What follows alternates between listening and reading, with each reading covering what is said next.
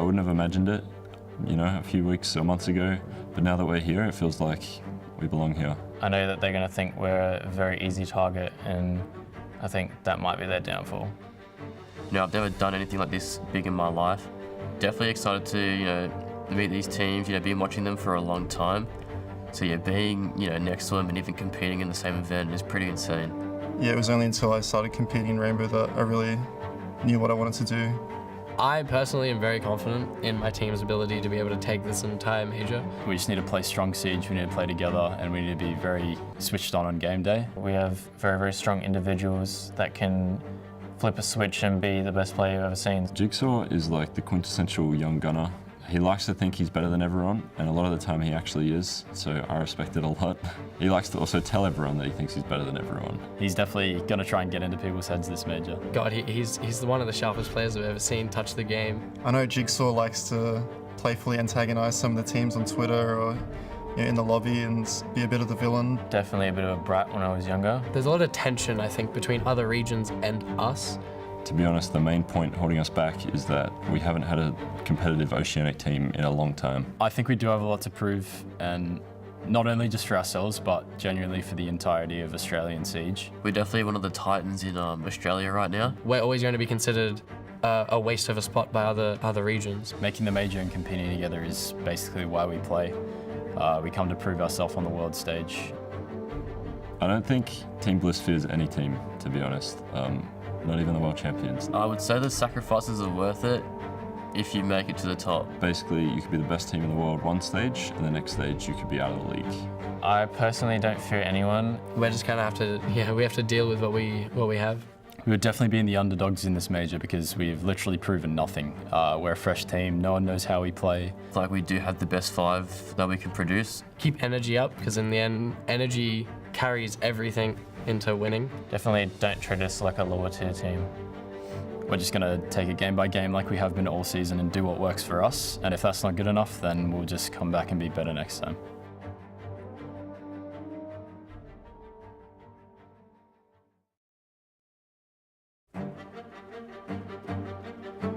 We always shout at the enemy team, or like try and make people feel awkward or like uncomfortable and all that. Like it's pretty evil when you think about it. If the crowd is in our side, like we have like more advantage to win the game, you know. It's more energy for us. You can feel the crowd is rumbling below like an earthquake. It's about not staying on that track that got us the win, but it's about creating a new one.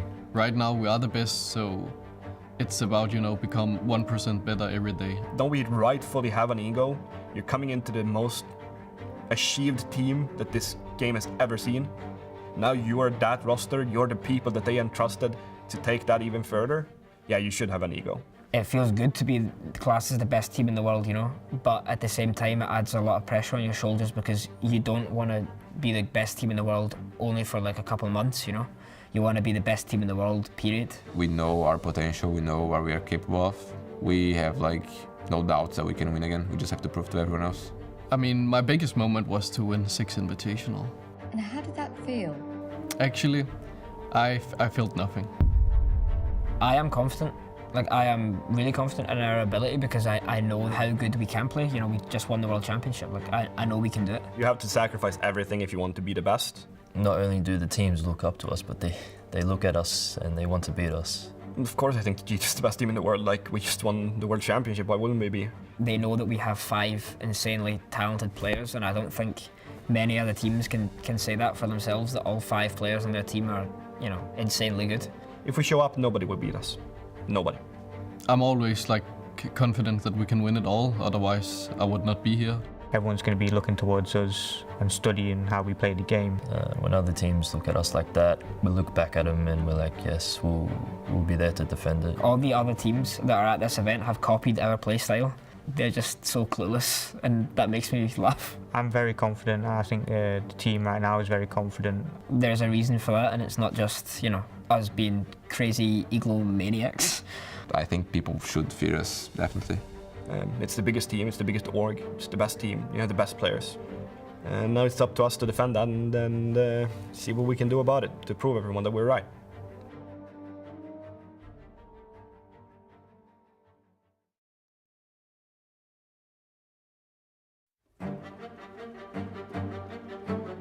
Winning money is not a big thing at all. I'm just here to play, you know, win trophies, that's what I care about. I was like playing to not lose and playing to not make mistakes, and now I play to play, I play to win. I would say I'm living the dream in my current role. I would say I'm one of the best in the world. Just being in that flow state of like, I'm playing in front of this crowd, but it doesn't feel like there's anyone else in this room but me and my teammates and the people I'm playing against. There are a lot of pros with egos out there. I don't really care about them. I'm just focusing on myself, focusing on my team. For me, you know, being able to do this on a day-to-day basis doesn't feel like work to me. With Marco, you know, he's kind of like the person with all the answers, all the connections, who can he just makes stuff happen, and you don't know how he does it, but he's just him. Iconic, the heart of the team, I would say. Diaz is a babyface killer. We have 5 very good players, 2 amazing coaches, and an amazing analyst, perfectly built together. At the end of the day, like, if you don't have a good relationship with your teammates, it's not gonna work out. Yeah, I mean, we're a family, you know. We have fights, we have arguments, we go through ups and downs, but at the end of the day, we have each other's backs. I mean, there's no skill ceiling on this team. We can do it all. I think we're more than prepared to win it all. There's always a way to come back, and you just gotta believe in it and come back. I don't know what my enemies think of me. I don't care either. I like to kind of be at a calm, kind of tired state before the match, and then when the match starts, my body just gets amped up and just ready to play. Dave, Iconic, is just, you know, got tired of losing to that guy, and he is just the best IGL in North America. That's our secret. You're surrounded by people that love you, by fans. It's indescribable. It's one of the best feelings I've ever felt in my entire life. You know, we always want to beat G2. Obviously, they won SI. You know, they took us out in SI. I can't speak for everyone, but I don't fear anybody. We have what it takes to make it to the end and win it all. Being just ordinary, I think, is pointless. You know, there's only one Will. He's unique. For him, Siege is life, and, you know, it's what he does and what he does really well. And I think, you know, by the time it's all said and done, he'll probably be the best player of all time.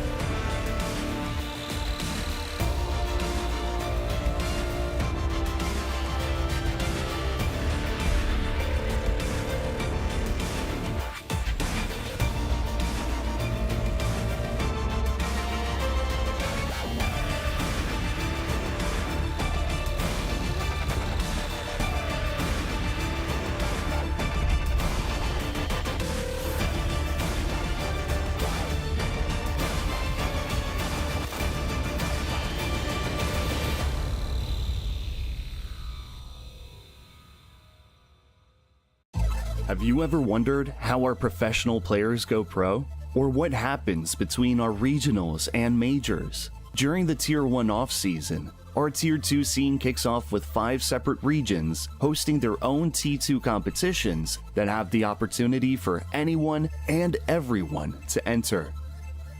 Now let's get started and welcome you to the Tier 2 ecosystem of Rainbow Six Siege.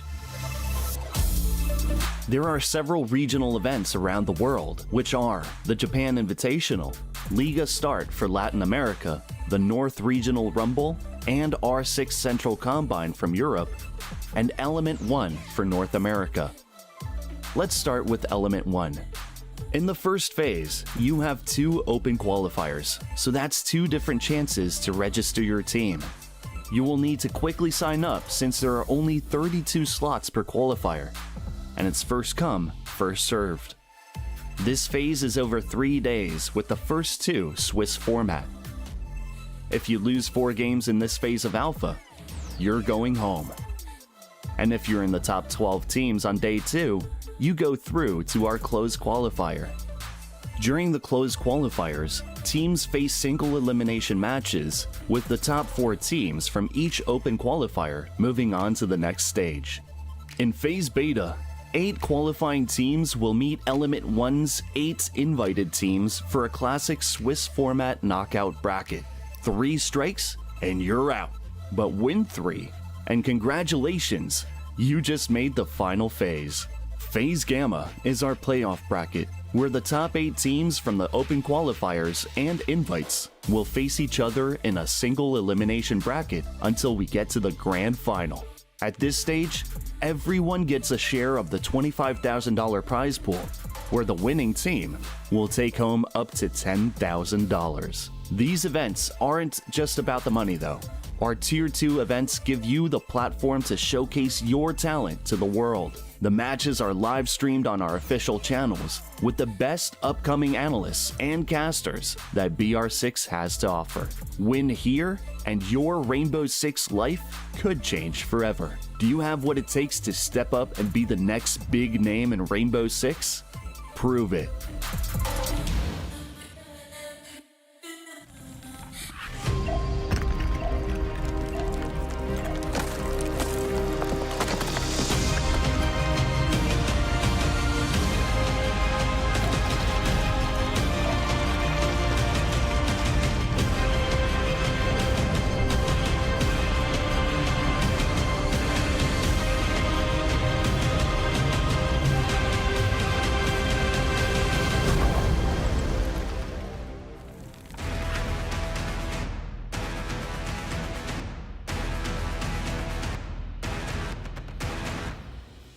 Hello, friends. We only saw you yesterday, but now it's time to kick things up to a whole other level.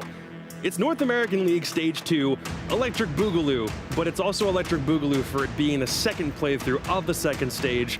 There's a lot of things to work through. We had a lot of phenomenal action from yesterday, 6 best-of-1s straight all the way through. Now it's time to go do it again, for today and then 4 more days after. I'm Caliber Jacob Anderson, your host for the NAL. Let's go break it down.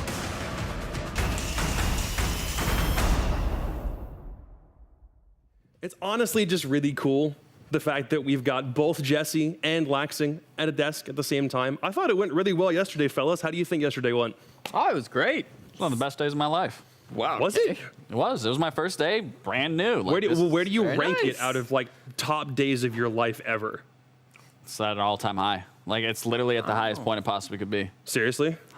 World Championship, like this top. That straight up just doesn't compare to what yesterday was like. I feel like I'm winning being on this desk. Jesse, how much is he lying right now? No, this is 100% true. Being on a desk with you, Jacob, best thing in the world. Okay, I know you are definitely lying for sure. I didn't go that far. It is what it is. We had a really good day overall yesterday. I thought for setting the stage for several of these teams, it's going to make things way more interesting because a team that we didn't expect to do really well is now at the top, at least for right now. A team we thought was going to do really well is down at the bottom, so we kind of had a flip reverse on expectations for a couple of them.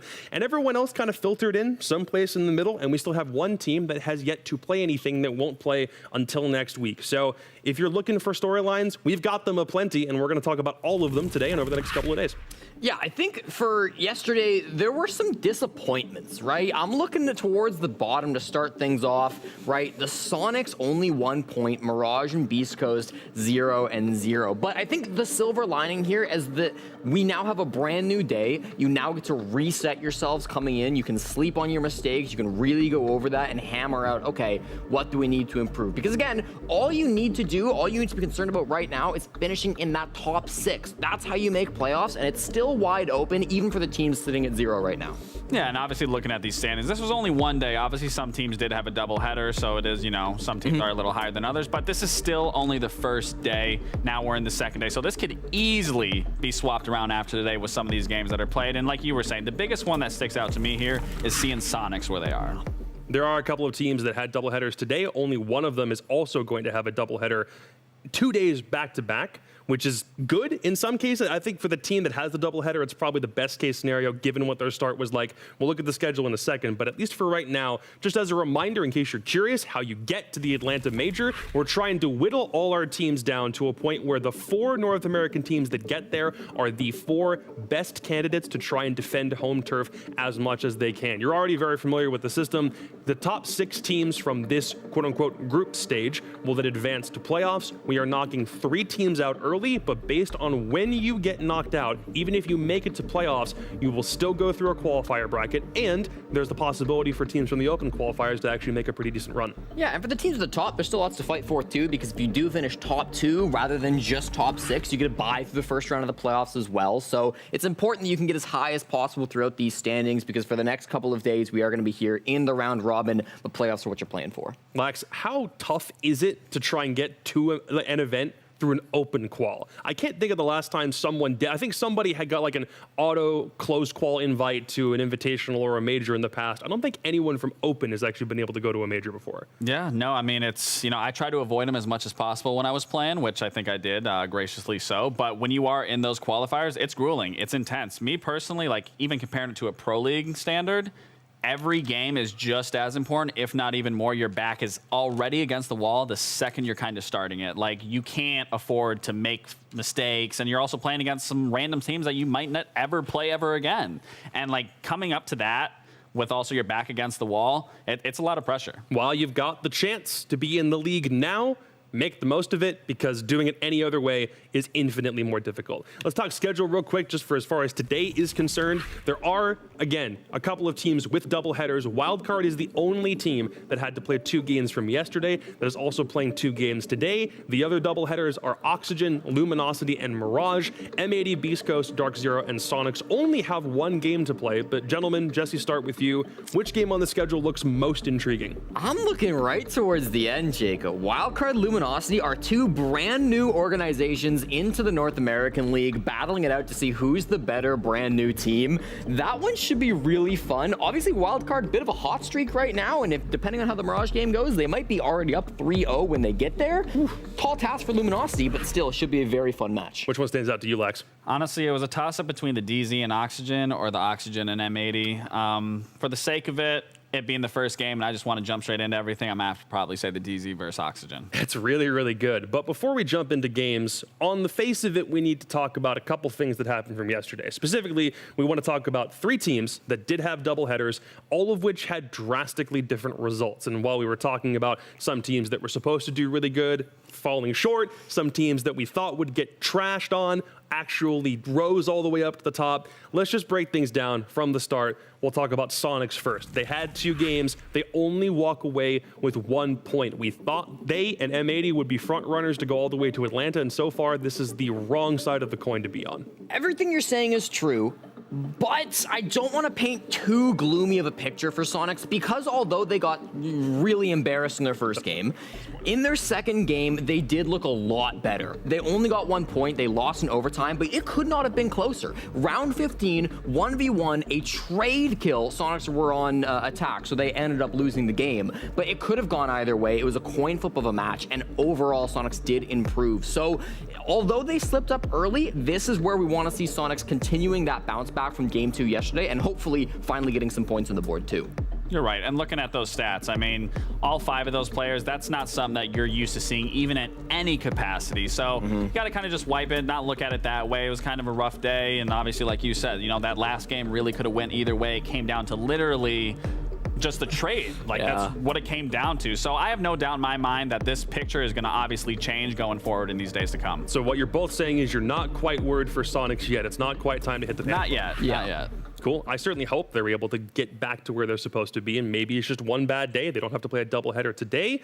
Not the same thing for Wildcard, but we'll get to them in a second. Let's talk DZ. They also played 2 games yesterday. They came away with 3 points. They lost their first game against M80 pretty badly, you know, with several clutch rounds lost to help contribute to that. Then come back against Mirage and win 5-7. Jesse, overall impressions on their first day?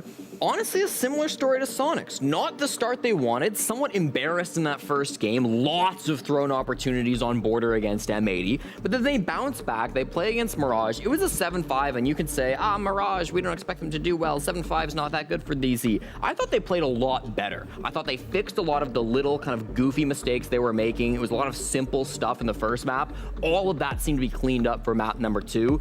So I'm happy with DarkZero. Again, I'm not too worried about them. Maybe not the opening that they wanted, but I really am confident that DZ are going to bounce back and continue to get more and more points throughout these next couple weeks. Yeah, and to even go into that first match, obviously, you know, it wasn't what they wanted. And those rounds, it came 3 clutch rounds that really could have went either way. Obviously, went in M80's favor, but had that gone in DZ's, we would have saw something completely different. Obviously, they put it to the side. We even talked to Troy post-match about going into the second game, you know, like what they're going to do, all that stuff. And we clearly saw the difference playing against Mirage. But the biggest thing for me that I see is, like, they need to be better. Because Mirage is still, in my opinion, they should be performing well above and beyond them. So it's a matter of, like, is this the trend that we're going to see DZ keep going? And or is it going to get better, or is it going to stay where it's at? And for me, if they want to be making that major, they need to be better. Both those storylines are obviously full of intrigue, but we can't talk about how yesterday went without talking about the team at the top of the scoreboard. Why on earth is Wildcard Gaming the team with 6 points at the top of the league right now, Laxing? I mean, look at the stats. I mean, everyone's performing extremely well. Obviously, some a little above and beyond. But, I mean, you know, this is a team that, going into this stage in general, I kind of wrote them off as, you know what, on paper, they all look good. They can fight. They can do whatever they need to. But I thought the mid to late round is where they were going to struggle. But they shut me up. They proved me wrong. We saw the late to mid rounds, and you saw every single round they were in unison, and they were working together and closing out those rounds. Statement game to start the NAL, 7-2 over the Soniqs. Nobody was expecting that result. Wildcard come through. That was a game on bank, and they absolutely dominate in the mid to late round, as Laxing was saying. And they walk away with, as you said, Jacob, 6 points throughout day 1. They've got to be feeling good after that. If they're not, I don't really know why they're here, honestly. But I think the trend needs to continue. If they're not carrying that momentum, that fire through from day 1 into day 2, then they're going to be in a much more considerable hole. If you don't get to Atlanta by being one of the top 4 teams to qualify, the other way you get there is by buying tickets, which you can do right now.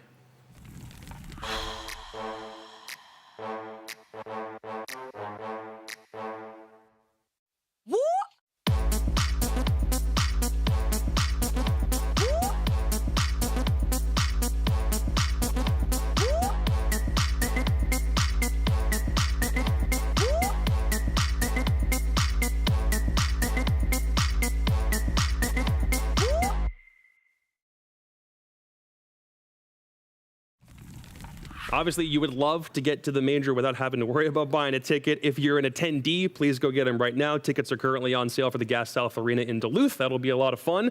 But for us, we still have a couple of paths that we need to sort out now, and there are some teams that need to make a much better first impression. Let's start with Oxygen and DarkZero for our first game. I like this one on paper because of what we talked about for DZ. We need to get into the specifics on OXG, but why don't we just dive a little bit more into what gave DarkZero that second win, specifically 1 or 2 players that we wanted to highlight? Yeah, I think the main player who really popped off, and somebody who I was hoping would, was Rice. Rice came in for DarkZero on that second map and had a fantastic time. These are just his stats for the second game that they played against Mirage on Chalet. I really loved how he was not only getting aggressive and finding those picks, but he was really, really patient in a lot of times too. He was outside the building waiting for some swings, understanding that, you know what, these kind of young players that Mirage have, they're gonna start swinging, they're gonna wander into my crosshair, and if I'm playing smart, I'm gonna be able to find those picks. That's exactly what Rice did yesterday on Chalet. It gave him that 2.0 clean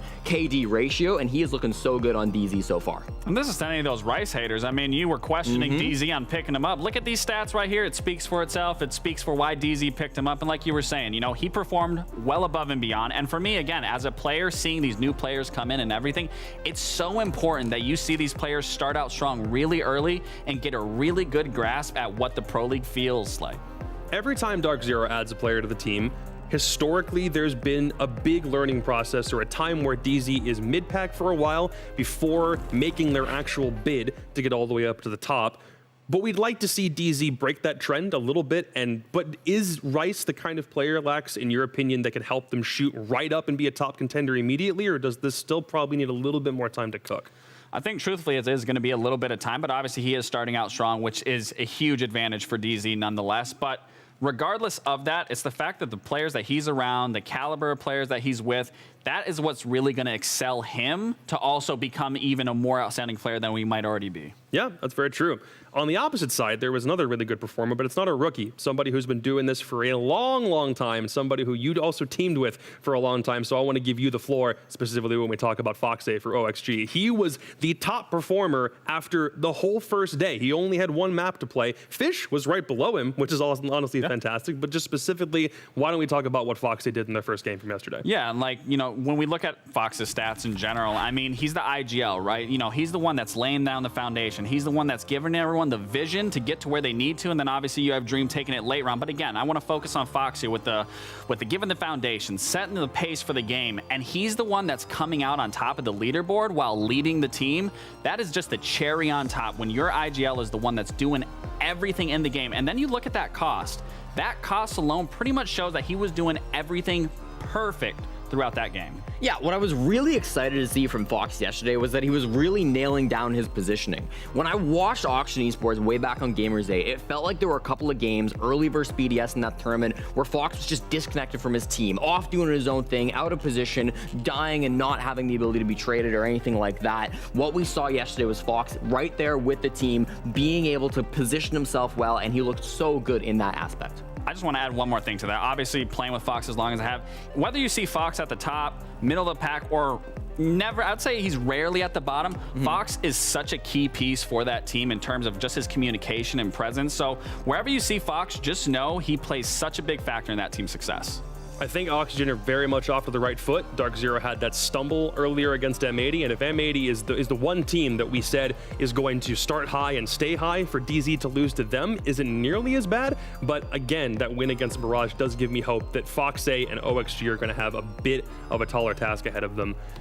But I'm getting word that something is about to happen for the first time, technically ever, because it hasn't happened in any other region yet. Do you want to guess what that is? Is DarkZero forfeiting? Have they ever forfeited? Have they gotten scared and have quit against the might of Foxay and Fish? I mean, they might have.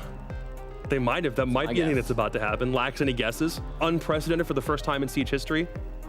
I mean, I don't know, to be honest. That's a lot of things that could happen. Right. I mean, are we getting free team skins on the desk? Like, I mean, that's brand new. I mean, those things are important to show up. Free Is that skins? it? Was I close? No, you weren't close. I'm sorry. Oh, well, that's a bummer. We're playing a brand new map.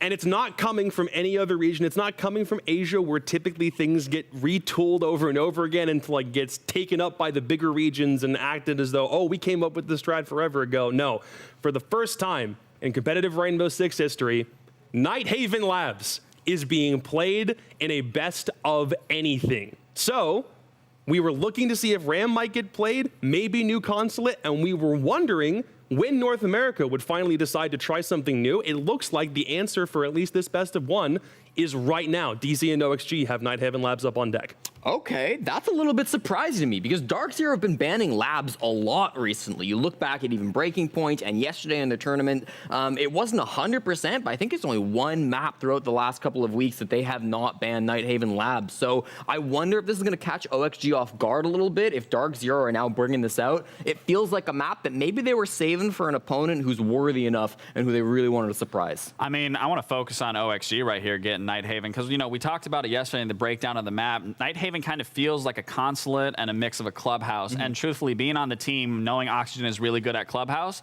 and at the time, way back then, they loved consulate, or we loved consulate. So truthfully, I'm curious to see, more importantly, how Oxygen is going to play this map, given that in like theory, that those were two really good maps for them, and this map almost feels identical to both of those. I really don't know if we can predict a winner for this thing, because we could look at OXG having a good day and DarkZero only being 1 for 2 yesterday and say, maybe Oxygen's the better team. Instead, we just have a brand new battleground that we have to figure out, like how it plays from top all the way down to bottom. The time is now to figure out exactly how Nighthaven Labs is going to play in competitive Rainbow Six. And as much as I love a new map being played, I don't envy the casters who have to do this for the very first time. It'll be Samuel Stokes-Stewart and Carter Lynx Hannafel with the call. Now, did Jacob say he did or didn't envy me? Because I can say, from my own point of view, I am more than excited to cast the first bit of Nighthaven Labs in competitive Rainbow Six. Now, BAPs aren't always popular, Sam, when they first get added. I mean, Emerald Plains, very controversial. New Consulate, even a little controversial. This is one of the few maps in a long time where the reception, maybe not immediately, but pretty soon after, was very positive and well received by the community.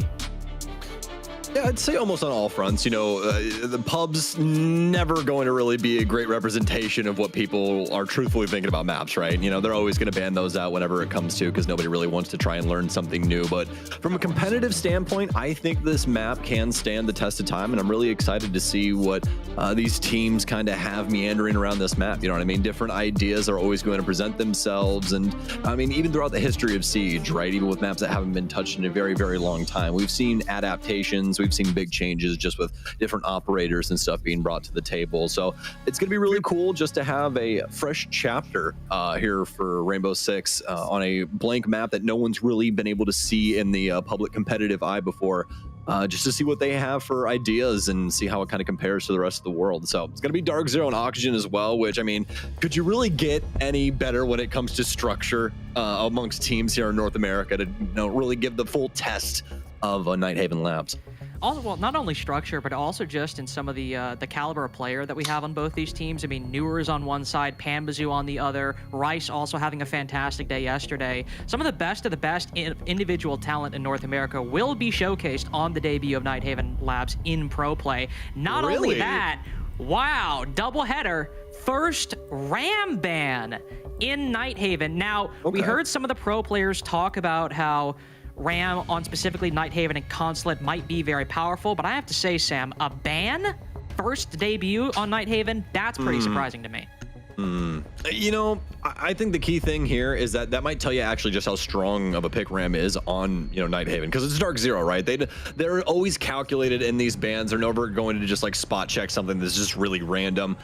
They'd much rather just take something that's high value. And really, that's just telling you right now what Ram can potentially do on this map. And really what you're thinking here is, what can she do inside of Kitchen if you're playing downstairs, right? Like, there's so much soft destruction around that area, over in like the storage area as well, that she can kind of rip up. And that's probably going to be the main focus when we're on that downstairs site. You're probably going to see Bucks, Sledge, some of the softer structures, maybe some breaching charges and stuff get slapped down on that floor. But just a key note there, because remember, Ram is all about being able to rip up a lot of soft flooring, soft destruction, all at one time from a remote location. So could be a pretty cool idea for her down the line, but we'll just have to see. We'll also just have to see how long it's going to take for us to get into this first round, as I do believe we'll have DarkZero resetting here. Well, that's actually fine. There is one thing that I wanted to focus on real quick, and that is the lack of a Solus ban and likely the presence of the Solus in this upcoming matchup, given the amount of soft floors on Nighthaven Labs that you just talked about as a reason why RAM was banned.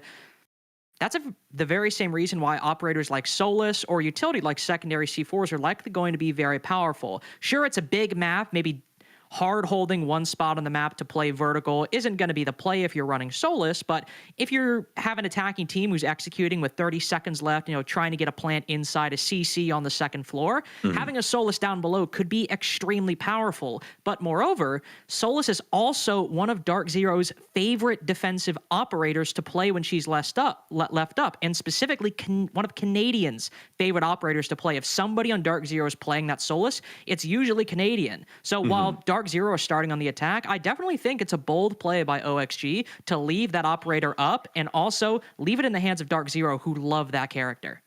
Yeah, absolutely. It feels like a natural extension for Canadian as well, though, right? Because, he's been playing the Pulse for so very long, and Solus is kind of a different version of Pulse. You're not looking for people, you're looking for electronics, but that can also lead to seeing people as well if they have their phone in their pocket, or, if Doke's, doing something, or rather different interactions are happening with the offensive electronics and things like that make it to where Solus can see them. But it's just a really, really strong thing, like you were saying, for maps like this. And that's just what this map kind of feels like, right? It feels like you're going to have a lot of interactions in between floors. It's kind of built up on top of itself, and that's always been very exciting. It's always been my preferred structure for maps in Rainbow Six. I'm a big fan of things like Cafe, Clubhouse, a Consulate, things like that, where there's a lot of traversing more vertically than there is horizontally. So excited to have this one thrown into the pool and really see what can happen with all these different ideas that are being presented.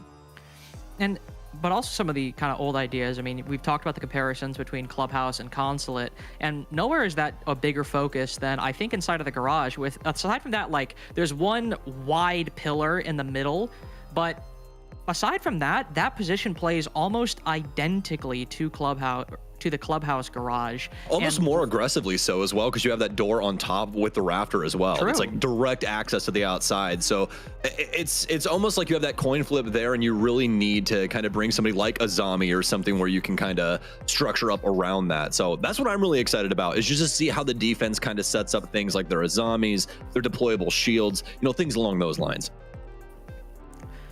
Though, of course, if you aren't familiar with some of the site selection on Nighthaven Labs either, we've been talking a lot about, the Garage, the second floor bomb site. We'll also likely see a lot of that basement bomb site as well, and that's probably the site where we'll see some of the most roaming on this map. But there's usually about 3 viable bomb sites on Nighthaven, and some people debate about how viable Kitchen Cafe is. Some think it's playable, some think it's not, but most seem to agree that that is the least good bomb site on Nighthaven Labs. So the likely site rotation we'll see is some combination of second floor and basement first, and then storage as a likely second, and then kitchen and cafe will probably be the unfortunate kind of ugly duckling that gets left by the wayside as the defense tries to play on Nighthaven. Yeah, the kitchen site's just kind of unfortunate, I think, as of right now. Obviously, we have zero record of anything on this map, but just the vibe of it, right? The feel of it. It feels like a site that is almost similar to the kitchen site on Coastline, but it's also got so many other options for other sites that are just much better than having to play into that with that verticality, that direct access window. I feel like the whole kitchen setup in there is really complex with that direct access window and meeting directly above it. And then you have not freezer, but what do they call it? Pantry right attached to that as well. Just that entire area feels like it can get really muddy very quick. And yeah, I personally would much rather just avoid it entirely and just try and figure out everything else about that map rather than trying to go to that site early on. I mean, if there were a better time to innovate or showcase things, you could argue it's right now, but by the same token, like you said, things can get messy on that bomb site. Things can get messy on a new map in general. Probably best that, especially not only on your team's game day debut on Nighthaven Labs, but in the debut for Nighthaven inside of the leagues in general, best to err on the side of caution. Just go with what you practice, maybe innovate a little in some of the individual plays, but don't try and, reinvent the wheel before we've even gotten on the road, so to speak. Exactly. And I mean, with what we saw yesterday, especially for you and me, I mean, 3 7-2s in a row to kick us off, but very interesting 7-2s, even for DarkZero. I mean, some things that we didn't exactly expect. And I think we can, again, say that about a lot of things from yesterday. But fortunately enough, we don't have to continue harping on yesterday. We can get on to day 2 finally and get on to Nighthaven Labs. It's going to be a Monty band first, and they have to follow through with all the same bands. So Ram should be here as well. Yeah. Wouldn't that be, All right, wouldn't cool. that be funny Just if they making just sure. didn't- We're just making sure. Would it be funny if they just didn't do the same bands and we had to rehost again? Like, what? You never know. You never know with these people. All right. Listen, it's only 3 p.m. You know, if you're Pacific, it's noon. There's enough time for some crazy stuff to happen. Just, you know, throw a wrench into our day. But thankfully, they won't do that. And again, the follow-up defensive bans that we'll have will have Azami banned by DarkZero, and then followed up with the Fenrir ban by OXG, which I talked about the lack of a Solus ban earlier. I still think the Azami and the Fenrir bans are perfectly sensible and very good in general, but also on Nighthaven Labs. But given the fact that we only have just 2 bans per side in the current competitive settings, some operators are going to slip through, and it just so happens in this case, one very powerful operator, Solus, will be in play for OXG to start out. And now we also, given our discussion of the site selection, Sam, get to see which site they decide to go with first. And it appears it won't be the second floor or the basement like I hypothesized, but storage, still one of the bomb sites that many teams seem to like more than kitchen and cafe.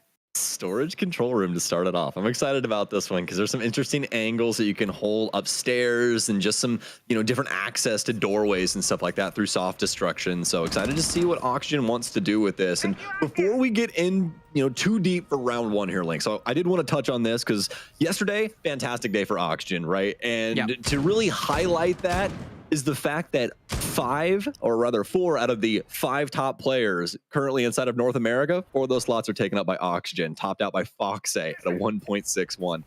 +6 yesterday, played fantastic, cost of 100%. And the best part, I think, about his play style yesterday was he was so solid the entire time. Never overplayed his hand, never was in a mispositioned area. It looked so good for a day 1 bout. And he wasn't maybe getting a lot of those entries, but whenever he was getting those kills, it always felt like a natural progression from an entry like Newers or Yaga. He was getting like 1 or 2 kills in the mid-round that took an advantage gained by another player and then converting it into a successful transition into an execute. That play, those individual performances, and of the team as well, will also become especially important today because while, you know, they got a 7-2 victory yesterday and some very nice stats, it was against Beastcoast, who, depending on how they play today, might end up being one of the weaker teams inside of the NAL. But now they're playing DarkZero, who are undisputably an extremely proficient team, and then M80 later, who beat DarkZero yesterday. So if they can mount a similar performance today, even if the scoreline is 7-4, 7-5, and a lot closer than that Beast Coast game, if they can replicate that play that we saw in that Beast Coast game yesterday, Oxygen will look like a really big threat inside of the NAL.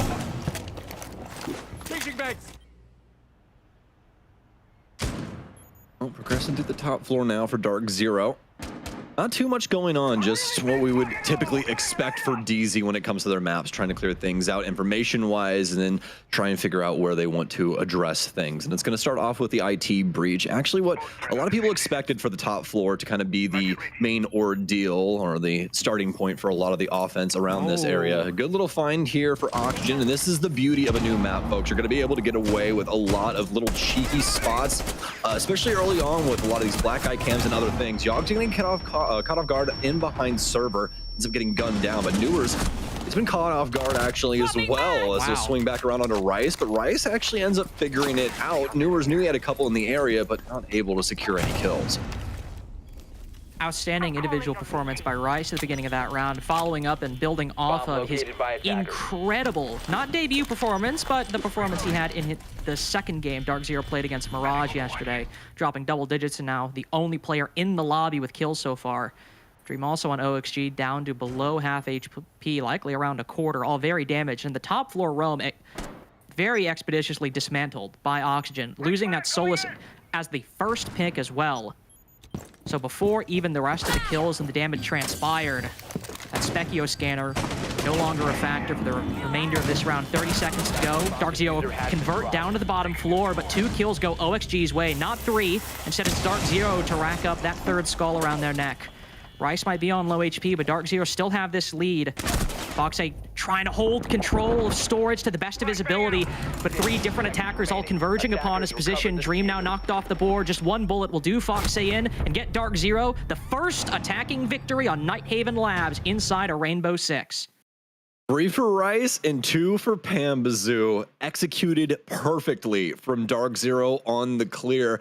Caught Oxygen completely off guard, especially for Yaga's sake. He's just out in the open water and server off the swing from Gen.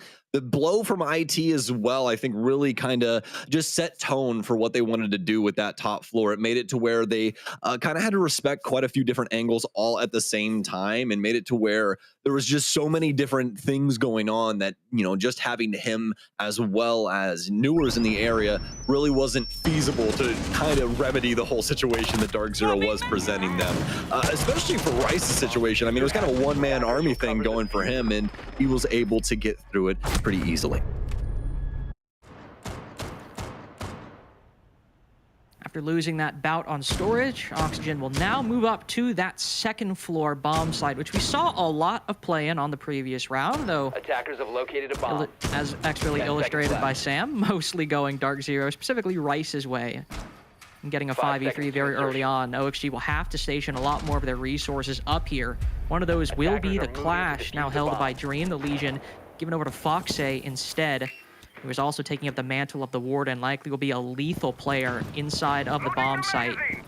Not too many smoke canisters or Ying Candelas on the side of DarkZero, but they do have a set of flashes. I still have a feeling, though, the main threat will be the MPX 1.5 and not necessarily the glasses held by Newers. They got him in the prime position. Connector, at least with the flow of the map, seems to be the initial hot spot that offenses tend to want to try and lean towards. Work on that wall as well as IT, like we touched on previously. Vini, a little worried about somebody swinging up the meeting hallway, but he's fighting ghosts right now. For that default cam. Speaking of cams, gonna get a couple extra cams in here, and NJR's cam will meet its fate, but he'll at least be able to identify two inside of cons as well as that shield. They're gonna have the bandit here, so the bandit trick might start going off, but oh, Yog's not close enough, and with Selma's going down as well as that exothermic charge links, that's gonna make it a little bit too complicated for him to try and break that up. But now the bulk of the fight will be this breach that we now see Newers using a pocket reinforcement on to cover up the rotate hole. We saw this not only in obviously round 2 that we just saw, but on the last round as well for the extension. Likely going to be a focal point and a consistent strategy for holding this top floor will be to force the attack to spend about a minute 15 opening up the terrace breach that we saw Gavini and NGR do earlier, but then force them to spend more time, hopefully more than a minute, to open up the IT breach and the interior CC connector breach overall. First kill going DarkZero's way again now. Amazu cutting down Foxe from below. That's a little fine for him. Foxe could have just been on the roam or really knowing what was going on there on the mid floor, but either way, it ends up with his demise. And that breach will be open. Nectar area really feeling like the elbow there for Oregon down low with that back off, huh? Yaga as well, actually going to end up getting Gavina. That's going to be a nice pick there, too. He's actually going to end up taking down the ace. Relief garage pressure as well with the upside down rappelling on that breach. Here's maybe discovering that one, gonna have to back off. Thankfully, the Doc on board to bring him back to full HP. Dream also in a perpetual position just to move around the map, catch some of these angles. Pamazu catching a couple hands, but easily mounts a good defense. All the kills flying DZ's way. The only one on OXG with any tally is Yaga, and it's all impactless by the end. DZ now stringed together 2 in a row. OXG's defenses so far not up to task. Loving the energy from DarkZero, and I'm really liking the setup from them as well.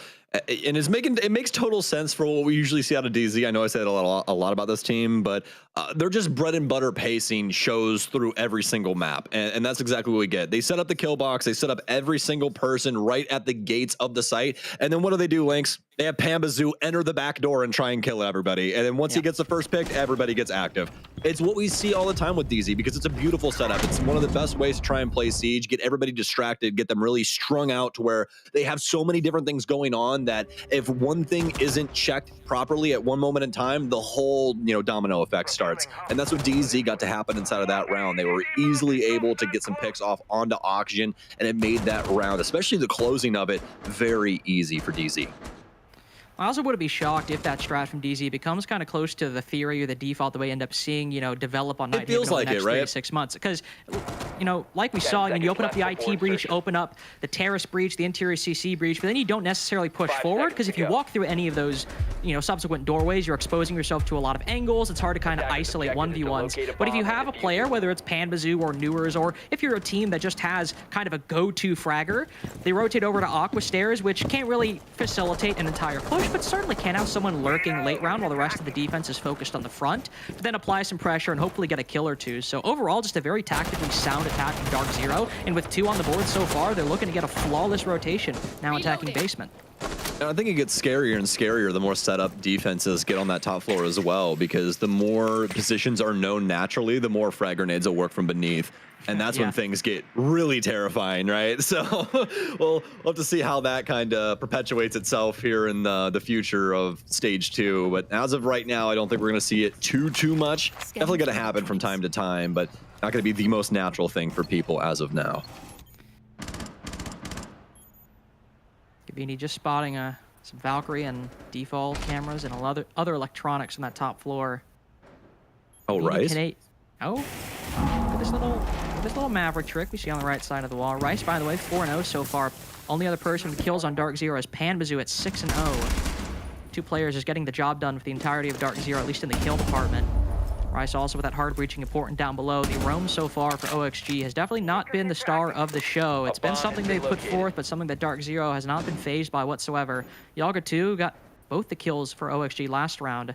If he wants to hold out on this top floor, thankfully there's nobody in his way. Instead, it's all middle floor presence right now for DZ.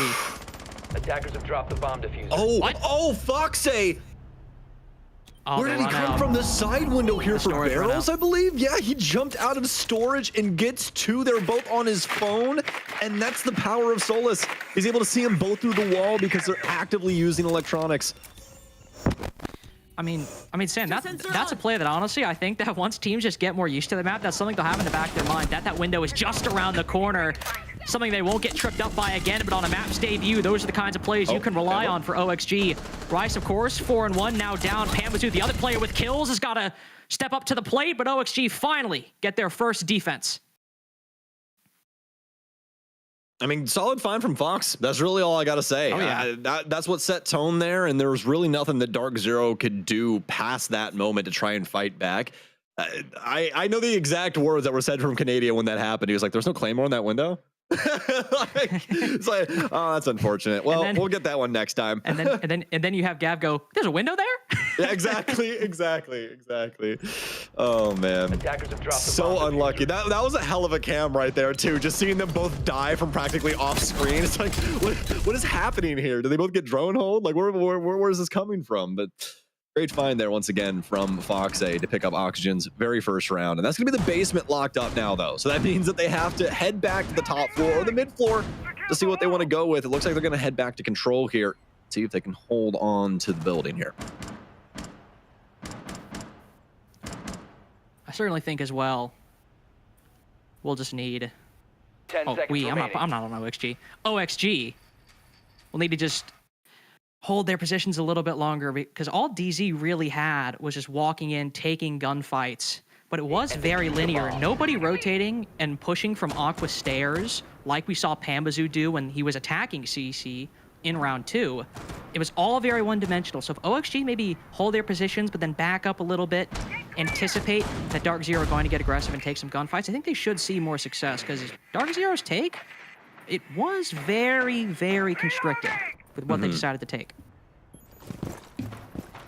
I think the best thing about that entire play that we saw out of Fox was just his recognition that DarkZero were going to take their time with trying to clear everything with drones. And it's like, well, what happens if I see somebody outside? So, you know, always got to try and keep an open mind to those kind of things. And you can see Canadian very well aware that there is a window there now. He's going to pop that open. And actually, he's going to be rocking our having Grim now. So see if he can use a couple of these to their fullest effect. Absolutely love the changes that we saw to Grim recently with the blooms getting a little bit bigger. So far, only focus from the IT side for DarkZero so far. No rotations over to Terrace, over to Aqua. This is the expected start that we should often expect, and at this point, so far in the match, expect from DarkZero on Nighthaven.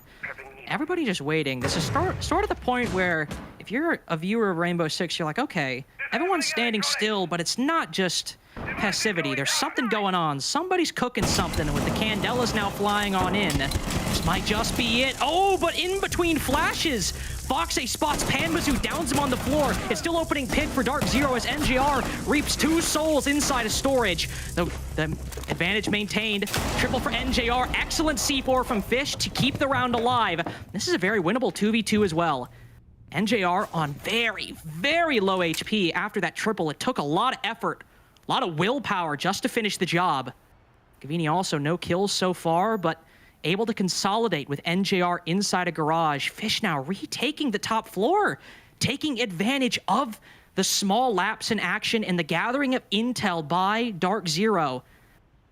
But NJR anticipates this, holding the rotation into garage. He knows, he's watching. He doesn't win the fight. Now down he goes. As Fish can rotate back to the site, no C4 sure, but he's got intel on Gavini's position. No, he's running over to storage and still has it inside of the site. This is a very, very winnable 1v2 despite the reduced HP. Hard pings for info, but no bullets to land. DarkZero move up 3-1. Wow. Not exactly what you expected when 3 people hopped inside of storage, but it's what we got there for that round. And as always with DarkZero, there's another layer to this. It's not just the 3 people hopping in, is it? We have Gavini as well as another over on the opposite side of the map, working things in, trying to keep control of the top floor. You have NJR trying to get this cutoff rotation, but it's really up to Foxy as well as Fish that shut down the initial part of this, and just an unlucky one-on-one duel here for Fish. I think he did a fantastic job of working out the situation, but sometimes, man, the shots just don't go your way, and that's going to be the round there for DarkZero. But a valiant effort for OXG, because DarkZero were trying to strong-arm them inside of storage so badly, and just to get it down to where it's a situation where it's just, you know, that one-on-one engagement, not exactly something you saw happening inside of those opening moments. Strong arm is an excellent way just to describe DarkZero so far. The only round going OXG's way was round 3 that started with Foxy hopping out a window and getting not only the opening pick, but a second one in the exact same spray. Since then, DarkZero have had a firm grasp on the rounds and a firm grasp on those opening duels, even with Fish having a very good shot at closing out round 4. Once DarkZero get that first bit of control and get that first pick, it has been a very natural conversion afterwards for the majority of their attacks. Oxygen will move away from the bandit tricking, maybe as a result just to front load a lot more time denial or time wasting and force DarkZero to take a lot more of their round and dedicate a lot more to their resources at the beginning of the round to opening these breaches. I really like this. I like that they also brought the Mozzie along as well, try and deal a little extra damage to the info game and get some on your side too if you can. And really, I think this is just strong because if you can get DarkZero to delay and get them down to one of those 15-second executes, that's when they don't really have time to kind of recoup if things go wrong, right? That's when you can really exploit DarkZero's type of play style. So we'll see if Oxygen can try and delay things down with this type of strategy. I like that they brought the Electro Claws like you were touching on here for Connector. I don't know how well it's going to play out up against Gavini though, because it looks like they're going to go for the same strategy that they did the last time, the EMP out. That should handle the Electro Claw, and the Selma's already downlinked. So that situation already dealt with by DZ as they're going to pass with flying colors. Now, and the issue is too as well, trying to use the hard breaching or use the hard breach denial as a way to waste DZ's time. They got the Thatcher being brought consistently by DarkZero, the Ace and the Thermite, as you mentioned. They have plenty of ways to destroy any of those Electro Claws and then open up the wall afterwards. But now Oxygen have made a call in the round to change things up from before. You see they have a reinforcement in pocket, but they're not closing off that wall to the left of the mirror window. They're leaving it solid to try and play off of. They might use the C4. Maybe? No, I thought they were going to use it to destroy the Selma charge on the opposite side of the wall, but they'll let it detonate. That destroys the mirror window and give DarkZero not just one, but 2 different angles with which they can look inside of CC. Rice looking for the opener, though. Instead, it's Panbazoo to start things off on the right foot. Get the second 2 to solidify DarkZero's advantage. Oxygen consistently mount a good fight. Once that kill goes DarkZero's way, the 3v2, the 2v1, it just seems so natural. It comes so easily to them. They've hollowed out the site, now will plant their flag inside of CC. Despite the wall being soft, Dream had an option to deny that plant, but with no intel, unfortunately, he was gambling, and the second roll of the dice just comes up his way.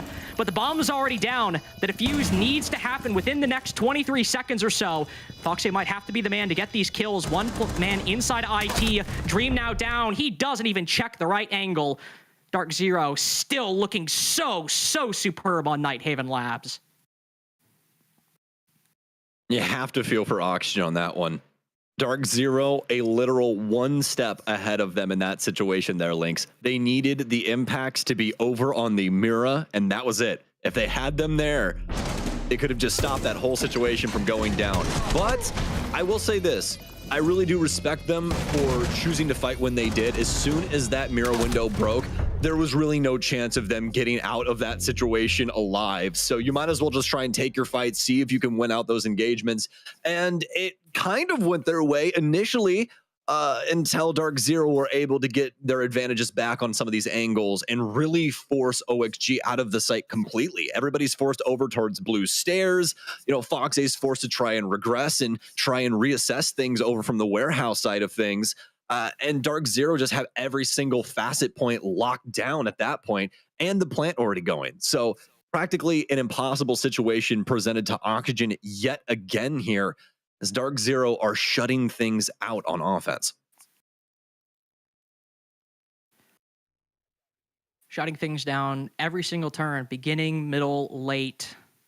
Always able to come up the victor in any given situation. Even if it's just by a one-body lead, still just doing extremely well at holding on to control of these rounds. I also just want to highlight the addition of Rice once again, because we saw his huge performance yesterday, but it was a very middling performance followed up by an insane performance. But all on the first day, it's hard to decide, okay, which one is which. And he might only be 4-3 so far, but he's still consistently been at least doing damage or taking fights or getting kills when they go to hit the site and execute into a specific room or on a specific clear. Sure, Panbazoo's doing a lot of the heavy lifting, 8-3 right now, and you expect him to get those kills, but I think the change from Achieve to Rice is now showing in this OXG game, in addition to their game against Mirage yesterday, that it's really paying off, that they have someone who is so consistently in these first two play days, helping Panbazoo and NJR and Gavini, who you think would be more aggressive and mechanically skilled players, to get DZ those advantages. See if I can get it done now. AZ is going to start things off downstairs, blowing up a couple of the side panels here from the delivery end of things. In through Animus. Get that whole background there for you guys. Get any Assassin's Creed fans in the chat. Shout out. Shout out, my boys. Shout out my boy Ezio. Ezio better be your favorite. Oh my God. Attackers have recovered. Newers they just pulled up and they said run the ones, New. Unfortunately, gotta hit the combine after that one. Gabini's just taking control of site. Look at this. He's made his way into B. Not the man with the diffuser, though. That's Panbazoo. Odd they gave the man with 81 bullets, Candelas, and 9 kills the diffuser, but you know what? They've acquired a 4v3. Panbazoo will surely get one before the bomb goes down. No, he'll detonate that Candela, start putting the bomb directly in this corner. I mean, why bother going for anything more? I was about to say DarkZero have all their angles covered, but Fox is able to shut down the diffuser and drop it stone cold on the floor. Rice now fallen as well. This is the closest OXG have come to a round victory since round number 3, but it will still be in a post plant, as nobody can replicate Fox's efforts at shutting the bomb down. Dream doesn't have that mirror window anymore, unfortunately, or I just have to play off it, go for the retake. Yaga's also backed out, has to take the fight with the player inside of X. Oh, the shield in his way. Gotta shoot those feet. Land the shots on the big toes, my friend. But it won't work out. Gavini now ADS's, but he's one bullet away from death. It might very well all fall up to NJR momentarily, and indeed it will. He picks up one. Will the second immediately follow? Backing off and play those flashes. This is a man who knows how to play these 1v1s. He knows how to play his pawn end games. 5-1-1/2 for DarkZero. Definitely extremely proficient on Nighthaven. I think we can all agree at this point. Man, I love it when Canadian plays the London system, let me tell you. It's pretty fantastic. Nah, DarkZero, you can see the smile on Canadian's face. That offensive side encapsulated with that photo, I think, Lynx. Beautiful. Through and through, just absolutely beautiful. Exactly what you want out the gates. Every single site they handled with cadence and just very diligently. Handled it as a team. They didn't overplay anything. I think that you can be extremely happy at the end of the day with how these offensive rounds went. Very excellent. And also, with a map that is still very much in development, still very much, yet to see, is it defender-sided, attacker-sided, DarkZero have the opportunity not to really decide any of those questions, but set firmly that this is a map you need to ban against them. And sure, they'll get, 3 points if they win this in regulation. It'll boost their round differential by a certain amount. But by getting these next 2 rounds or beating OXG at a 7-2 scoreline, this is putting in the minds of their future opponents that they cannot bring DZ to Nighthaven, and that means that DZ can fall on some of the more traditional elements of their map pool while keeping Nighthaven, a map that many teams haven't figured out just yet, as something they can bring out later on down the line in important matches, as a map that they can reliably perform on and that teams are very scared of their performance on if they can land this as like a 7-1 or a 7-2. It's such a good idea to get this out of the way here today. Very first game, I mean, just send it, right? Like you get the chance to set the precedent, and also, like you were touching on, you get the chance to be like, okay, nobody wants to even try and test us on this map, so now we get to go back with all the good ideas we had and kind of make those great, So we're really going to be exciting to see what the future has to hold here for DZ, but let's not count Oxygen out of this just yet. We have switched sides here, and like we said, this is the very first map of Nighthaven. So we don't know how this is going to go. Oxygen could come out the gates here swinging. Operators like Ying and Dokkaebi on the board as well. Easily can imagine Oxygen mounting a fierce and ferocious comeback on the attack. We'll definitely look to those early and mid rounds, the early especially, to see if Oxygen can replicate some of the success DZ have, but also just look at round 7 to see if Oxygen are going to win these rounds. How will they do it, and will it match DarkZero in its intensity and its consistency? Still plenty of tools brought by DZ.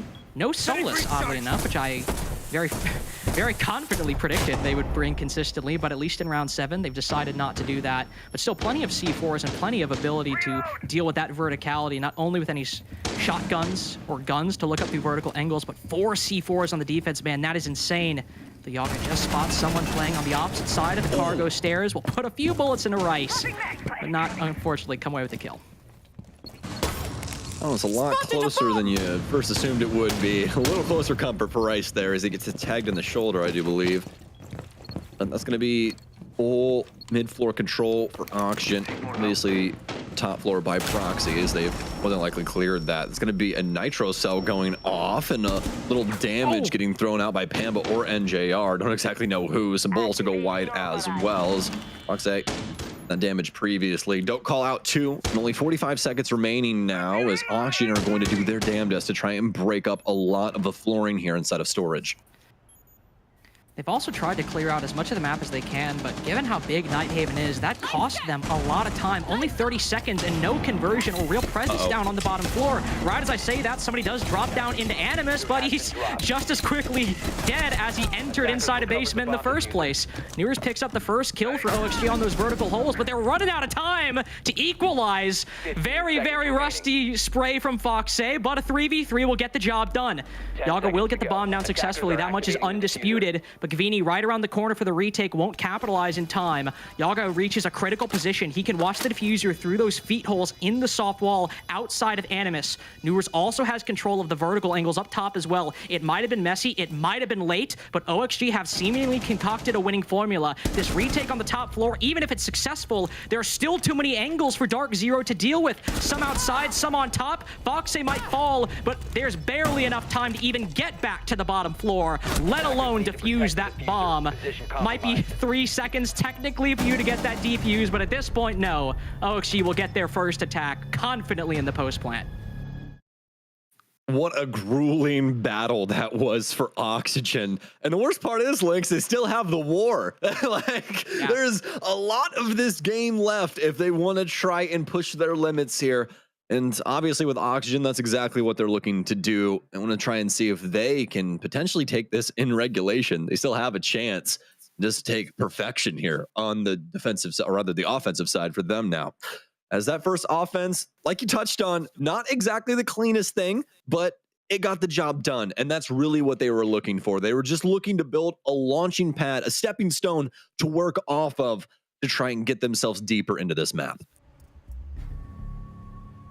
Certainly an excellent start. If they're going to be slow, sure, I might wring my hands a little bit when we're at a minute 30, minute left. But if they're going to be as action-packed and clean as that post plant from OXG, I won't really complain if we end up having a close game on Nighthaven Labs. Yo, can we talk about the positioning from Foxay there on the billiards table? Because that was disgusting, right? The positioning? You mean just like sitting prones, the team, so DarkZero, the retakers, can't really get an angle on him and picking up not just one. Can't even see him. Damaging the second? Can't even see him. I thought he just crawls around the table too. That was the best part for me. He just like kills the first guy. He's like, I'm just gonna snail my way on over here. And also, does he have a 2-0 KD like he did yesterday at some points? No, but he's 7-7. He's averaging a kill every round and a death at least. But if he's still have an impact on average every round, Foxay certainly matching his performance yesterday. I'd take those odds. You take those odds? I'd take those odds. That's what I'm saying. Well, for Oxygen, I'm going to keep dealing with them. Now the roll of the dice here for round 8 is look at the breaches open on the delivery end of things here towards the south side. A little work towards IT as well. I do believe that's going to be a secondary hard breach out of our Buck Newers. Line towards that accordingly. Gonna drone in here for Gen and start clearing out this top floor. Looks like Oxygen wants to go about things in a similar fashion. Not the exact same way, but a similar fashion to what they did the last time. Just double check things on this top floor. Make sure that DarkZero isn't overextending themselves on this roam. It doesn't really look like they are, but it does look like they are trying to affect the info game of Oxygen. You can really see that coming to a head with Mute and Mozzie working their way into this lineup. That same clear does provoke the same worry, though, which is, okay, you're clearing out the entirety of the top floor. You should be able to get vertical play by about a minute 15 a minute, but that still leaves very small amount of time to get the bomb down and begin a post plant. Is somebody in the pantry? Somebody's on this floor. There's a blue man. There he is. Mr. Canadian. Yeah, of course it is, right? the criminal. He's 1 in 7. The smooth criminal. There's literally a Mozzie and a Valk on board, and Canadian as Mute is solo roaming at Pantry. I love him. I love him so much for that. I respect it so much because roaming with a 3 armor has to be the hardest thing ever. You know what I mean? You're so loud whenever you step. It's like the stampede is coming whenever Canadian moves. Well, we'll just have to see if any of those shots with that shotgun can land. There's 50 seconds left. He's in a good spot for a retake.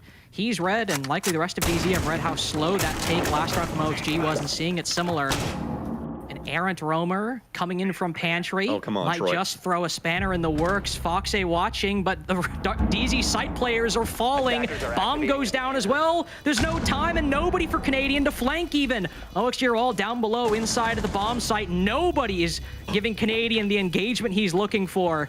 As teammates slowly drop one by one, he'll finally get his first kill, but the damage is already done for DarkZero.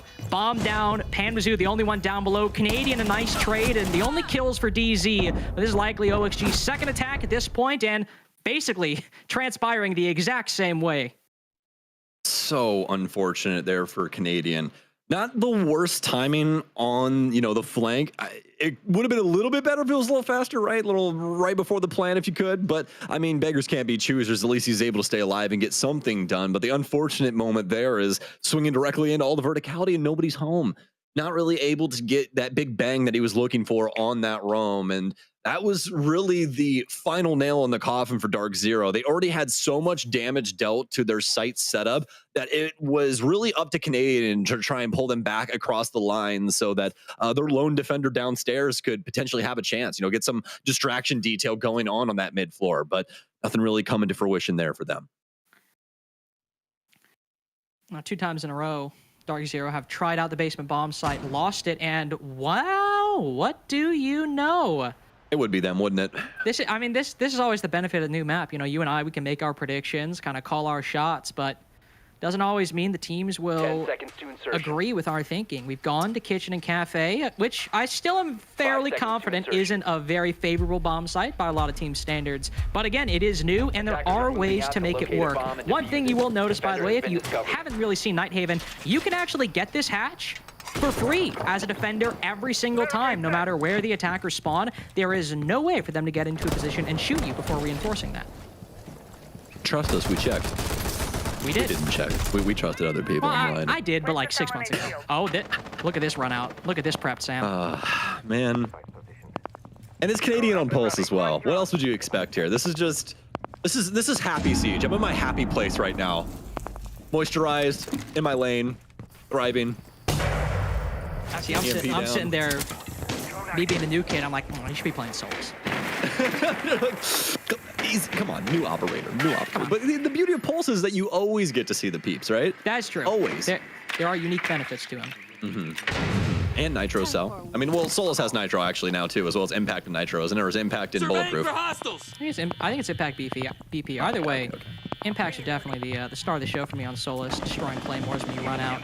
Speaking of which, destroying some Selma charges on the top floor. We saw earlier, unfortunately, no terrace breach created, just an angle, but nothing you can vault through or hop through. Ooh, Newer is glad he hopped up on that table. Ooh, very glad he found an angle on a Canadian. He'll put the heartbeat scanner and sprint all the way into pantry to try to escape the angle created by the Buck. This is part of the reason, by the way, why Kitchen could sometimes be a difficult bomb site to defend, because the attack can just walk in the lobby, this area right now, set up a talent shield and open these breaches, and basically deny a large part of Kitchen, Lounge, a lot of these areas. And now Oakshi will have that angle, but not the opening pick. Fish is going to go down. I believe he still had a phone call as well, so a little unlucky for Oxygen there, but DarkZero finally with a leg up, something they've been searching for throughout these last 3 rounds, and they've finally gotten it here in round 9. Fox 8 looking for the trade on the top floor. Nobody willing to give it to him. It's going to force Yaga to try and reposition, try and set this cross up. It's a little bit stronger for them, a little bit closer to the breach for himself inside of the cafeteria area. Gavini in stalwart, the back of server, holding in through connector. Knows he has a couple over in meeting. And is Foxy still holding on to the hallway? Canadian's going to go down, so will Pamba. He's got to act now. Gavini's going to rotate in behind. Nobody's covering the hallway. He'll be able to get the buck. He's going to flirt with it. Gonna stick up on the rotation here, the top of lobby. Foxy does have the cross. Has one coming up the stairs as well. He's gonna cross in. They've got the mark, and it's actually going to go the way of the defense. It's all up to Yogg now. They'll be able to swing in and at least claim Gav, get it down to the 1 versus 2 with 20 seconds remaining. There are 2 isolated 1v1s, but at this point, Yogg might not have the time to get these kills. He'll drop down into Lounge, does spot one, all right. Maybe you get 1 kill here. Ooh, sees the other, knows where both of them are, but he's run out of time to get 1, let alone 2. DarkZero get match point. DarkZero elongating things around the map, throwing different little looks about things, especially with that rotation coming in on the top floor from Gav. The curveball that was needed to throw off the hitter there from Oxygen. Able to take down the buck and at least make the waters murky enough to where Foxy didn't know exactly what the next step was going to be for OXG, especially on such low time with Dream losing this engagement here. Things got so messy for them. I especially love the fact that Rice was still in the area as well to assist. It seemed like utter calamity, but DarkZero knew exactly what was going on. Attackers have discovered the location of a bomb. I got that defense on Kitchen and Cafe as well, which leaves open the top floor bomb site, storage and control as well. Weren't able to defend downstairs, but they get the kitchen side, huh?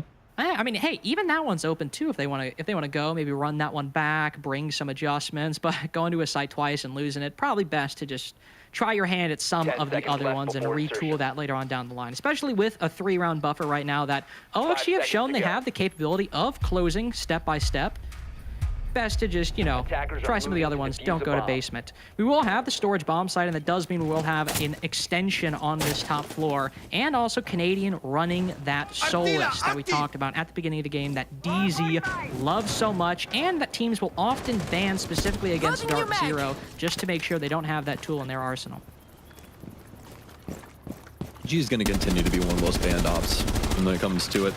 I mean, the key thing is like, do you want to deal with her, Fenrir, or Azami? You know, it's really pick your poison at that point. Exactly, Wow. exactly. We're so cute. Are we in? See? Oh, finish each other's sandwiches? Sentences? No. Right, this is a Tropic Thunder reference, by the way. Anyways, so back to business as we were discussing, Linkcifer. EMP's down, exothermic out. They're gonna breach IT as we would suspect. But as for everything else, yeah, I really feel when it comes to the big three, we'll call them on defense for now. Solus is the one that I despise the most, just because why should you be able to shoot my drone at any moment in time when I have it on, man? That's just like, that's crazy to me. But either way, wait a minute. Oxygen plant, nobody's home. Nobody's downstairs. Anybody, somebody, kill Fox. There we go, Pamba. My Lord and Savior. Oh my, I'm praying to Pambazoo right now. Canadian's gonna be able to pick up Yaga too. The case is down inside of storage. They gotta get some kills on the top floor or something. Sam, who was watching Fox? Brother, if I knew that, Attackers recovered I'd go fucking, I'd go freaking sign up for the lottery. Oh, no, she's letting That Jesus was take the crazy. wheel That at the was just exact like- wrong time. Yeah, they sent that at the, and then Newers get, what is happening right now, guys? My mind is melting. What is going on? Oh my God, what is happening? What is happening right now? DarkZero at least have a chance. They've impacted somebody through the floor links. There's two still up. Canadian's gonna start the defuse here, but they have verticality. Are they gonna see him through this? He still hasn't found him. No! Canadian's gonna... Bomb diffuser. Bomb diffusing attempt failed. Defenders win. I mean, that's it, folks. I'm throwing a break. We'll see you after this. Oh. What just happened? What did I just witness with my eyes? Am I awake right now? Is this real life? I don't know. I don't know, man. Whoa. Sam and I are done. We'll see you next game.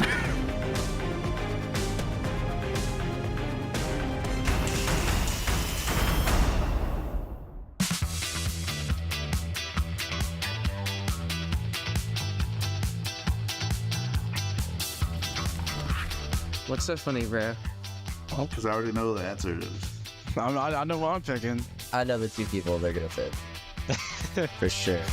Me? Oh. What are y'all talking about? Troll. What operator do I play that's off meta, bro? Fuse. What do you mean me? I'll do what needs to be done. Like, you'll catch me in the mud when you least expect it. That boy George. Wow. Snake. Really, bro? As soon as opera came out, you picked it. I think I'm the thinker. I'm the thinker for sure.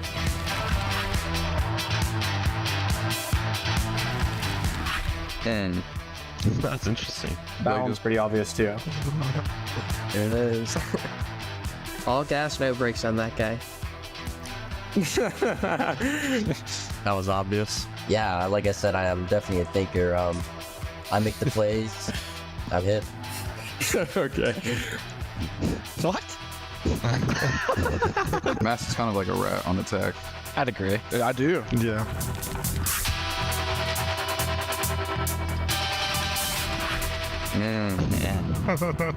I know you're gonna say George. Bro, I already know. What? Why would I TK? Because you're always just flicking around everywhere. Wish TK'd me yesterday. He opened a wall in front of me and I just kind of smoked him. Yeah, I dropped the hatch and he killed me. Really, folks? Intentional TKs though, that's J9. Nah, I walk in front of Jack, I just die, bro.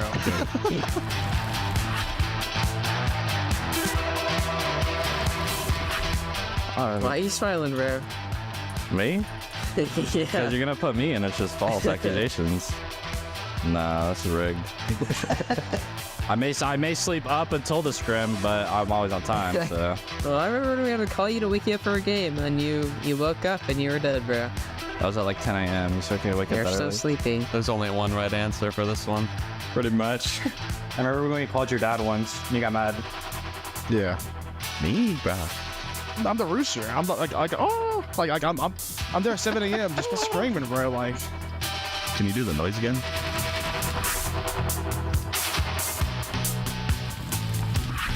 Oh yeah. Gonna have a bunch of different answers for that one. It's between two people for me right now, so I don't know. They hate me, bro. I fold. Kansan just kills everybody. Like, Whenever he's in like a 1v2, I've never been more confident in my life that we're gonna win the round. That's the thing. I like Snake. Okay. Jesus Christ.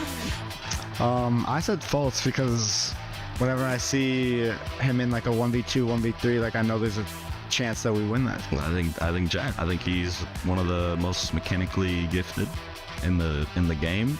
When he's feeling it, I don't think anyone can stop him. You know what? It ain't a gift. It's talent. That's hard work. The genetics, I would say, even. It's genetics. It's born with it.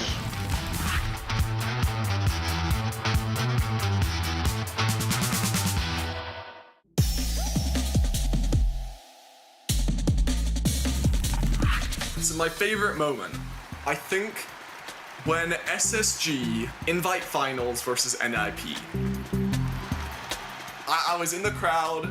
I just started playing competitive. I was there with one of my teammates, and honestly, I wouldn't be here without that. If that makes any sense, it was just like that filled with energy. That was I went. This is why I want to do this. My most fondest memory would probably be at the Yonkapin Major in late 2022, like November, I think. I was there with TSM as a player. It was my first LAN event that I got to play through, and the moment was when we were, I think it was before we went on stage. We had like a meet and greet with a bunch of fans, and that was like the first time I've gotten to actually meet like my own fans. And I got a picture with a whole group of them. It was like Farmer Gerald, Tom J. Sherlock, and Harry, and we like picked up a Tom J. Sherlock for the picture. So I would say my most fond moment of me playing Rainbow Six Siege would be when I played CL with RTV. Mr. B in the beginning of the stage said that we were gonna go undefeated. He said that to the whole league, and we ended up going undefeated in that. Not a single loss. And then we basically won all the way through playoffs with only losing one map. But that was like, for me, like the biggest moments of my career so far, and I deserve to be where I'm at.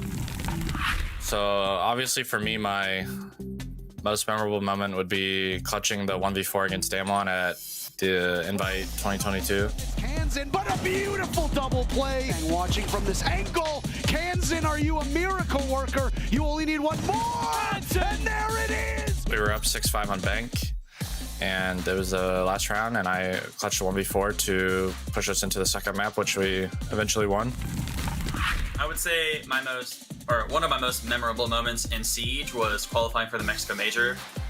It was still pretty cool to travel to different countries. So, we went to Mexico City, and then I got to meet a bunch of the casters, the players. We had to play against a bunch of these teams internationally for the first time.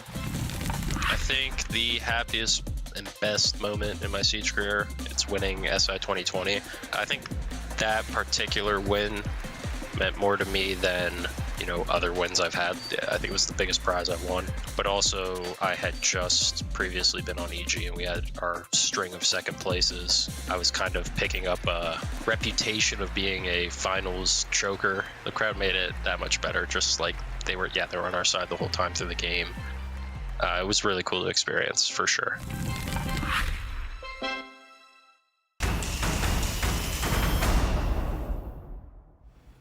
The first recorded game of Nighthaven Labs is officially in the books, and DarkZero have just made history being the first team to win on this map ever. History of Siege. No one's ever done it before, and they did it really, really well, all things considered. There's a lot of reasons to like how fast they made improvements on attack, and I don't really know how much you can take away from Oxygen losing this game, but still, I'm just happy we finally got to see Nighthaven play it. Yeah, nice. We can finally start implementing some strats into our ranked games, maybe. We can finally start saying, all right, this is what the pros do on this map. There weren't a ton of great defensive rounds that succeeded, but still nice to be able to see how this map is played at the highest level. Yeah, I mean, I like seeing brand new introduced maps played in Pro League specifically, because obviously you play it through ranked, even with a 5-stack. It's just not the same. When you're playing in the highest level, you see things that you wouldn't see typically. You're playing in ranked. You see the actual strats implemented. You see the rotation rotations. Like, it gives you the general idea of how that map should be played. I really like seeing it, and I want to dissect a little bit more about how this happened. So we got NJR on the line to talk specifically about why. So, dude, first, congrats on the win. Always good to talk to you. I'd rather just hear it right from the mouth of the guy who just won. What made Nighthaven so appealing as to pick it today? I mean, I think we just had a good read on him, to be honest. Yeah, you think, because right at the end there, you were maybe going there, you were maybe going Chalet. Do you think they kind of got caught off guard by this map pick at all? No. I mean, we'd scrimmed him before on the map, and it didn't go so well for us, so... Okay, fair enough. I was literally just about to ask like a double question of that. Is leading into this map, where did you guys obviously scrim them and, you know, get a little bit of a sample size of what they do? But I guess then the next question is, obviously you guys picked the map. You guys were confident going into it. So with that being said, like, are you pulling it out so early? Is that something that you guys really wanted to do going into it? Or is that just you guys wanted to get a quick 3 points? You were confident clearly going into it against Oxygen? I mean, a little bit of both. It's always nice to, like, show you how deep your map pool is a little bit. I mean, you guys look great. So, I mean, you know, I couldn't critique anything. You guys look like the way more dominant team. It looked like you guys had a way better understanding of how it facilitated and the different entry points. Like, you guys look like the solid team, obviously. Yeah, I agree. Nick, I need some pizzazz out of you. I need a little more in depth out of you. You're over here like a football player saying I'm only here so I don't get fined, dude. I'm just chilling, man. I mean, you look great. You're looking good. You can't let us have nice things, by the way. What's up with, I mean, the Ram ban at the same time? We can't have both Ram and Nighthaven in the same best of one at the same time. What's up with that? I mean, she's a little ridiculous on that map. I don't know. It just... All right, it's all good. Hey, if everything you have to say about Nighthaven is under lock and key, and Troy's going to get pissed at you if you reveal any secrets, I totally get it. Is there anything you want to say to your friends, your family, anyone at DarkZero who supports the team? I mean, not much. Like, we always appreciate the support. It's been a little down recently, but we're putting on a good showing for y'all. Trying to. Awesome. Thanks a lot, Nick. We'll see you later. Congratulations. Thank you. Never going to have him on for an interview ever again after that. He's keeping those secrets so closely guarded that even if we tried grilling him for more information, it's a brand new map. He's just not going to give it to us. I'm upset because, like, every question that, like, I had, like, I'm sitting here for, like, 5 minutes, like, okay, like, what do I want to ask him? This is how I want to ask him. You said something to him, then he touched up on it. I was like, oh, okay, that went against my question. You genuinely spent longer asking him the question than he did answering exactly. it. And then you went into asking the question, then he went into touching up, and I was like, every time I had something, like, he just completely stopped me from asking the original question that I wanted to. Good grief. Let's just look at highlights real quick for this one, because there are some things we can talk about. It's what was publicly done in the server, even if the players aren't talking about it. DarkZero had a 5-1 attacking cap. That's impressive regardless of the map being brand new. They sure did. And I mean, I really liked how DarkZero were able to often throw multiple angles at the defensive holds that OXG were bringing, right? It was very often, sure, there's the bulk of the push coming this way, but you've got another guy going up above. You've got another guy coming up blue stairs. There's always somebody else working a different angle that really gave DZ that edge. And I thought we saw some interesting ideas from Oxygen. I think that there was clearly some real thought put into these defenses, and I liked what I saw. However, it was just always an answer. And I think you really got to credit DZ from being able to see all of that and so quickly break it down. Yeah, and they were obviously looking like the stronger team. It definitely looked like they had a better understanding of the map. But I hope to see just more throughout the rest of the day so we can, you know, have this as a comparison to and from. Yeah, and I do wonder as well, like, he talked about how they had scrimmed this before. I wonder how much of those straps from OXG were similar or the same, so DZ kind of knew what to expect. Yeah. And then for DZ on their attacks, like, we saw it round number 6, there was some blitz play, there were some rush rounds. I bet you anything DarkZero brought some strats out. They had not shown OXG before, caught them off guard a little bit, and I'm sure that helped in the first half. The fact that that last round ended with just a pros don't fake moment and just sticking the counter defuse and making sure that you can't get shot through the floorboards, that's probably a good reason for why you banned Ram in the first place, because you get counter diffuser, like, or you get diffuser down, and all those floorboards are ripped up. Probably the reason right there why they ended up winning the game. They had the ability to just kind of sneak in. Out of curiosity, we saw a bunch of basement rounds. Feels like that's primary sight. top floor, maybe secondary site. I mean, that plays almost like Clubhouse Rafters with the wall on the outside. Very similar. We're noticing the similarities, but are we also kind of getting a sense of what the defensive site rotation is supposed to be? I think it's a little too early to call. Like I said, I hope that we can see it a little more throughout the day, and then kind of, like I said, compare and contrast of who's doing what, how they're doing it. But I mean, for the most part, like you said, it does kind of look like basement seems to be the best site and also the hardest site because it was a little bit of back and forth. And, you know, we did see some of the middling sites as well. People in my rank stack seemingly want to go kitchen all the time. We didn't see it too often, and I think that maybe is kind of how we might see this map going. That does feel like maybe the fourth site. I think that storage bomb site on the main floor, a little bit stronger when it comes to those, but I agree. We need a lot more experimentation still to find out. And certainly there's a couple more teams that maybe in their repertoire they want to try adding Nighthaven to it just to see. We did talk to the pros for a little tactical analysis about what they think regarding Nighthaven. Let's just see what they had to say.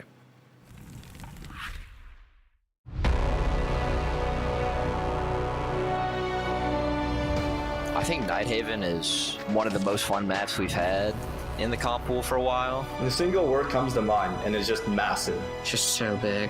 I really like the way Nighthaven plays. It honestly reminds me of how Clubhouse used to play out a lot, kind of strangling the defense by just like slowly opening walls. If you leave a gap on defense, it will get taken advantage of, and it's up to you how to retake that gap. Teamwork on the defensive side is going to be big, just because you're pretty spread. You want to be trying to play that rafter area. Gets us a good spot where you can waste time. It's very hard to clear a defender out of there. As an attacker, I think a very important part of the map that you want to take control of quickly is the upstairs second floor, because that cuts off a big section of the map where people can flank from. When you are let free on the lurk, will it help you win rounds on the map? Nighthaven's probably like one of my favorite maps now.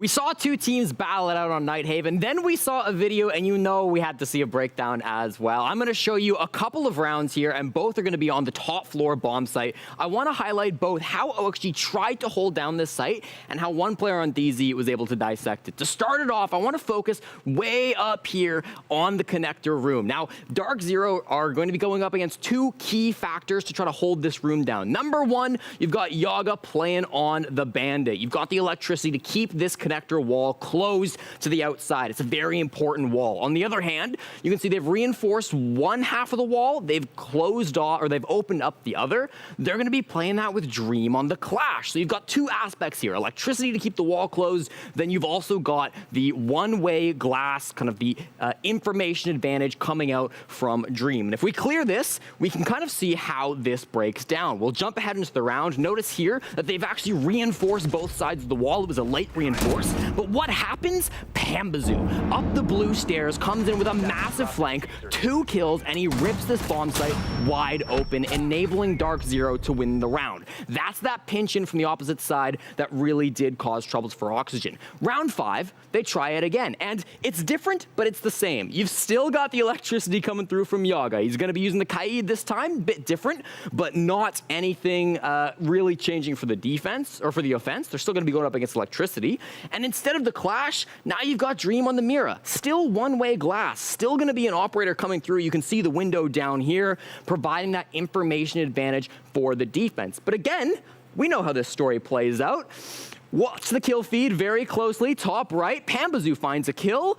Wait for it, Pambazoo finds a second kill. Where did he find these kills? No points for whoever guesses it right. You can see his dead body right here. He came up blue once again. The same play from Pambazoo causing that opening. This one gets a little bit closer, and as we play, you'll see Pamba, he did die. Dream came up for a great flank. He got that trade, but still, those 2 picks that Pambazoo found really opened up the round. So maybe a hole that OXG needs a patch on this bomb site to try to close that down, because Pambazoo exploited it in the same way both times. I like what was going on over by Connector. You know, I like the idea, keep the wall closed, have that vision with the glass, whether it's Clash or whether it's Mira, have that advantage for your team. But DarkZero, an excellent attempt both times to break that down. You see them win the round there, round number 5. A masterclass from OXG, but we've got plenty more games to watch today. Hopefully some more will be on Nighthaven as well. Let's continue on with the show and go back to the desk to break down game number 2. This is the log of the Starship Enterprise boldly going where no man has gone before. That's what we're doing when we're exploring the unknown with brand new maps. It's a very cool thing to be able to experiment with a new battleground that doesn't get tested in competitive very much, but I have a sinking feeling that might be the only time we actually see something new come to North America. It might be a one-off. I'm certainly hopeful that we get more of it in future, but thanks for being able to break it down, boys. I just want to see more of it now.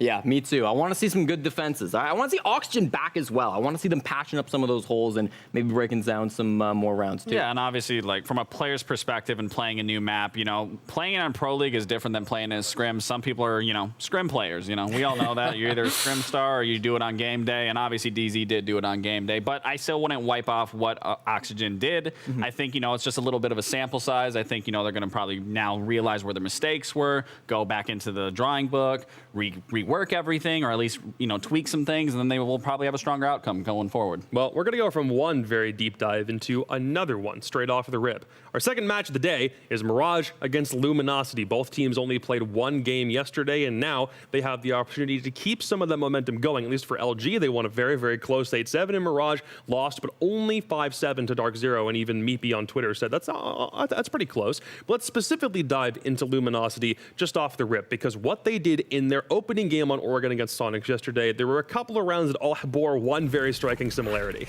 Yeah, I got our amazing observer Easy to go through a couple of these rounds with me just to showcase you what type of attacks LG were bringing. 3 rounds in a row, we got to see some really fast-paced, flashy attacks coming through. You see the Ying being worked in by Eddie here on the basement, and what I want you to pay attention to is how close everybody in LG is playing together. You'll see throughout these first 3 rounds, they're moving as a unit, and that team play, I think, is really what was able to give LG the advantage and let them go so far ahead in these early rounds against the Soniqs. Yeah, and I talked about it even yesterday going into Oregon specifically, obviously being a pretty default map across the board.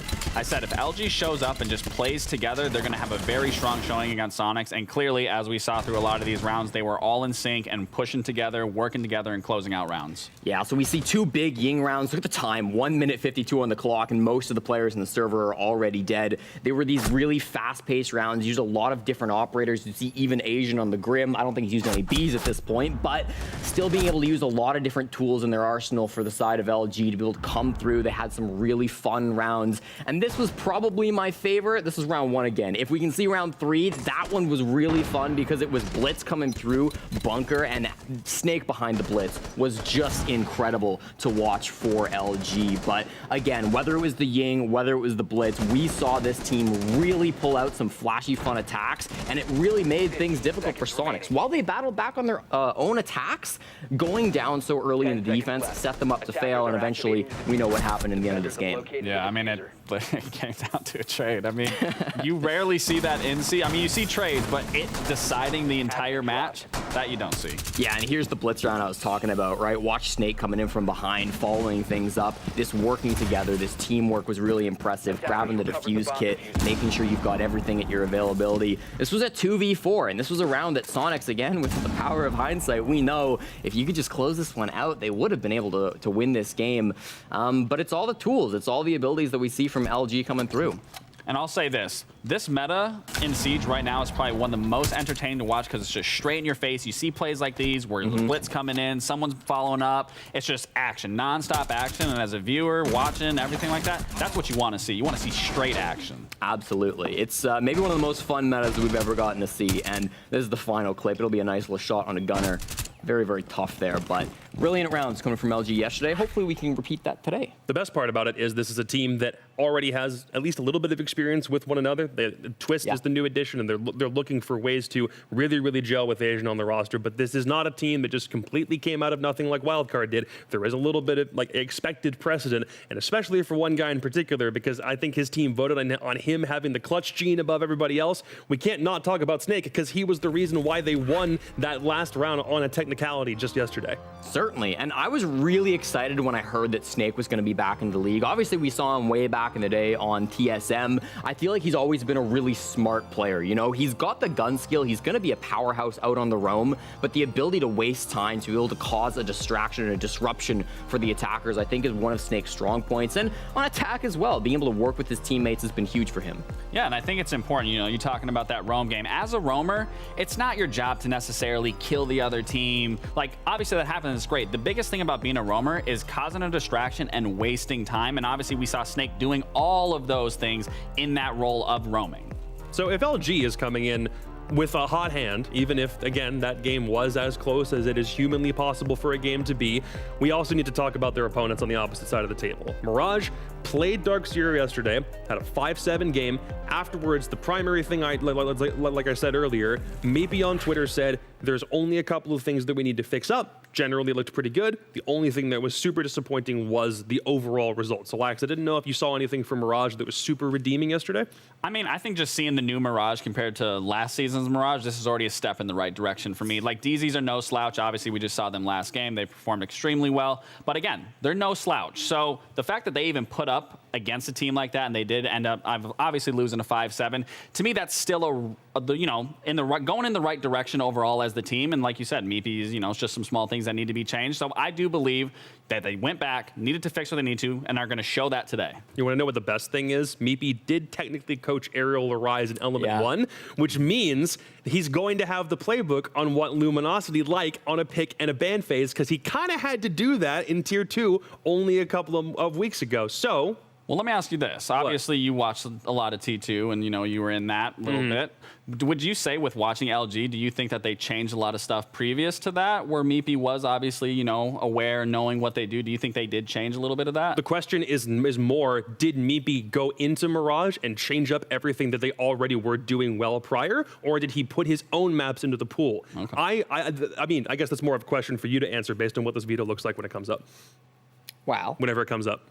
It will be fun to find out. Cafe coming through. Well, I think as SSG Academy coming through from Luminosity, this is a map that they did play a bit. They actually upset OXG. Map 3, round 3 of the Game Rogue Summer Series. It was an 8-7 game. So there's absolutely footage of LG on this map, or at least a team very similar to LG with most of the players and coaching staff.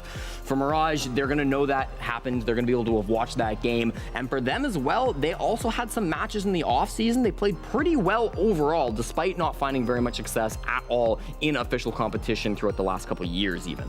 I actually like that this is going on Cafe. I like the way that LG plays, and I think they're going to make it a very hard map for Mirage trying to entry.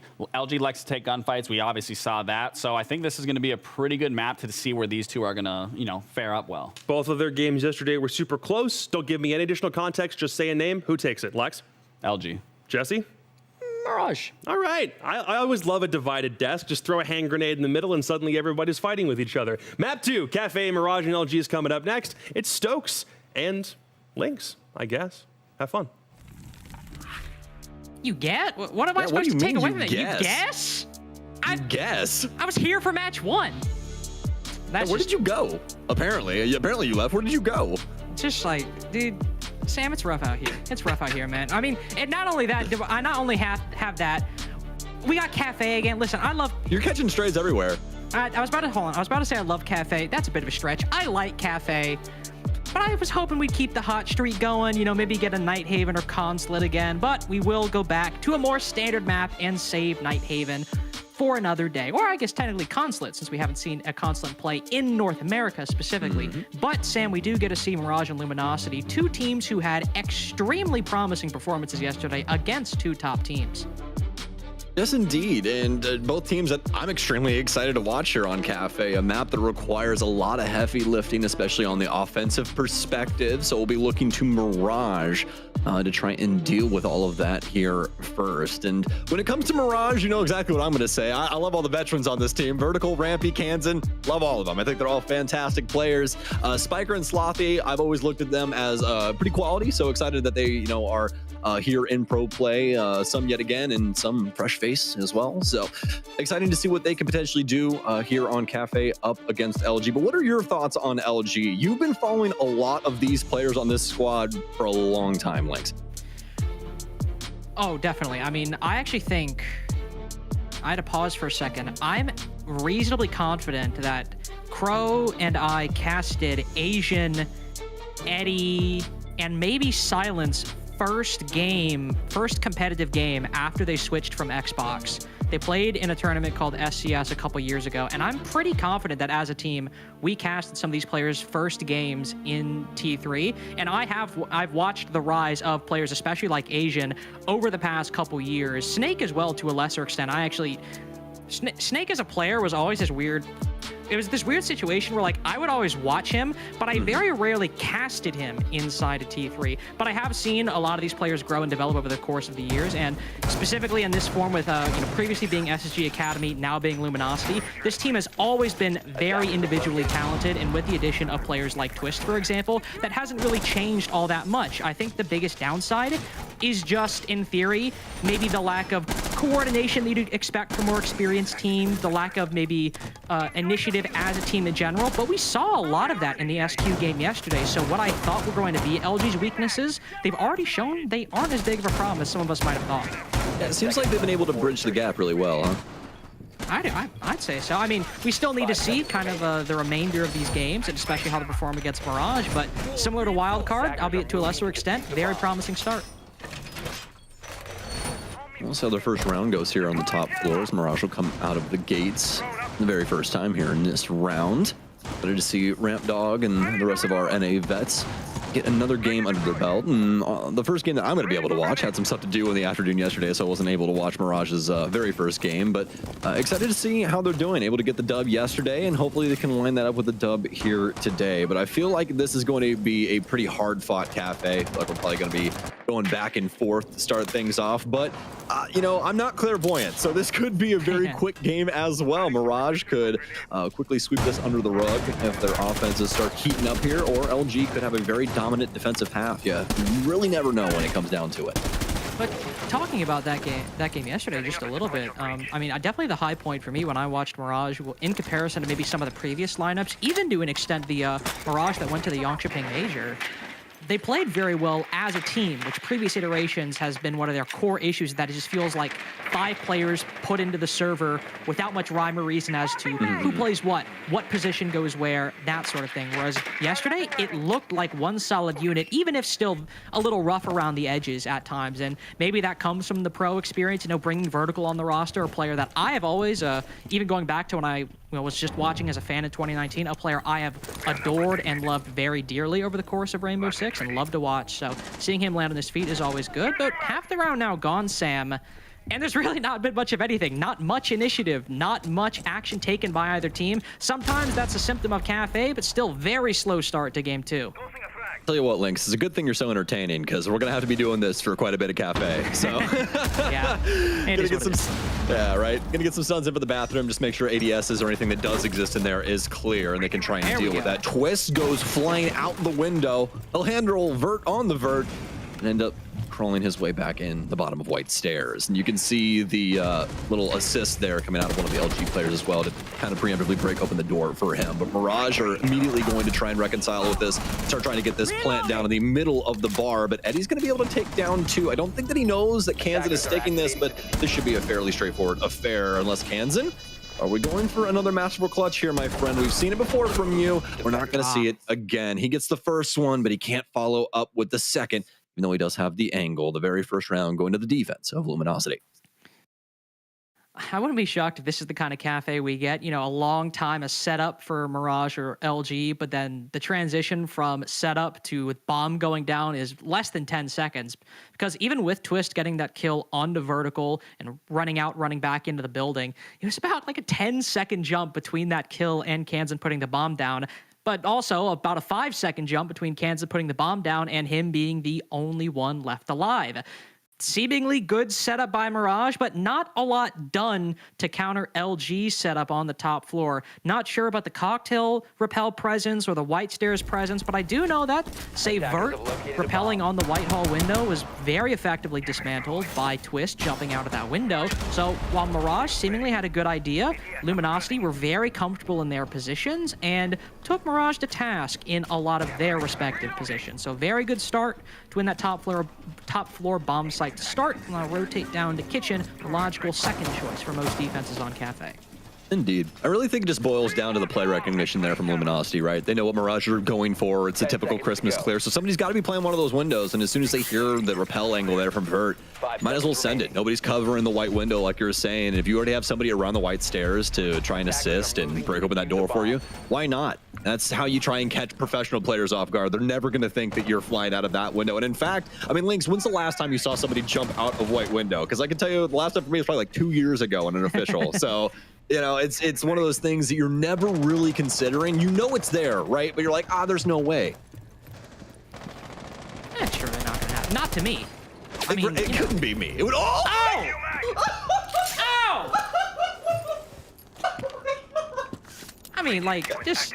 What are you gonna silent, do? all right. How do you even do that? You be slothy. I'm just gonna move on. he might be slothy, but he's surely not tired. I mean, my God, man. Hey, dab me up after that. That was good. I like that. Thank you. Very nice shot by the Ash on Mirage. Silent, fortunately. That key co-check player will be felled early on, or at least in that area. Now, they still have the mute. They still have Snake to play that spot, and Eddie to play on the long bar. But you are very strapped for resources now on Luminosity. Losing Silent, everyone has got to play their positions and hold. And now with Asian falling on that top floor, the burden is placed even heavier on the shoulders of these remaining LG players. Crazy they kept him on the roam after that pick for Silent, too. Don't know if they were worried about them already having angles around the stairwells or what have you, but, I mean, they're going to stick to it. LG are sticking to their guns. Honestly, I thought Eddie was another one of his teammates, but no, it's actually going to be one of the opposition instead, and Vertical's going to get tagged up. So, Luminosity, they want all the smoke right now, Lynx, as Eddie traverses up red stairs. We'll have to back down, though, at least for the moment. In a 5v3, just playing the site is often a recipe for disaster. Now that Spiker is red, there might be an opening. He's blinded by the F0, but walking out of the radius, he'll escape the blinding effect of that F0. He also found his way behind the bomb chassis. All Mirage players holding these freezer positions, cutting down anybody moving to stop Spiker from putting this bomb down. Twist all the way inside a bakery. Does have a long angle on the freezer window, but there are too many players to worry about. He'll have to rely on any remaining yokais, but considering he's got his gun up and he's rotating right now, no, he does have one in pocket and will spot Spiker. Deny the plant for a little longer, but now that shot, he'll have to commit to the retake. There's a hole in the red wall. Might just see someone in the freezer doorway. That moment now gone. Hoping to catch Spiker as he falls off the diffuser, though the ace is not really moving that much from his position. One player just around the corner. Easy pickings for Slothy, beginning and ending the round with some impressive kills. But Mirage as a team performing very well in round 2. I totally agree with you. Love the cadence going into the bomb site and making sure that everything is, pretty well structured for them, well written, making sure that they're all on the same page and that these angles are covered to get this plant down inside of the site. Especially just the opener from Slothy into coat check. You kind of expect Mirage to build off of such a launch pad like that, but still such a dominant showing from them, especially with their ability to kind of recoup and just keep the pressure on Luminosity once they started seeing those ulterior motives bubbling to the surface on the mid floor. Didn't even lose a man in those situations. Yeah, Vertical gets tagged up a lot, but they were still able to keep everybody alive and force Luminosity back down into the bottom floor, where they were practically able to read them their last rites there and get that bomb down. It's also now 2 plants for Mirage so far, though only one resulting in a successful conversion. Also, first time getting the entry and able to result in a successful conversion.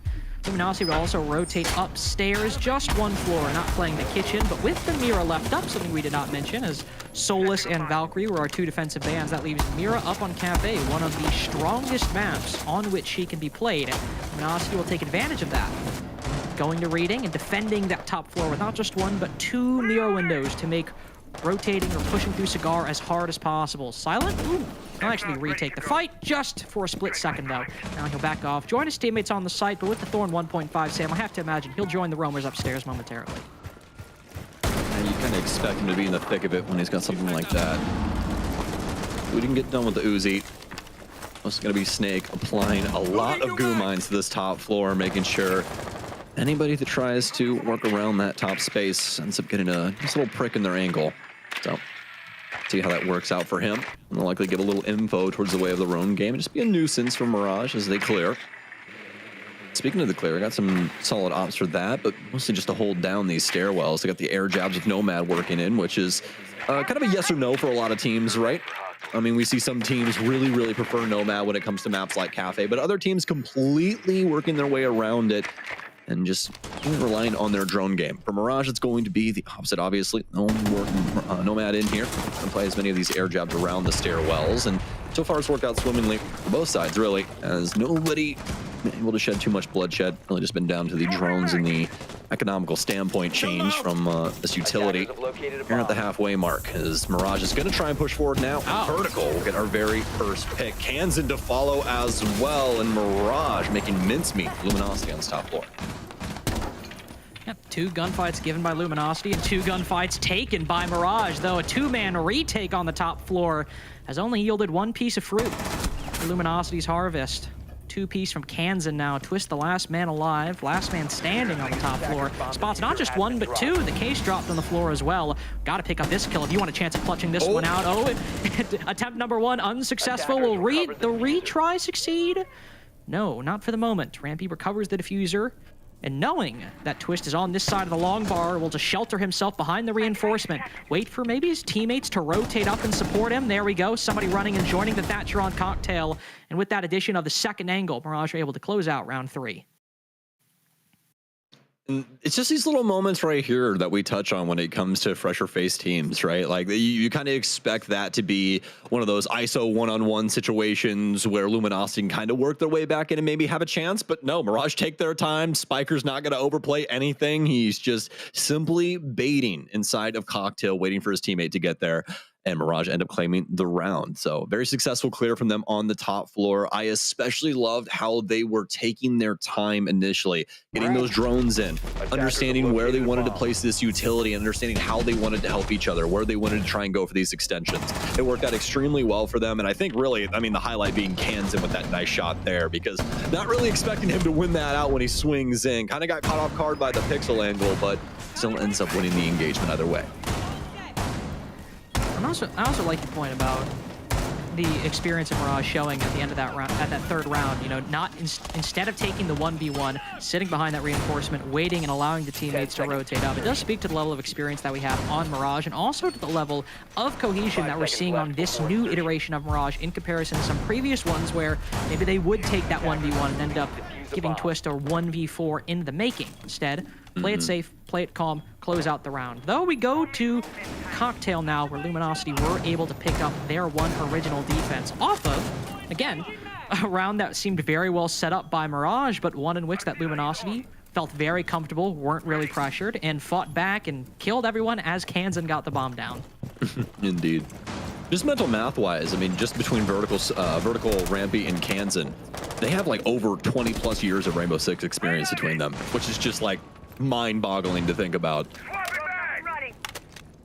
Pretty crazy stuff. They've all been professional players for, you know, for Vertical, right? He's been a professional player for 8 years now. I mean, he's been a professional player since the game came out, so it's like longer than I've been watching. Yeah, right. It's so incredible. So pretty cool to have such an elongated career, especially in esports. It's the same as, you know, traditional sports. You don't really see careers make it past like 2 to 4 years. So to have something like that is truly magical. Oh. And also have a new blood like Slothy, able to perform very well so far inside of the season so far. I mean, 4-1 right now. Of course, a very nice shot in 2-piece inside of round 2. Spiker as well, also not a new entry to the NALs. He played last stage, but new, especially in comparison to players like Vertical and Rampy.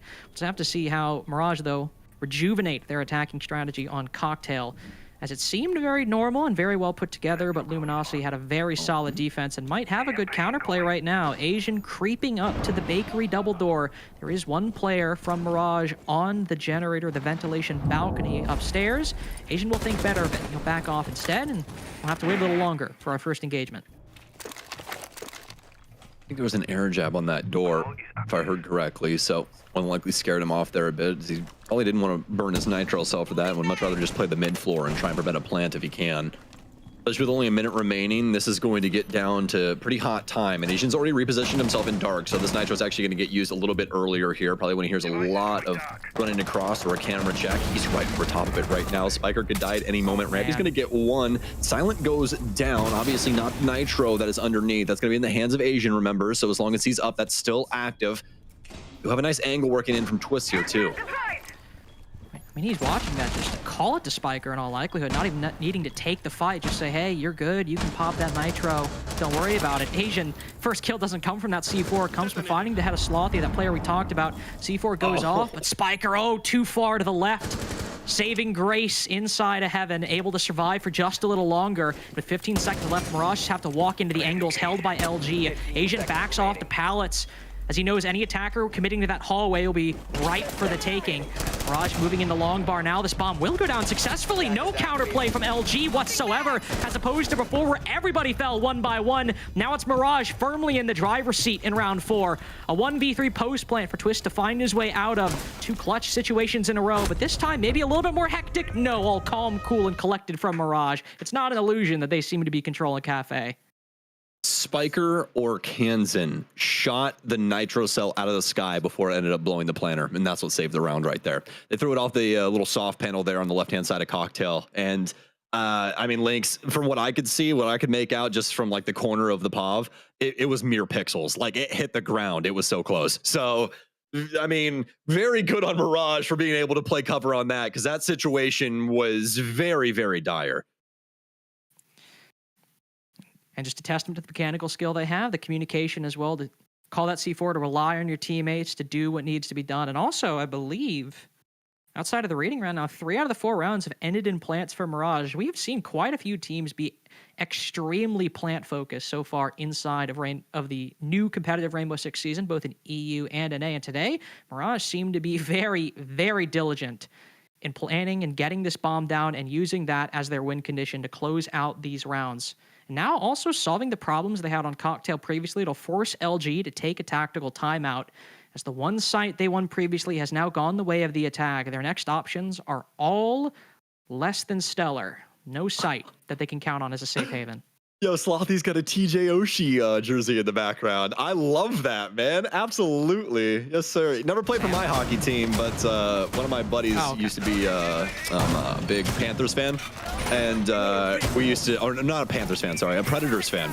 And he used to play for them. And back, like way back in the day, we used to just like meme about him all the time, because we used to play like Chell. And anytime my buddy would try and like score with TJ Oshie, it would always ding off the post no matter what he did. So like he would just like scream into like the darkness of the night, like just open up the front doors, be like, why TJ Oshie? Anyways, besides the point, we're back in now. Round 5. Mirage has been playing fantastic, and I'm really excited to see what they can potentially do with this round. Now, Luminosity are going to be shifting things towards the mid floor, so that does mean that they still have to try and hold on to the top floor links. If you don't have control of this, Mirage is just going to destroy all of those floorboards, and you're more than likely going to have the worst time that you could on Cafe. Though to that point, there isn't a whole lot of soft destruction in the cards for Mirage. I mean, we got the breaching charges from Kansan, and of course some other things like the ash charges or the frag grenades, but no Buck, no Sledge, no Ram even, shout out. So not a whole lot of options. Maybe that indicates they're going for a fireplace take, moving up the red stairs into train on the 2nd floor, or maybe they just aren't super reliant on that vertical destruction and do think they can make it work with just, a few 4 breaching charges between Kansan and Rampy. What are you thinking, Silent? I see the line. I can see the idea. Anybody comes up on the south side, smithereens. But I don't think we're going to have anybody. So that one might be waiting a while. Mirage, mostly focused on the roof. We know their game plan. Draw things out, get this info basis first. Make sure they know where they have to try and work. Obstacles they have to try and cross. It all starts with Christmas. A lot of zombie barricades built up in here. Another Kiba barrier being applied inside of Cocktail as well, all to make for very awkward angles. Mirage might not exactly be used to, is there's practically an infinite amount of ideas when it comes to this op. It also might be a good change away from Mira, because of the addition to the Azami, it's also indicated an increase of flexibility for Luminosity's defense. Before, they had those Miras inside a bathroom and on pallets, and they pretty much held those positions for a good portion of the round, and that's where Mirage found their first 2 picks. Now they've all pulled all the way back to Cocktail, and they still have some Kiba barriers to support, but they don't have any sunk cost in a position that they feel obligated to defend. They've pulled back when they felt they needed to, and now with only 50 seconds left, it's Mirage who are struggling a little bit for time, but we're in that dangerous tipping point. We're on that fulcrum where anything can happen, because 45 seconds left. Mirage have that vertical control. Is it a lot of time? time? No. But on this bomb site, you can make it work as the attack, and it might be on LG and players like Asian to go for that retake on the top floor to stop it. I'm getting so antsy right now, Lynx. Look at all the ulterior motives that Luminosity have built up right now. The rotation being built up for Asian here inside of Dark. All of these are things that Mirage have to make sure that they have covered. One little tipping point, and it all goes down. But it looks like it's going to be the start off here. Slothy gets one. 15 seconds remain. This case has to go down. There's going to be a goon line inside of Rampy's leg. They do have the entire panel open here, so it should be fairly straightforward to be able to at least get rid of him, and they will be able to stop it. 3 versus 2 here for Mirage, but they have to get the case picked back up. They'll be able to start it back up, and Silent has to stop this, but he can't get the kill, and it's going to be vertical to shut it down. Mirage get the round. Oh my. So very close for Luminosity. They delay as long as humanly possible. But humans were not capable of winning this round, especially up against Mirage's just bombardment of the site from every single orifice they could find. I mean, if Siege had play of the games, that'd be it right there, right? I mean, the player walking in through the reading doorway, covering the player planting in default, as the bookcase that you plant behind was completely open right here. Silent can and did see his head, but Slothy, a very critical headshot, able to take down the player in front of the launch rotate and safeguard that bomb and stop LG from getting a key second defense and winning on time. Big play from Slothy, the newest entry on the Mirage. Now in striking distance of a 5-1 half if they can repeat the excellence they showed on Kitchen previously. And you got to be scared right now for Luminosity, because this is the defensive side of Cafe. This is not what you want to see when it comes down to it to start things off. Mirage with a potential of a 5-1 half to start off on the offensive side, and Slothy at 7-2 as well. Truly disgusting, especially that last round out of him. Not only the opener, but also technically speaking, Vertical did get the last kill, but the closer when it comes to impact wise, right? He was able to get that huge cover. It was fantastic. So, on the way. Oh, yeah. Dude, see, this is why I never talk about sports on broadcast. I always get my teams wrong, especially for players like I barely know. TJ Oshie used to play on the Blues. It's not the Preds. It's not the Preds. I saw it appear in the bottom right, and you stopped talking. I was like, wait for it? Yeah, Flynn, dude, it was either going to be Flynn or some other Canadian, or it'd probably be, you know, Jesse J. Chick. But, I mean, this time around, it's going to be Snake, actually. Oh, no. No, I didn't see what op it was yet until I looked down, and, ooh. Yeah. No EE1Ds, unfortunately, for the remainder of this clear, but also importantly, an opening pick for Luminosity, which they have lacked. Not able to achieve that since round 1, the very round that they won all the way back at the beginning of the game. So now starting off with an advantage that won't be equalized in the short term by Mirage, and also taking out a key piece of utility. Luminosity starting off this round very, very good. Something they sorely need after Mirage really racking up the score on attack. And oh man. I mean, now you lose the ace. I mean, what the hell are you going to do now? This has been the sorest version of Mirage we've seen throughout, and honestly, Luminosity's got to count their lucky stars, because this might be the biggest boon they could have possibly have gotten, you know? Just have Mirage make a few errors here inside of the last round and still have some potential once you get to the offensive side. Especially, like I said, big ups to Snake. Able to get not just 1, but 2 kills outside of Freezer. And now Luminosity can acquire this vertical control relatively uncontested on the top floor. Go at their own timetable. Sure. But is it really a benefit? Because you might be able to get this vertical control. You've got a lot of time to do it, but after losing 2 different players and retaining just the bare necessities of utility that you need on the attack, Roger's still in a rough spot with vertical and Rampy as well. Looking to fight for more. No, 1 player's long bar and 1 player's in VIP, but that very player, Asian, able to pick up 1. Slothy with a big trade. This long bar player needs to fall at no cost to Mirage if they want to fight back, and indeed he will.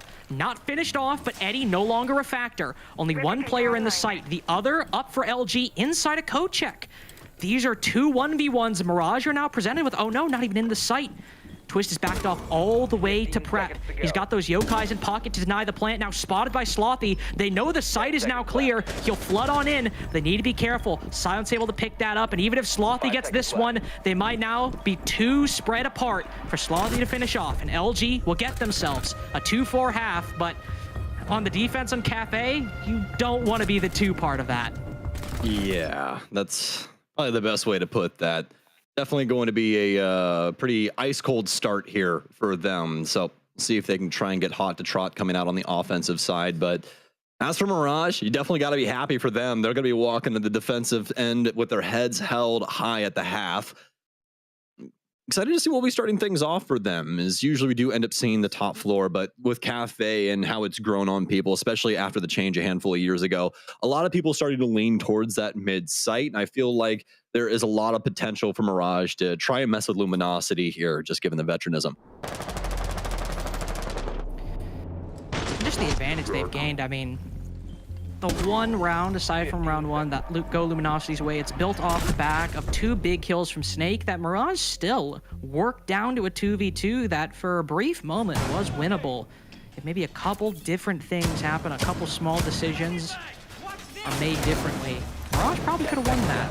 But if they do have the experience that we have been laying at their feet and have been praising so far, Cafe defense, when you've got a 2-round lead, should certainly be in the cards, as you said, Sam. And they also have Mira on the board, a very, very nice tool to have on the defense. I mean, look at the setup, actually. No holes made in the bathroom wall. Instead, one on the right side facing heaven and a mirror window to play off of. But they still have angles to contest with that mirror window all over by pallets to look into Christmas. Bit of a different setup, but still with the core ideas that we'd expect. Yeah. Honestly, this is the ramp dog. Where? No way! Not the stage window. Not the stage window. Not the gumdrop buttons. This is crazy. I didn't get that reference. It's a Shrek reference. What's wrong with you? I haven't seen Shrek in like 15 years. I wasn't that kid. All right, well, we're gonna fix that in the off season. All right. I can't even believe you said those words to me. Oh my goodness, Asian's down. That kind of sucks because I was really excited to see what Grim could do here. Because Grim, I like the change, especially like we talked about earlier with the blooms. And I like how people have been kind of using him to force back the defense and kind of carve out a portion of the site to plant. It's been a pretty interesting tool to use. I have a lot of Wu-Tang Killer Bee puns also in the back pocket, so I'd like to use some of those too. But you know Killer Bee from Naruto? Probably not. I haven't watched Naruto. I'm not sorry. Based. Eddie, though, not based. I also, yeah, I was about to, like, my brain was like, I should make a Naruto reference for Eddie getting this kill, but I haven't seen it, so I don't know. He does make it a 4-4, though. We can all be thankful of that, especially if you're an LG fan, to compensate for the early loss of Asian.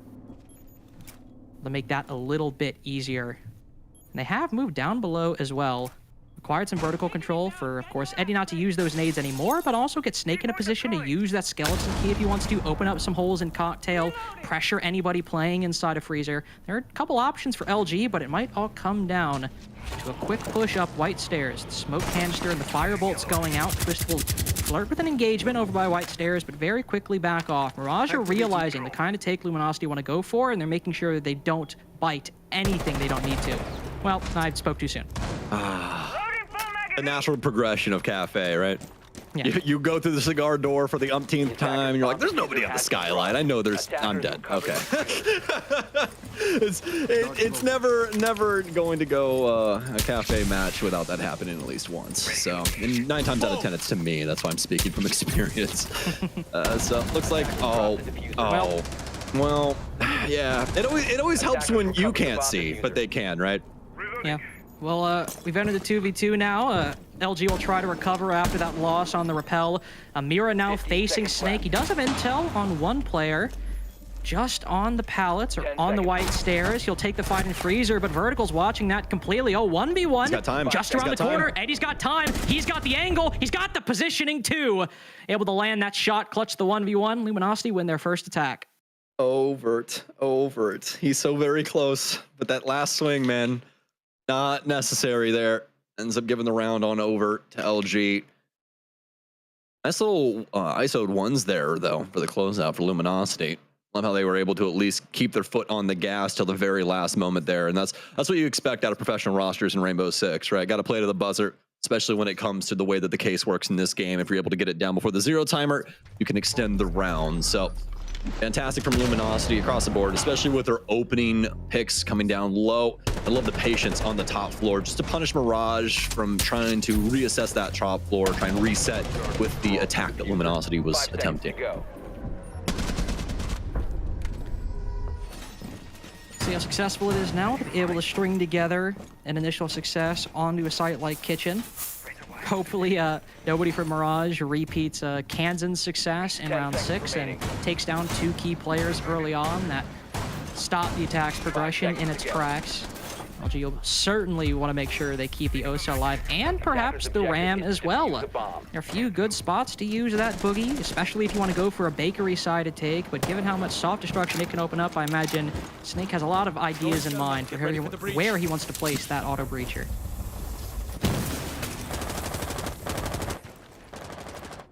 Well, Luminosity probably very happy with that first round going their way.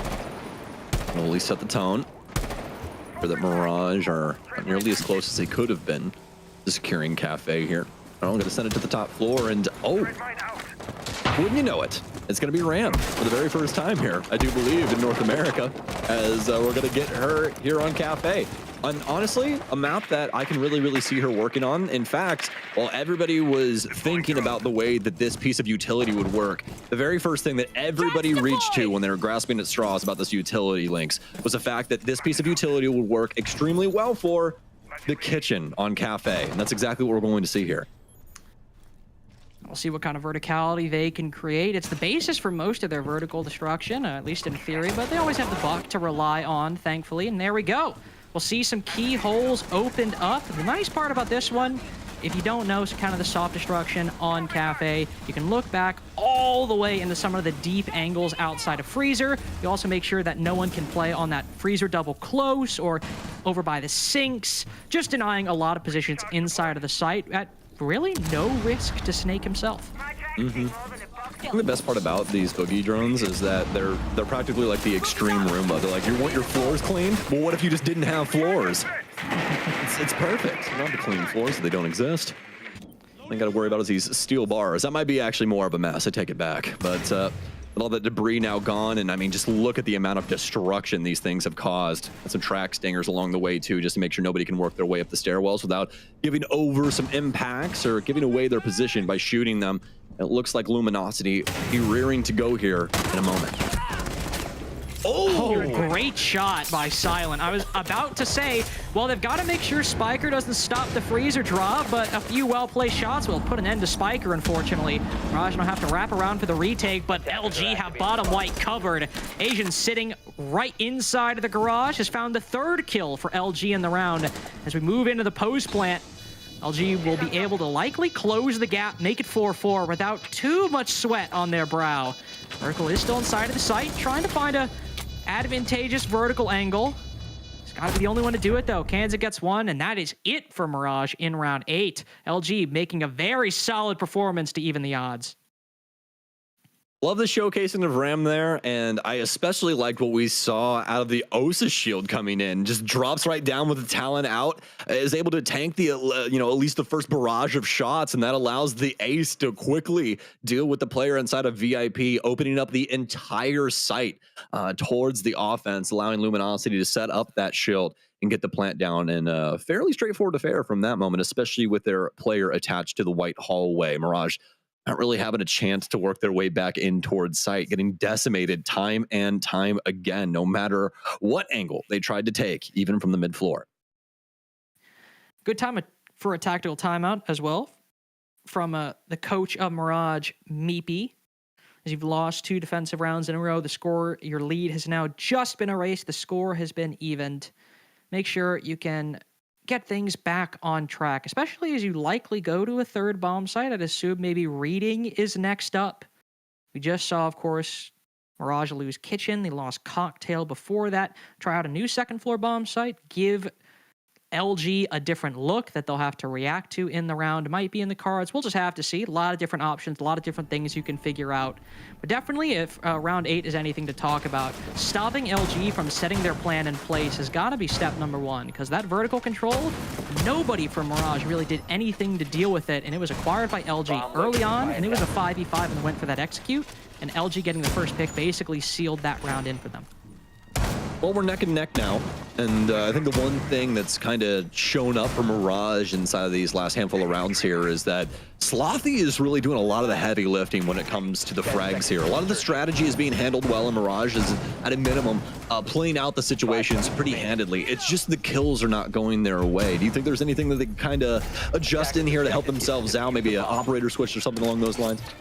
I definitely think bringing the Mira for the second floor bomb site will be helpful, making sure that if they do want to hold on to these positions and fight against LG's quest for control, that could be one of the most useful things, especially on a site like mining and dining, making sure that the attack can't just drop down the train hatch and then start contesting both of the bomb sites from one position. That'll be very useful, and also just to deny base vertical control that Luminosity also want to go for later on. So while Slothy's performing very well, I think the operators we have right here, you know, the Mira to make sure that upstairs control is held, that would be useful, but LG don't care. They've thought of a different way. They're not going up to down, they're going up through the floorboards. Candela's cook, Gara hook prepped. Come on, Twist, don't bait me any longer. I know what you have planned. I want the call to come through. There we go. Twist sails into dining as there's no holes made on white stairs. Anybody to deny the diffuser has to swing in from the red hallway. No decisive advantage in the kills, but with the bomb going down, Rampy chases Twist. The mid-air assassination by Rampy to make it a 4v3, but there are still players down below for LG to deny the retake. Rampy might be downstairs, but so is Snake. Slothy falls, and Snake can not only deal with the Fenrir, but also with that skeleton key, open up the floorboards from below. Silent also inside of Reading, can lock down Red Hall. Everyone from Mirage extremely skittish on this retake. Nobody moving into dining just yet. Kansan struggling for an answer to deal with this Repel player. It's all too little, too late for Mirage, as LG take the lead off the back of a flawless rotation. So much thought and preparation from Mirage went into their setup on the top floor, but the one thing they never considered was the fact that somebody was going to work their way into dining so quickly that they didn't have a chance to try and react. And the key thing is, and I love that you pointed this out in your cast, Lynx, they didn't have the footholds to try and prevent anyone from working their way up the hatch A or B from getting an ulterior angle that really can't be seen by the window to stop that plant from going down. There was a few things that they could have done, a few things they could have prepped with, but they chose not to do that, and it ended up punishing them in a really big way. Also, just a great mid-round call, or not even mid-round, just a great kind of prep-based call by LG. Yeah, you know? a good strategy that, you know, works in theory, but also great to see that the holes in Mirage's setup to recognize them quickly, shift the attacking strategy, and execute that strategy almost to perfection. Sure, they maybe didn't get the flawless round because a couple people died by the end of it, but still, it worked basically exactly as well as you could have hoped, and it's now given LG the lead. They have won every single bomb site Mirage have tried to go to. Now that they start repeating, now that they try to go to Cocktail, they'll have to take some of the lessons they wanted to implement in round 9, but then try them again without really the knowledge if they're worthwhile or not.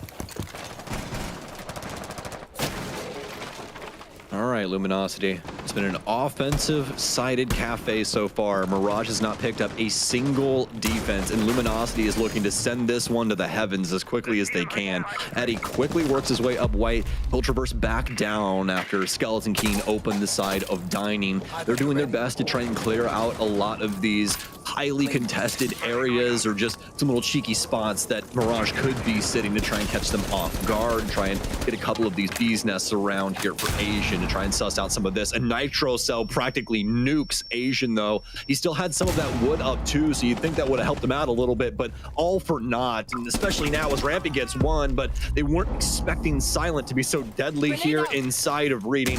Be able to at least pick up one, and almost turns on him. Kansan corrects the spray right before, but almost had the opportunity. That's going to be another body falling for the offense, and more than likely around too. And it's not the mirror windows like I predicted. It is just the individual gunfights from Mirage that keep Luminosity at bay.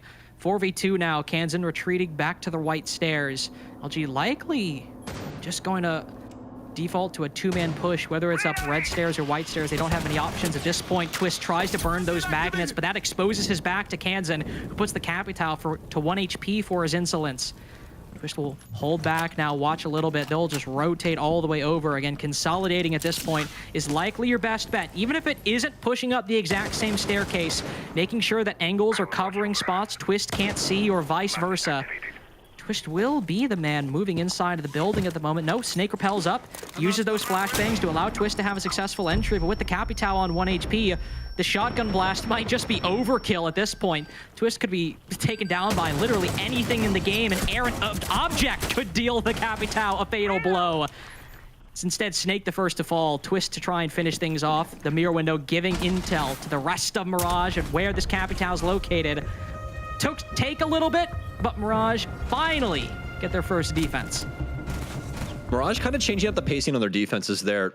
Able to get ahead of Luminosity for the very first time and able to at least get a few bodies off the map before they're able to set up. And that's really what catches Luminosity off guard. They don't have nearly as many teeth to bear, Lynx. And I mean, yeah, you might be fighting with the same amount of dog, you know, but when you don't have the actual same, you know, power basis, it makes things a little bit different, doesn't it? So very well done from Mirage to deal with that opener and make it to where Luminosity didn't have nearly as much access to their strategy as they did when we first started that round.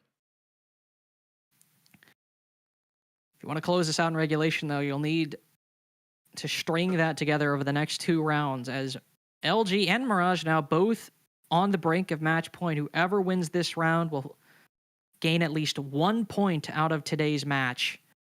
But both teams are looking for the full 3 to make it worth their while. And of course, for LG, after having the momentum behind them for so many rounds, losing it very, very quickly, I have to imagine you could think that maybe it would be a little bit of a confidence shaker, not completely, but still a little worrying. They seem so proficient for so long. It might just be a little bump in the road, a little worry. Nothing you need to freak out about, especially if you're able to get that opening kill again. I mean, LG could very well find themselves in a solid position, even halfway into this round. Man, that free cam looks so cool, didn't it? It's just so nice. It's so nice. Yeah, so cool. Shout out to Easy. Yeah, shout out to Easy and shout out to the dev team as well. And the coolest part about this free cam is, you know, people have said, well, you know, it's not as good as other games. But it's like, guys, this is the very first iteration of this thing, you know? Like, imagine what this thing's going to look like in a year. Yeah, exactly. It's only up from here, man. And we up right now. So, not for Mirage or Luminosity, though. Dead tie. Dead heat between these two. They're trying to get up. Trying their best. Not many players actually positive in the KD in the lobby right now. No, that's a hell of a sell, except for Slothy. He's just putting him to the sword. Yeah, and Eddie also on LG, despite the fact that it's 5-5, Eddie the only one with a positive KD. Of course, everyone putting up a decent performance, but it just goes to show everyone fighting for every inch they can gain, no matter if you're on LG or LG or Mirage, attack or defense. Just trying your best to get whatever bit of ground you can gain. Slothy spotted inside a pixel. Player on white window, unfortunately, not able to net that kill. Now it's a 3-man hold on the cocktail side. Silent and other players from LG, likely recognizing this fact, will work themselves into positions to deal with it.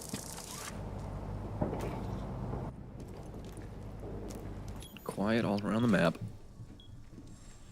And why not, honestly, to be expected, given the volatility of this situation.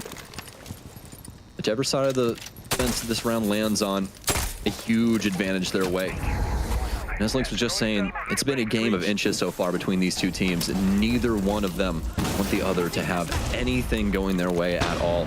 Gonna be a stun dump here from Eddie towards White. This will propel himself forward. And through stacks, it's gonna be Twist with the very first kill, though, so he'll take down Kansan, trying to retreat towards the laundry hatch.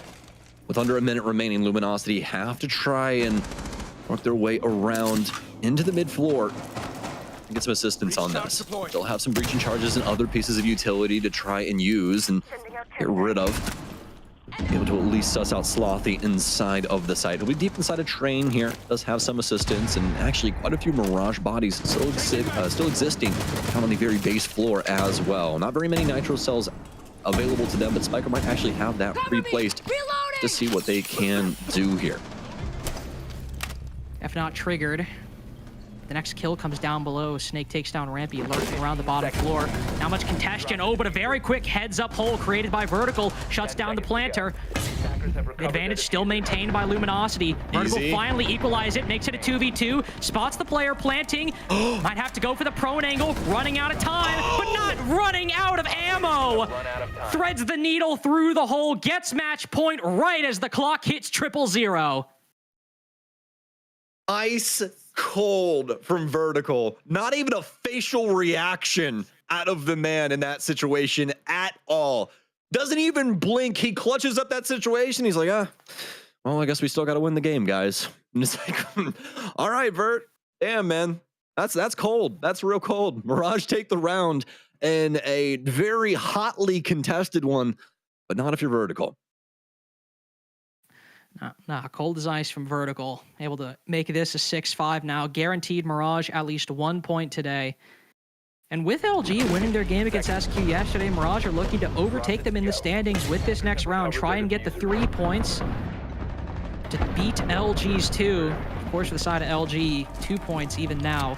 Put them close to the top of the league with still a lot of games to play today, of course, but put them at least in a little bit more comfortable of a position towards the top of the standings if they can win these next few rounds, get us to overtime, win 2 there. Walking away with 2 is certainly not worst, but Mirage want to get this 3 to work themselves out of the hole of being tied with Beastcoast and SSG, who have not played yet. Well, Vertical can get himself into a situation like that again, then probably going to work out for him. Fantastic situational awareness from him on full display in that replay, too. Practically positioned, I mean, as strongly as you could, given the circumstances. I especially loved with how he dealt with Yana pushing up white stairs. You know, he can't try and take both of those fights at the same time, so he has to try and aggress one and solve the puzzle, and he does exactly that. So, I mean, just a beautiful round out of him at the end of the day, and one that could lead to Mirage's victory here. So, potential last defense for them. This will be attempting to defend the mid floor here. Luminosity will obviously be addressing this from the top floor down, as you usually do on Cafe. It's been a lot of basics on Cafe so far, but the map that is so tried and true as Cafe, nothing else you could expect, especially with 2 teams that have been playing this map in this iteration for a long time, or at least these players individually have. And similar repetition to last round as well. Slothy initially playing a little bit aggressively inside of Christmas, now backing off behind the Pixel Shield. He'll have Kiba barriers to supplement that in case the shield either needs the support or is destroyed. So you can always use that Kiba and maybe create a de facto deployable shield, but then once that's gone, he'll retreat to pallets, have another heavy presence from Mirage on the white stairs side. Dokkaebi calls ringing out though. Silent quickly fills the space left on Cocktail, and he's now forked 2 different players on Mirage, one to his left, one to his right, 2 different people for him to take down. Instead, it's Eddie to take down Slothy inside of Pixel. The white stairs player now retreating. Mirage have control of the top floor. Last phone will be answered. Rampy, again, searching for Mirage, or rather Luminosity bodies. They can try and tug on this rope at all. It's something going for themselves. Snake's going to begin his journey up the white stairs. Let's have one of his teammates in tow, obviously. Rampy trying to assist Vertical. Nitro Cell out! And it will end up going off, but they're going to lose not only Vertical, rather, but they will also lose Rampy. Snake's going to be able to get the refrag. It's all down to Spiker now in a 1 versus 4. He's stuck deep inside a train. More than likely to be sussed out soon. It's going to be a swing from Twists after he tries to nip the tailcoats of one of the LG members swinging their way through. Very well done from Luminosity to try and keep their hopes alive. 2 games now for LG going the entire distance. Both the SQ game yesterday and the Mirage game today, both going to overtime. No easy run for LG for their start to the NAL, but certainly some great competition and great opportunities for them to prove that they deserve to be here. The SQ game yesterday saw big games from Silent, big games from the whole team. Now they have an option, once they move to overtime, to continue that dominance. It's also been 4-2 attacking halves for both teams. The defense struggling today on Cafe, whether you're Mirage or Luminosity, to consistently pick up rounds. Might be indicative of the overall meta, but at least right now, certainly indicative that both teams, if they get to start on that attacking side in overtime, that might be the team to keep our eye on because they might be setting the pace. Yes, indeed. You know, we've been talking a lot about the big three ops on defense over the last little stint of Siege history, right? You know, with a Zombie and all of these other ops like Fenrir working their way. And you can even toss Warden inside of, honestly, the pool with the other three as well. The other three, including Solus, right?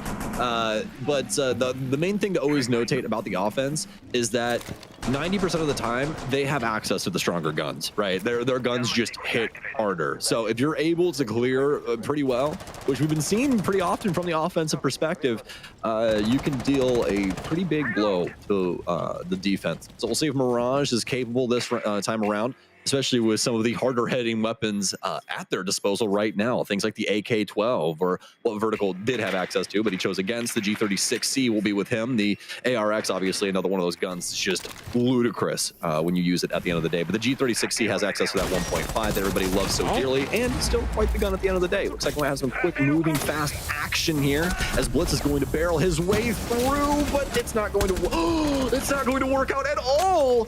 Snake is actually going to get the kill on the Slothy. I thought it'd be Silent, but instead it's going to be the Razor Bloom that takes him out, and Mirage might actually end up slipping here and giving the lead away. They were looking to set the pace on the attack. They were looking to take the momentum away from LG, but one linear push through the small bake window and a Razor Bloom has stopped Mirage in their tracks. No real choice but to commit now. I mean, 2v4, what are you going to do? Don't have a lot of time to just sit and drone. Look at how low their utility or their intel is too. Only 3 drones left alive. Just one in the pocket of both of these players. Kansan has a little bit of a cheat code with those Rotero drones, so can acquire a little bit of intel with that primary utility. So they have some options, some bit of cushion to take their remaining time, think of the best move, but of course, with a 4v2, LG have all the best positions at their disposal. Silent and coat check. Snake at the back of the bomb site. Eddie, too, covering the left side. Inside of Sings could help Snake if somebody swings prep or if somebody moves down bottom red. And Asian still holding control of the back side of the bomb site. LG have everything they need to make this round work. Impossible situation presented to the remaining 2 Mirage members as they're still trying to figure out this puzzle.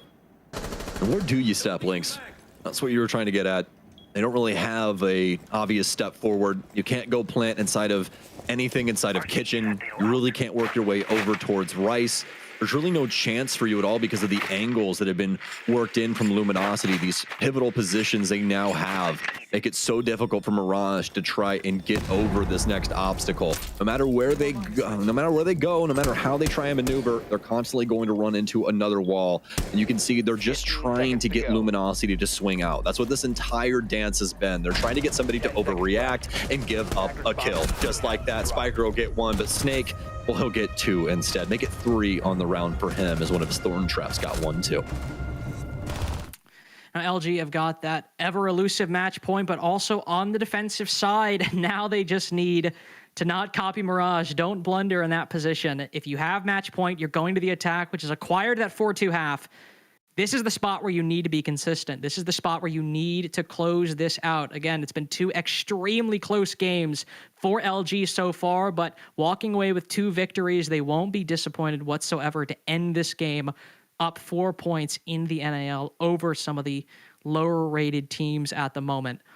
Also, especially with LG fighting back at some of those opening duels on both the attack and the defense in the case of that round, but especially in the attack, mounting a much better performance in their defensive side in those early engagements. LG are very much set up for success right here, and I think, again, don't do what Mirage did. I know it's sometimes very alluring, very attractive to go for the quick rush, the quick pace setter, but no. I think just play your game, play what got you those 4 rounds of the attack in the first place, with some adjustments to keep Mirage guessing.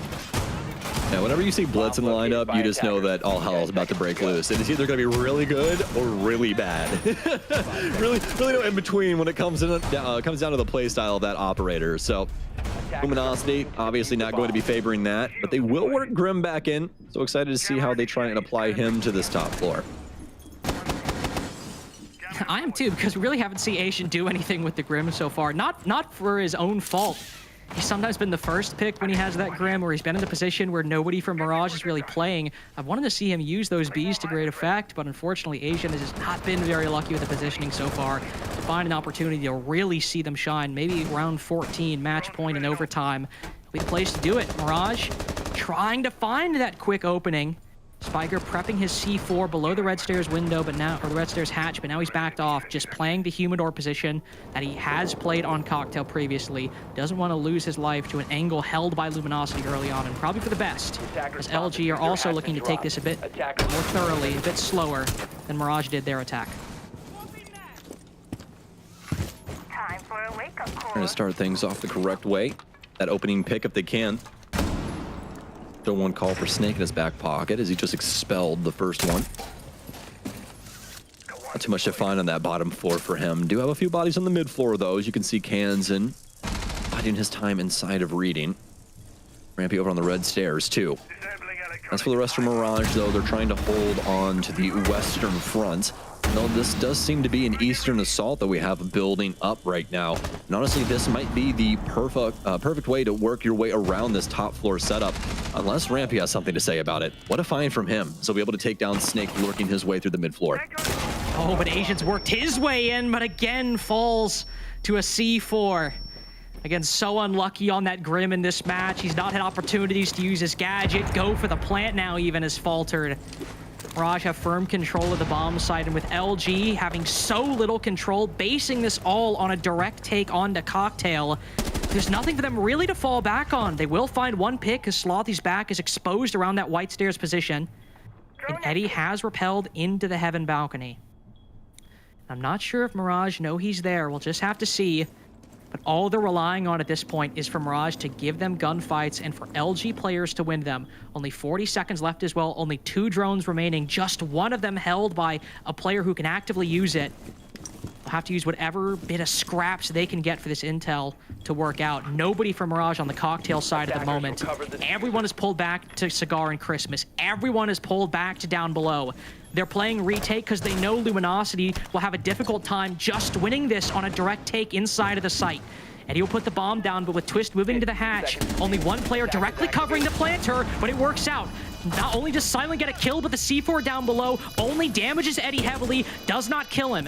Key kill found by Mirage. They make it a 2v3, now a 1v3, and Eddie with 1 HP has got to be absolutely precise on all of these kills. He's spotted down in pillar, crouches to safeguard himself, but Kansan with a lucky headshot gets round 15 for Mirage. By the skin of their teeth, Mirage are able to make it through this round. Luminosity with a heck of a chance in the post plant. The gunfights going the way of MRG. That nitro cell, especially the big oddity there, not only not there when the plant was going down, but even when it was exploded post plant, not able to get that kill onto Eddie. Still leaving that last bit of a factor up there for LG to try and close this out before reaching our penultimate round here. No matter what happens, this is going to be it. Somebody has to give, and somebody's going to have to take this last one here. We reach round 15 in between these two. It's been a heck of a journey so far here through Cafe. Extremely offensive-sided, but as soon as we get the defensive end, everybody seems to flip the script on us and want to try and show face when it comes to that defensive end now too. Very well done from Mirage to elongate this series here and bring us to this very last round. Really got a feel for LG. I mean, a trial by fire over these past 2 days. Round 15 both times. Not an easy start to the NIL for them. But again, it came literally as close as you can in a game of Rainbow Six to a 1v1 trade. That, not to predict lightning striking twice, but because they're on the defense in round 15 yesterday with that trade, they won by default, and they find themselves on the defense again. If they can just bring it down to that 1v1 and land their shots, which players, especially Silent, have been so proficient on in their first 2 play days of the NAL, but even in tournaments before that, might be in for another 8-7 victory over another team. We'll send to the sky for Mirage in this very last round on Cafe. Ram will be back in the lineup for the 3rd time here in this series. All 3 of them being taken by Mirage. See if they find some success here, trying to break up some of this flooring. The second time around, we actually didn't see them use any of the drones really at all. Just more of a ulterior fact of just kind of a rub there presented in the mid floor. As we saw Ram work her way in towards reading. This time around, though, it's going to be dedicated to the roof team as they'll drop in on top of red. Spiker will swing in through for Cigar. Not too much to be had right now for Luminosity defenses. Their bastions will be farther on down the line and, yep, down the valley. See him over inside of Cocktail. And Mirage, still with plenty of time on the board here, with more than half the round still ahead of them. Asian has been a little unlucky in the attacking side, hoping to fare a little better on the defense. He will succeed in rotating to the opposite side of Cocktail Balcony. Even fire some shots over to Pixel, which Vertical will take as an invitation, maybe? Take the gunfight or walk up the hallway later on once he's acquired some intel. Asian, though, has taken that as a sign that he should fall back, move down the white stairs, and with the boogies going on in, Mirage now have Vertical control in their hands. This is where things get scary for Luminosity. You kind of have to find your own little foxhole and burrow on down. Make sure that you are as difficult to dislodge as possible for Mirage. They're going to continue to try and break up this top floor, and with the way that the soft destruction is looking as of now, it looks like this is more than likely going to be leaning towards a mining plant here. They forced a lot of Luminosity back over towards White Stairs, over towards the laundry area. Out of this verticality going to assist with the main hallway here, too. You can continue to see some of the Roombas here on the top floor breaking all of this up. And I mean, Lynx, I've never seen a floor so clean in my entire life when it comes to soft destruction in Siege. So definitely a fantastic addition when it comes to the offensive side for some of these more soft destruction-oriented sites. But when it comes to good things, it looks like it's going to dry up for Mirage here as Rampy is going to falter. Caught lurking inside a pillar, shut down by Twist. That hasn't stopped Mirage from implementing their plan of attack, though. Nobody from Luminosity really looking inside of mining. That's allowed the bomb to go down successfully. Slothy also fights back, lands the kill onto Eddie. Silent has a good angle to catch anybody hopping out the window, but Mirage have accounted for that. Nobody retreating onto that ventilation balcony. It still leads to LG having a lead. Twist starting things off on such a good note has given Luminosity a lot of leeway despite the post plan. Asian will hop out, but realize no one is outside for Mirage. They've retreated upstairs. They're playing effectively retake now, but to stop Asian and Silent from getting this defuse, they've got the Vertical. So many holes opened up. Asian has to cover. Will it matter? He's got to get the kill onto Silent. There we go. They threaded the needle, and we're now beyond the pale. Asian can't defuse. No time remaining. No second OT win for LG. Instead, it's Mirage to get their first victory in the NAL. Congratulations to Mirage. They are able to take dub here today against Luminosity on Cafe. And, you know, it wasn't exactly the most convincing thing, but man, was it hotly contested in between these two. A true showcasing of just how much talent both of these two teams have. And, you know, for me, especially when we're looking at Mirage, I love the overall strategy that we saw from them today. I think we saw some very patient play, some very coordinated play. And just with the icing on top of the case, Lynx, we also got to see some Ram in here too. And she worked out swimmingly for MRG. Well, a lot of points to talk about. We'll let the desk take that part of the action right after this break. Yeah, I got no idea. Oh, brother. I'm losing my mind. I'm losing my mind.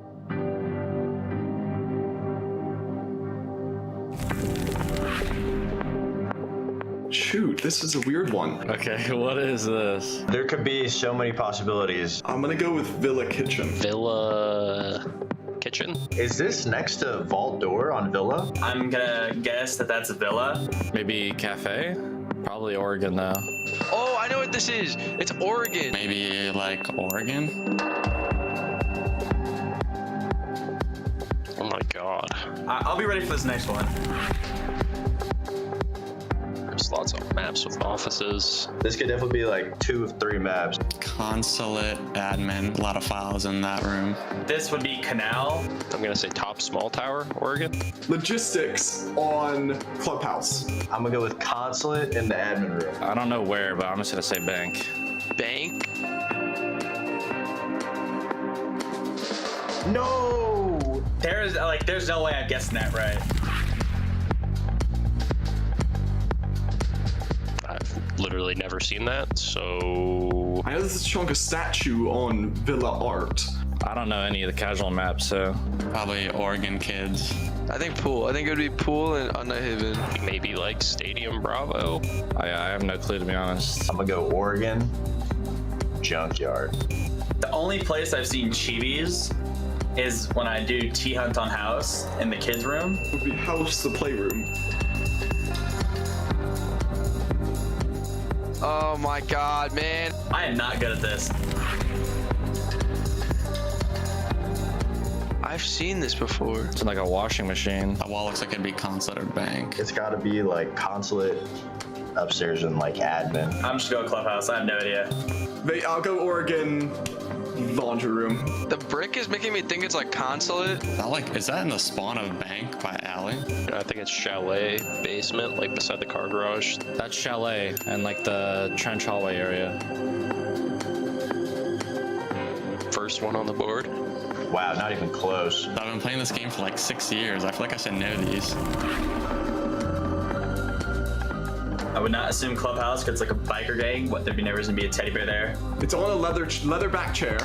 That's okay. That's a good thing to think about. I had to guess. That's just Oregon kids. Cafe and like the VIP. It looks like a leather booth, so I kind of want to say like cafe. Leatherback chair. Leatherback chairs. Leatherback. Where are leatherback chairs? I would assume it would be cafe. It looks like it'd be from cafe. Wait, that's a bench it's on. This is cafe, like tables. My first initial thought is like this is somewhere on cafe. Dining room, cafe. Yeah! I had no idea. At least I got one.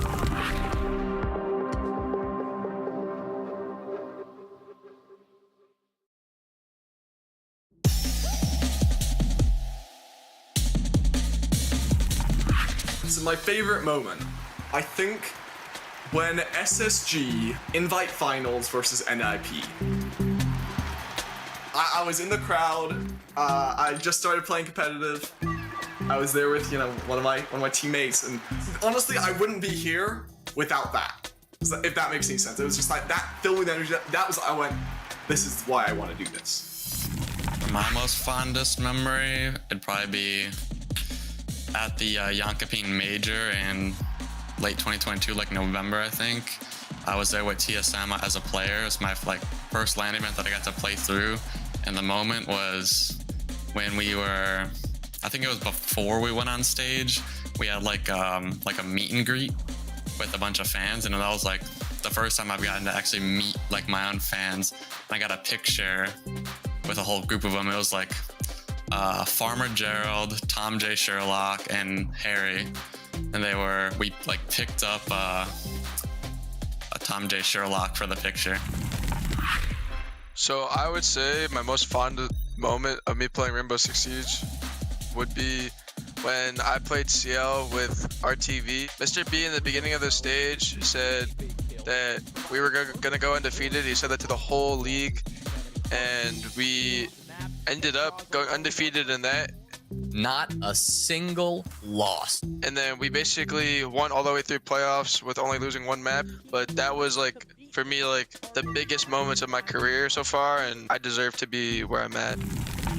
So obviously for me, my most memorable moment would be clutching the 1v4 against Damwon at the Invite 2022. Kansan, but a beautiful double play. And watching from this angle, Kansan, are you a miracle worker? You only need one more, and there it is. We were up 6-5 on bank, and it was the last round, and I clutched a 1v4 to push us into the second map, which we eventually won. I would say one of my most memorable moments in Siege was qualifying for the Mexico Major. It was still pretty cool to travel to different countries. So, we went to Mexico City, and then I got to meet a bunch of the casters, the players. We got to play against a bunch of these teams internationally for the first time. I think the happiest and best moment in my Siege career, it's winning SI 2020. I think that particular win meant more to me than other wins I've had. I think it was the biggest prize I've won. But also, I had just previously been on EG, and we had our string of second places. I was kind of picking up a reputation of being a finals choker. The crowd made it that much better, just like they were on our side the whole time through the game. It was really cool to experience for sure.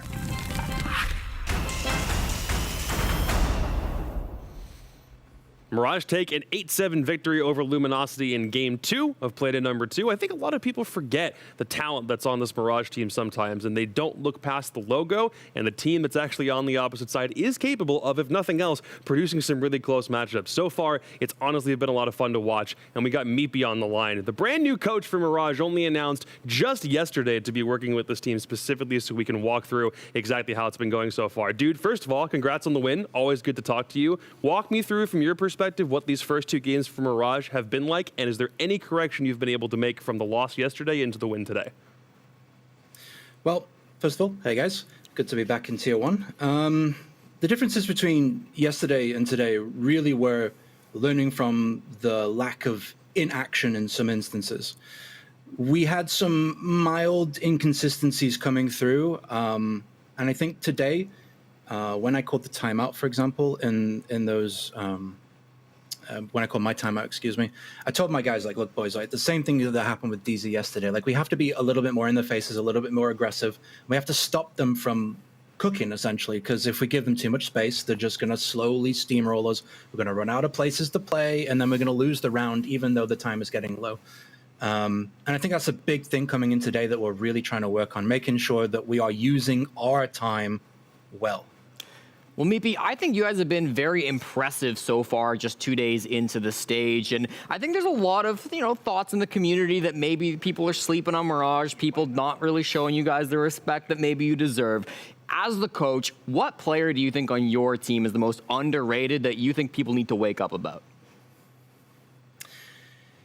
Oof, that's a good one, because I think this team just in general is overshadowed. I think we're coming in as a clear underdog, as you said, because people put a lot of disrespect on the Mirage brand, and they don't really look past it to the players themselves. I think it's more so looking at the team and the way that the team coordinates and plays.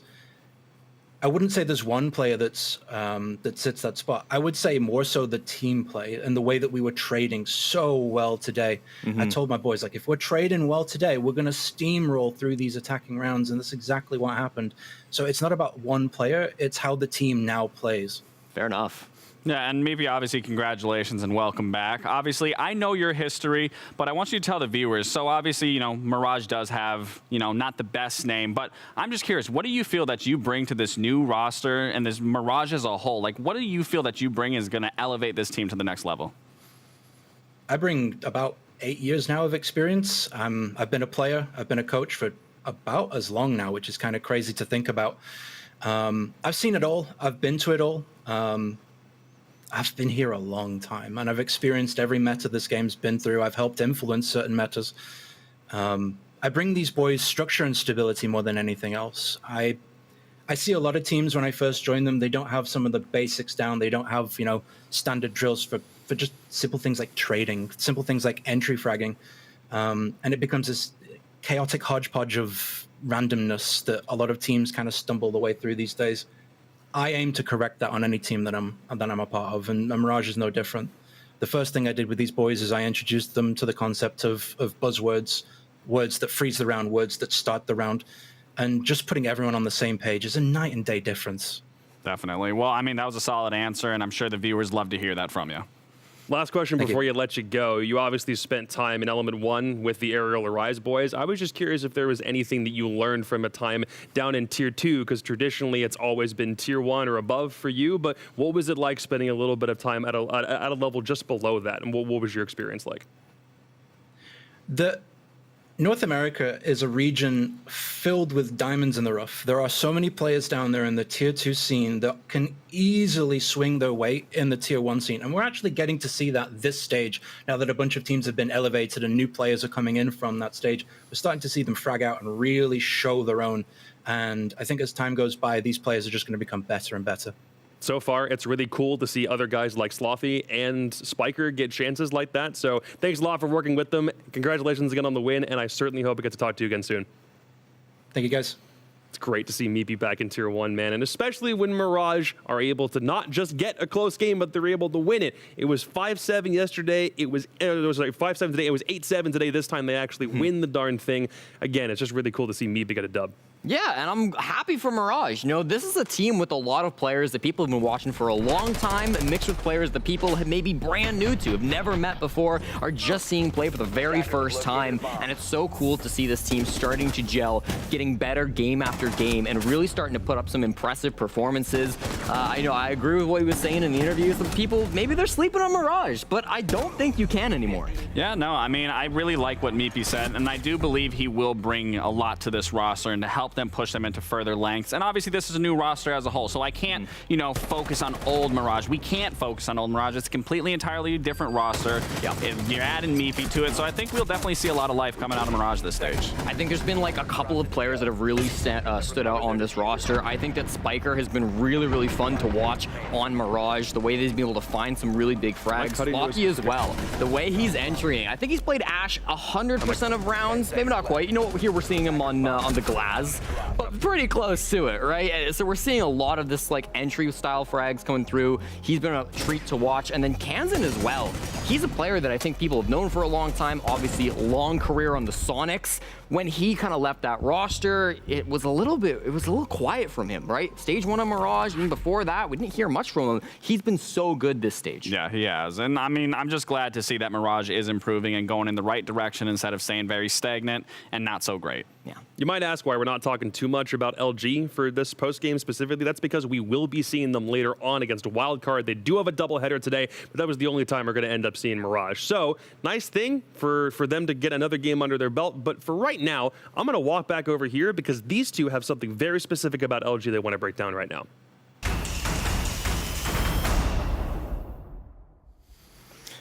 Welcome to the breakdown. Yes, I've got Laxing alongside me now. We're going to do something a little bit different and break down a play because there's a lot to talk about. I want to get us started right off the bat. It's round number 6, Luminosity down 1-4, and we're seeing an attack from Mirage. Now, we've got Vertical on the brown stairs looking down into VIP. He's going to be staring at Asian, who's inside of VIP, staring right back at him. But this is not a simple 1v1 because Laxing, there's another player who's about to be very problematic in this situation. And that there is. And obviously, if we can get the clip rolling, I can definitely deep dive into this a little bit more and break it down for you.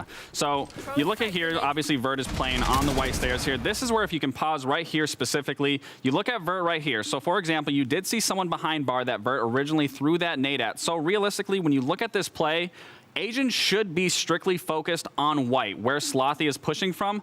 But as we continue on to watch this, if you want to continue going forward, oh, that skipped a little. Well, we got the frag. Well, he did get the frag. So to sum it up, he gets the frag. Asian is too focused on brown stairs when realistically this guy bar here, who is it? Oh, that's Eddie. That's Eddie. Eddie should be watching the brown stairs to make sure that he doesn't get collapsed on by Vert going into VIP. So breaking that down, obviously Slothy gets the kill. Then what do you see here? This is something that I see a lot of newer players do to the scene. If you're going to give up the location, I would rather have you back away with your gun facing towards the person that's probably going to be fighting you so you aren't giving away another free kill, because essentially Slothy got 2 free kills because the opponents weren't looking at him. Yeah, these were really good plays by Slothy, but ultimately if they're not looking back at you, they're going to be free picks. At the end of this round, LG did clutch up, they did pull it through, but still it was way harder than it had to be just because of these simple mistakes. And when it comes to coordinating on the defense, that's where we saw LG slipping a little bit more than Mirage this time around. Definitely, and it's those little small things, that's what stops teams in their tracks in Siege. Those small, minute details can make or break rounds. But we've got so many more games to break down today, so let's head back to the desk, reconnect with Jacob, and get on to the next match.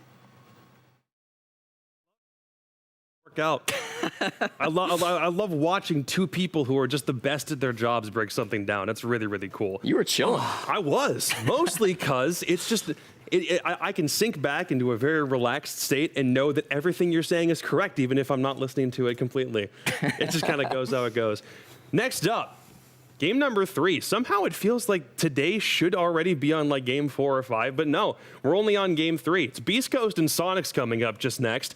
Beastcoast, a team that played twice yesterday and are yet to find a single point. That's a really bad hole to dig yourself out of when you're already 25% of the way done with your stage, or your group stage, rather.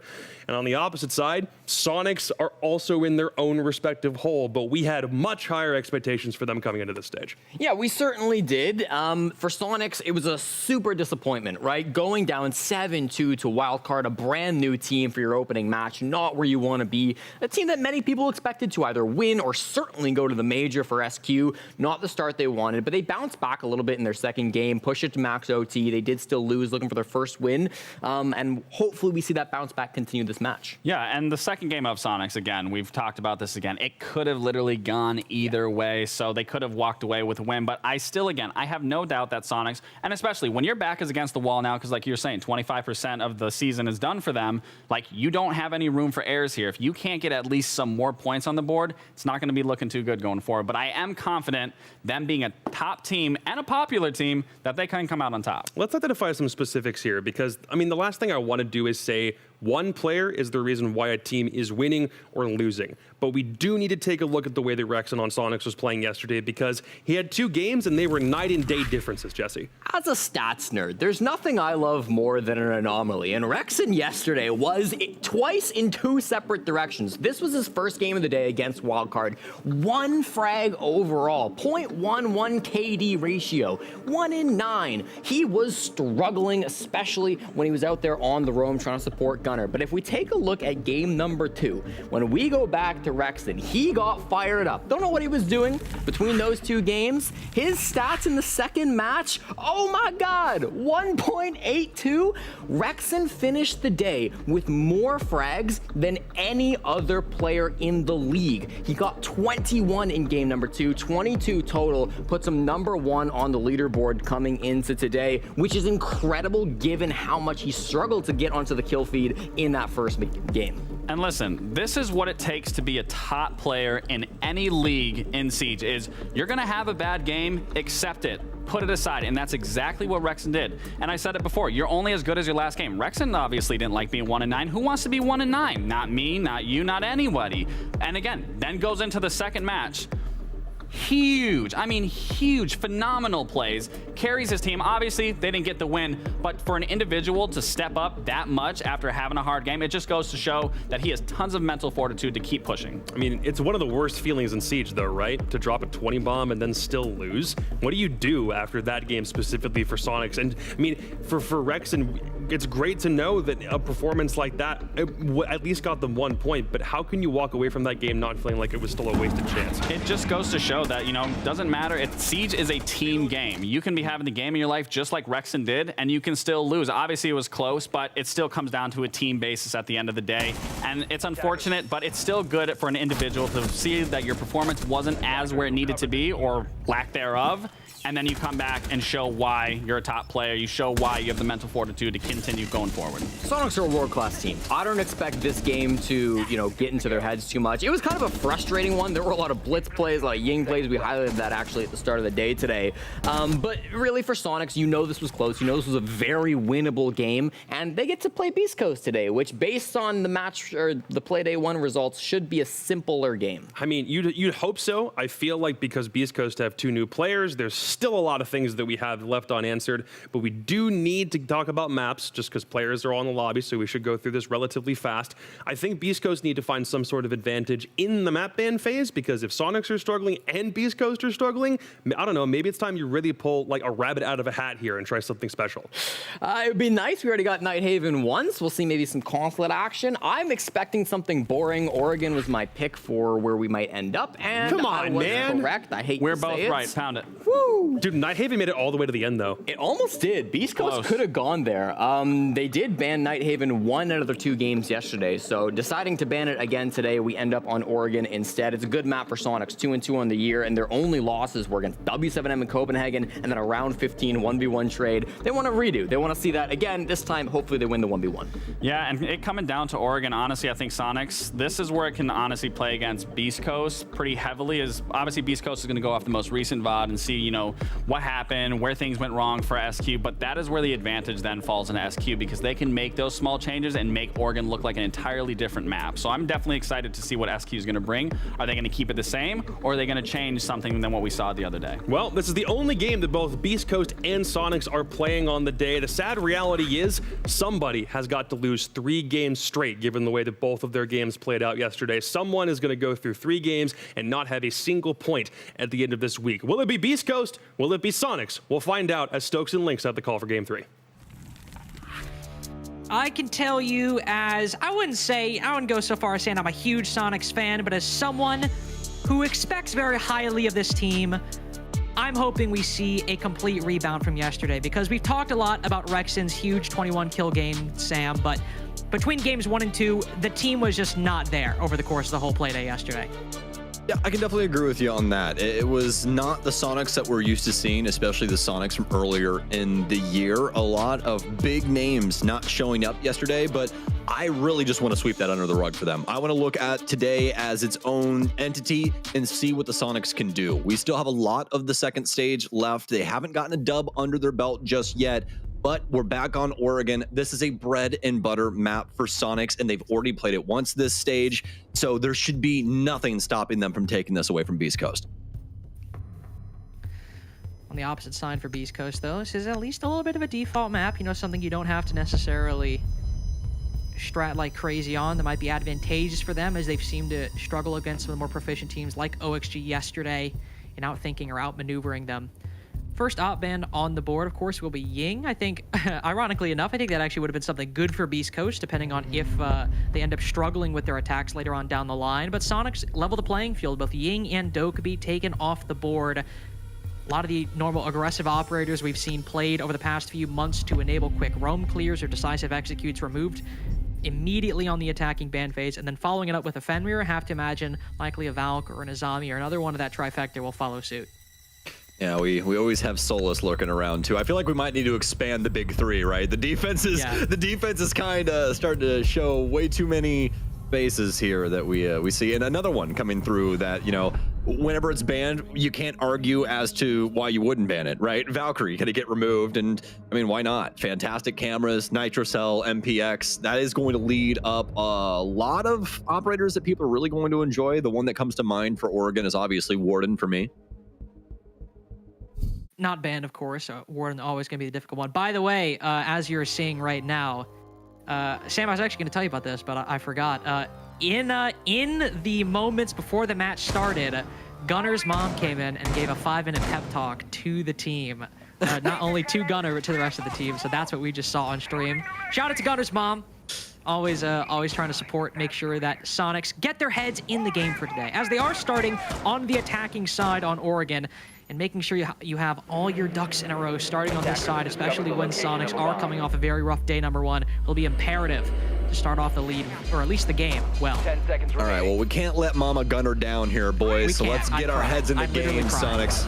Yeah, I would actually just be seething and throwing up everything all at once. I'd be feeling so much pain for Soniqs, and not only Soniqs, but obviously Gunner's mother.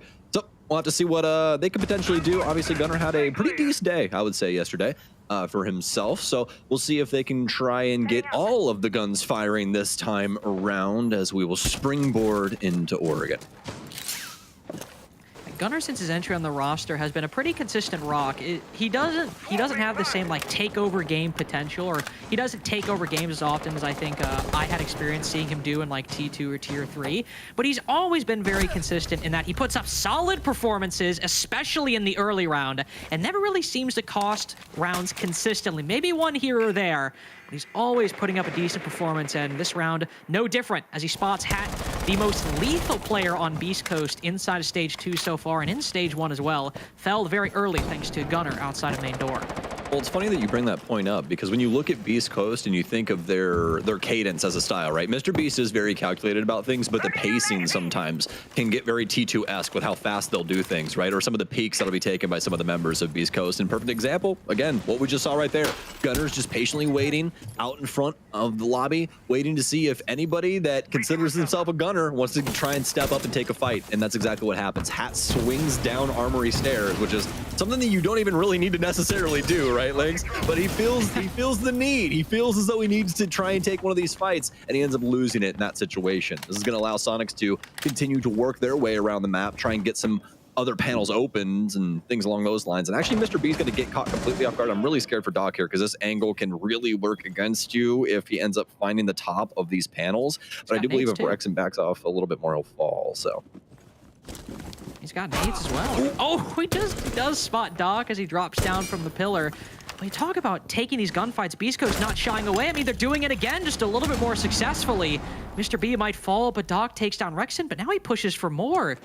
Retakes into Big Tower as one SQ player is stationed outside.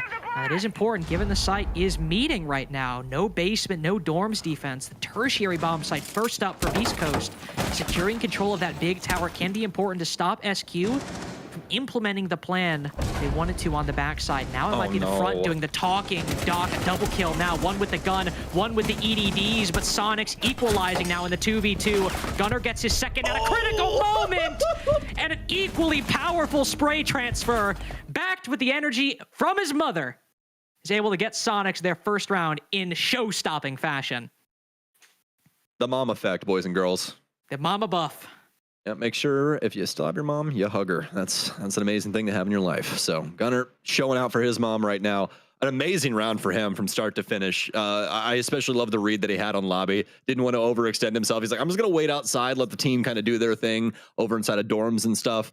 And easily able to get the opening kill and then translate that into some very solid positioning for the remaining members of the Soniqs. Nobody overplaying their hand, and really just a Soniqs round through and through. Exactly the play style you would expect out of them. And Beastcoast's decision to start on the tertiary bomb site in the first round does not pay off in catching Soniqs too far off guard, though I will say, especially thanks to Doc, in terms of his gadget placement, I suppose, but also the kill he managed to achieve on a Rexon in the big tower. Soniqs weren't exactly stepping in exactly the path they wanted to, but they stick the landing, and now will move down to basement, as they likely expect one of the two primary bomb sites to be Beast Coast pick. As we do move down below, Soniqs have a lot of utility to tackle basement whichever way they want. I mean, smoke bolts on Capital, Mavericks deal with the hatches or open up some holes in the walls down below, and Rotero drones to deal with these deployable shields. I mean, they could pretty much go any which way with the lineup they have.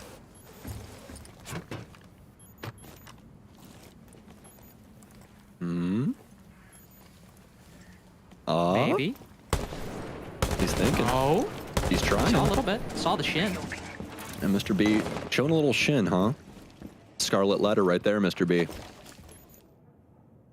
Mr. Hat, I'm gonna rotate in for Attic, and an absolute freebie. Not a, yeah, I'd let him know too, Hat. What a Gunner, hello.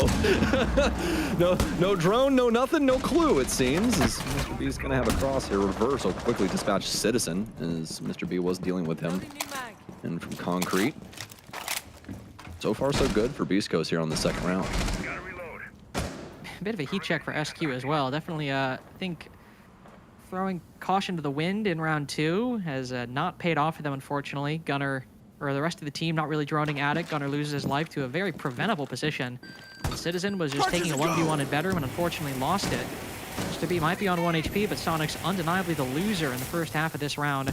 Again, have plenty of utility to still do a lot of good work, open up these hatches, use those that breaching torch and the hard breach charges, but losing the nades and the Rotero drones, they're certainly hurting for what could have possibly occurred had they kept Gunner and Citizen alive. Well, the good news is that they still have time. Big issue is that they were not able to recoup a single frag. And when it comes to executing the basement, you really want to at least have an equal man count, because things can get pretty murky pretty fast. And seems like we might have our answer here at a moment's notice. And yep, Rexon's going to die instantaneously. Reversal take down Grixer and Geo. What are your thoughts about this situation? Oh, nothing? Oh, okay, awesome. I'm pretty sure we're going to just sit here for the remainder of round 2 because there's really nothing that Geo can do. It's going to be a flawless here as Hat has expended every single magazine into the corpses of his enemies. He's just very happy. And he's very happy about it. Hat, you should not have that. that smile after that round is just... Hat's a smiler. A lot of the time we cut to his face cam, and he's always cheesing. He's always happy to be here, which I appreciate at least. I especially appreciate it. I mean, he's look at him losing it right now. He's geeking right now, man. But seriously, I mean, we had a very, solid round from SQ in the first one. They got meeting. Sure, there might have been some missteps, but overall it was solid, especially from Gunnar. And then you have a very quick descent in quality in round 2, as you don't often want to, criticize teams. But again, Gunnar losing his life in a very preventable position and preventable situation. Citizen then just stuck taking a 1v1, ends up losing it. We're a 5v3 at that point. Then Beastcoast just dismantles Soniqs as they push him down to the bomb site. It's basement, so you maybe could expect the defense to walk away with that one most times, but especially after such a good start on round 1, I guess maybe we'll look to round 3 to instead convert or continue that momentum game at the beginning of the game. Yeah, you definitely think that the basement will take it, right? But I don't think you ever think it's going to go down in that fashion. They hold things down on the top floor and make it where the offense really aren't able to clear. And I think the big surprising factor about that is the fact that I think that Citizen actually needed help in that top floor situation. Saw the hop from the Flores there. Just really unfortunate timing. I don't think that they knew the amount of trouble that they were going to get themselves into on that top floor until it was way too late. So we'll have to see if Soniqs can try and remedy this with a little extra droning, a little extra know-how in the info game. Mr. B is going to try and limit test them yet again. He's going to be all the way up in tower, and you can see that he's got some preventative maintenance up. He's got one of the welcome mats on the window just to make sure that they can't pressure him too much if they do choose to try and deal with the big tower. Also an angle that if Soniqs decide not to clear out the top of big tower, that he can take later on in the round, stop anybody from pushing up to the armory window, pushing up the big tower stairs, the attic later on if we see another critical mist drone like we saw from Soniqs in round 2. A lot of options that maybe Mr. B will take later on, but Soniqs don't seem really concerned about big tower at the moment. It's all front side pressure. Gunnar moving in once again, like we saw last round, but seemed to be a bit more informed this time and a bit more cautious, thankfully. Just pushes up to classroom, holds a cutoff angle outside a meeting, while the rest of the attack tries to clear Doc out from trophy and likely pressure this position enough to get a first pick out of this initial engagement. Now here's the thing, Lynx. They have the setup, but now they have to find the pressure points. They have to find the ways to force Beastcoast to move around.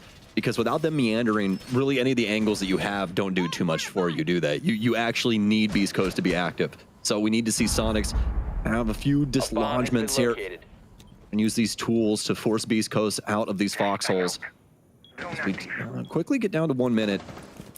Soniqs at least able to muster master control as of now. They've gotten a breach open, but nothing really past that. They are starting to build up, though, as you can see an access point being built over towards the white end of things. Grixer fell on the top of the stairwell, but he knows that he has 2 players that could quickly try and dispatch him. It's going to be Doc first, and actually Hat second, as he'll take down Grixer. Doc will fall 2. It's going to be a 4 versus 3 in favor of Coast. Geo just downs Mr. B through the wall, so the big tower player now in attic finds himself on cam duty for the last 30 seconds. 2 players on both teams on low HP, but given it's a 2v3, Beastcoast worse for wear. The Bees go down, Geo with the bomb as well. Oh, shut down by Hat. Reverse with a quick 1-tap to take down Gunnar. It's Jover in round 3. Beastcoast, despite the disadvantage in low HP, don't care whatsoever. Disgusting plays from Hat in that, especially. I mean, a great angle there from reverse to, obviously match Hat's aggression, match the pacing, and take that angle there to catch the guy off guard inside of Master Closet. But my God, Hat, what a way to deal with those angles in the game sense. He immediately turns on a dime, Lynx. He doesn't even care that he just ripped the head off the planner. He turns on a dime and immediately starts fighting with the guy on window. I mean, what a player, what a play. And so far, Beastcoast really showing up here against the Soniqs. They've got 2 key defensive rounds and now are back on track for what we would expect from an initial half on Oregon. They've got their 2 primaries, and now their only option is to go, oddly enough, I don't think I've ever said this in round 4 of Oregon, they now have to go back to meeting or to kitchen and dining if they want to. Both sites are available for Beastcoast to select. But with the ability to now recover that momentum that we saw in round 3, able to fight back in that 2v3, quickly take fights, deal with the planter, turn your attention to more promising avenues inside of the late round. Beastcoast in a solid position to get at least a 4-2 half on their defenses. They can maintain this performance. Mr. B meditating, I think that was what that was, or he's going to sleep. I wasn't quite sure. But he's still very focused on concocting ways in which they can widen this lead even further. In order to make new ideas for Siege, he actually shuts the rest of his body down just so his brain can only run. So just give him a moment here. He's trying to figure out exactly what he needs to do for the next round. And it seems like he's awake and well now, so we'll be getting back in here momentarily. We'll bring you guys through the replays of round 3 and what a round it was. First of all, that shot from Hat, absolutely disgusting. Like, that is a heck of a slice of pie to be able to take out of that angle. You can barely fit a gnat through that thing, and he's able to slide a couple bullets and meet the head of the offender. Also, of course, Hat taking down Geo later on. Reverse with a nice shot onto Gunner. I always think Mr. B is just going to smack the hell out of his webcam. Like the way the hand goes back, I'm like, whoa, whoa, whoa. He does that like a lot. Yeah, he does that exact pose like a lot of the time. It's just like, this is the dam breaking right now because it's been brewing in my head for a long time. Why does he do that every time? He like winds the right hook back every single time he's excited. I mean, listen, I get he's excited. I understand that and I admire it, but the same animation every time, Sam. Yeah. Yeah, up on the right stick, apparently. Touchdown every single time. He's just like, there it is. But I'll tell you this, dude, I'd hate to catch the fade because that form, it looks nice, you know? It does, it's true. Looks like there's a lot of power behind it. Yeah, you know, a little twist of the waist. Catch me right in my chin, man. You never know what could happen. That's what I'm saying. A lot of pork in that thing right there. A little pork. Mr. B, not too torquey in this game so far, but for the rest of the team, he's been setting them up for success. Reverse and Hat have been tag teaming Soniqs back and forth, just destroying them time and time again. Nobody able to win out their engagements as these two have been neck and neck in kills, just doing their best to try and ruin Soniqs' day so far on their offensive side. And, well, round 4. Looking to do so yet again. I do like that the Soniqs are still trying to keep on pace early on into the rounds, though. They don't want to try and get too aggressive and just start handing over rounds left and right. Still want to make sure that they know what the setup's looking like and that they address it accordingly. No early pick from Gunner either, so it is all just trying to create that proper solution, as you talked about. Try to craft the proper remedy to whatever defense Beastcoast are throwing at them. You see Grixer over inside of Dining. It's a common position for Soniqs, common position on many Oregon attacks. Have someone in this area, catch anybody rotating around kitchen, or not doing their due diligence and just sprinting with no caution whatsoever around or outside of the bomb site. We are starting to get low on time. Gunner does spot one, though. Right as I said, we need to start seeing some action or seeing a kill.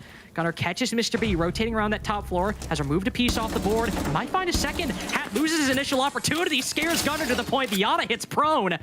Tries to provide as small a surface area for the Doc to hit. And the 3v5, Doc now drops down, or Hat, excuse me, on the Doc, drops down to the garage. Soniqs move into the plant. Geo going for that plant. Rexon takes Hat's head over outside a split. It's all going Soniqs. A very quiet death for Beastcoast in round 4. Might be a flawless, but just slow and steady by Soniqs, but a consistent beat to push Beastcoast back. No riptide to this one. Soniqs just easily walk across the beaches here and take it away from BC with a flawless one. And not exactly what you'd expect given the first 3 round circumstances. Neck and neck in almost every single engagement. Beastcoast winning out a lot of the early on fights. Soniqs obviously able to get a round, but now tying things up at 2. This offense coming together now, and it's looking a lot more feasible for them to try and make this half a split decision. Just one win on either basement or dorms would do it. And the Soniqs we're seeing on these meeting defenses is very, very different to the Soniqs we saw on dorms, especially basement. But still, in that second meeting round, it was a very slow attack, very patient, waiting for Beastcoast to give Soniqs an opening. And to be fair, once the attack found it, they moved very quickly to keep the ground they had just gained.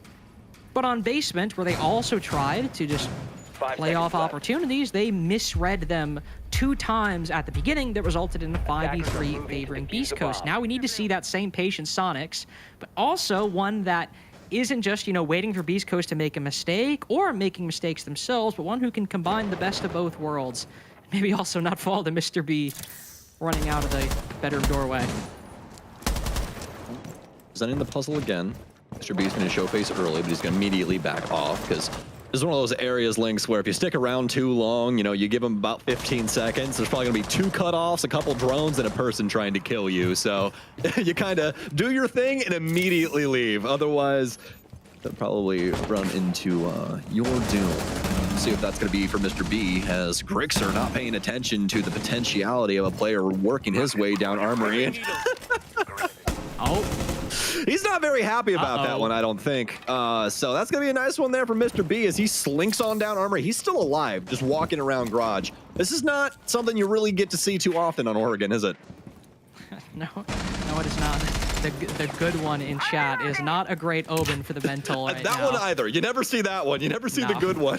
That one, yeah, that's a new reaction, but one that I can intuit isn't a good sign. At least Hat's all positive. Hat's hanging out. He's just having a good time, but unfortunately for Soniqs, once again starting off on a poor note, losing a hard breacher as well. They've been bringing that Maverick and the can openers in tandem to do the whole hard breaching. Now with just the secondary hard breaching from Geo, only be able to open bottom main and meeting, nothing else. I have this suspicion that Beastcoast are having a lot of fun right now, and I don't think the Soniqs are exactly having as much. I think might be on with some. Might be on with something there. No, we'll have to see. We'll report back later. This is just a theory, a game theory as of now. So, as for the Soniqs, they've got mid-floor control, and as you said, they've been able to can open 2 of these hatches. And this is where the rubber hits the road. They got to try and transition this into an onslaught onto the bottom floor, and I mean, really, this can become very problematic very quickly, especially with some of these positions if they do end up going awry. Gunner's actually going to start off strong, though, so he'll take down Hat, our lover from earlier, and be able to assist Beastcoast with the later portions of this round now, where Warden usually is one of the best ops that you can have access to. A couple of the other pieces of utility will be able to hold Soniqs back for now. We do still have 1 smoke in the pocket of Spiff, so we were just moments away from getting down to the nitty-gritty. Citizen will sprint on in, but at the cost of a lot of HP. That toxic canister chipping away at his health. Geo laser beamed by Doc. Finds 2 for his troubles in 1 clip of the MP5. Gunner also doing the best for Soniqs. Not enough, unfortunately, but Rexon, the man from yesterday, the 21 bomb on Oregon, and the 1v2 has found 1, but that might only be it. Doc, a 3K in the round to match Rexon's 2. Unfortunately, Beastcoast seem to have their Oregon defenses all in a row. They're looking so solid right now. Yesterday we saw them on Chalet. It wasn't exactly the greatest representation of what Beastcoast was capable of. Chalet, especially from the defensive perspective, right? Very hard to try and maintain. And you look across the field to the rest of North America and the team they went against yesterday, in the likes of Oxygen. That's a squad that handles those kind of maps, especially, Chalet, very, very well from the offensive side of things. So difficult game to start off there, but now coming into Oregon and starting to get some defenses, not only successfully, but pretty swimmingly, honestly, at the end of the day, up against the Soniqs. You have to be very, very happy with how these results are transitioning from day 1 to day 2. One thing Soniqs do need to be concerned about a little bit, just at least given yesterday's performance, the attacking side was generally better for them against LG than their defenses, so you would be breaking away from trend and at least on game day in stage 2, delving into uncharted territory, making sure that their defenses are solid once they swap sides, but picking up this win on Dorms in round 6, making this a 3-3, would do a lot to give them an assumed gap on their defenses in the second half, one with which they can take a little bit of time to maybe make some mistakes, maybe try something new, but rely on some improved coordination between yesterday's game and today to keep Beastcoast away from anywhere close to match point. Yeah. Well, what do you think? What do you think Mr. B's strategy, besides killing Gunner, was behind this operator lineup here? When you look at it, really critically, Lynx, what do you think he was thinking? I think 1.5 and a Baramat to cause your opponent some concern is probably probably the two things that Mr. B chose Frost above anything else. Well, not even the Frost, is the line. Oh, speaking of lineups, Citizen with a heck of one on the hat, but just the lineup overall is like, let's bring Mute and then bring 4 trap operators. let's force you to clear every single door frame in this entire building and see how you like it, because maybe Spiff just blows somebody up magically because people don't like looking at doors at 2 minutes into the map. Soniqs, unfortunately, nothing really going their way on these sites that aren't meeting. To be fair and to give credit where credit's due, their meeting attacks were quite solid. Gunner especially putting up some good numbers in the early round on both outings on meeting. But everything else on basement and dorms, it's been Beastcoast leading the way. And now with half the round gone, their setup remains mostly untouched. Doc still has this shield to contest bedroom. Watching Armory stairs too, where Citizen on that Nook is lying in wait. Mr. B, a second angle with which they can deal with that Nook pushing in through the Armory doorway.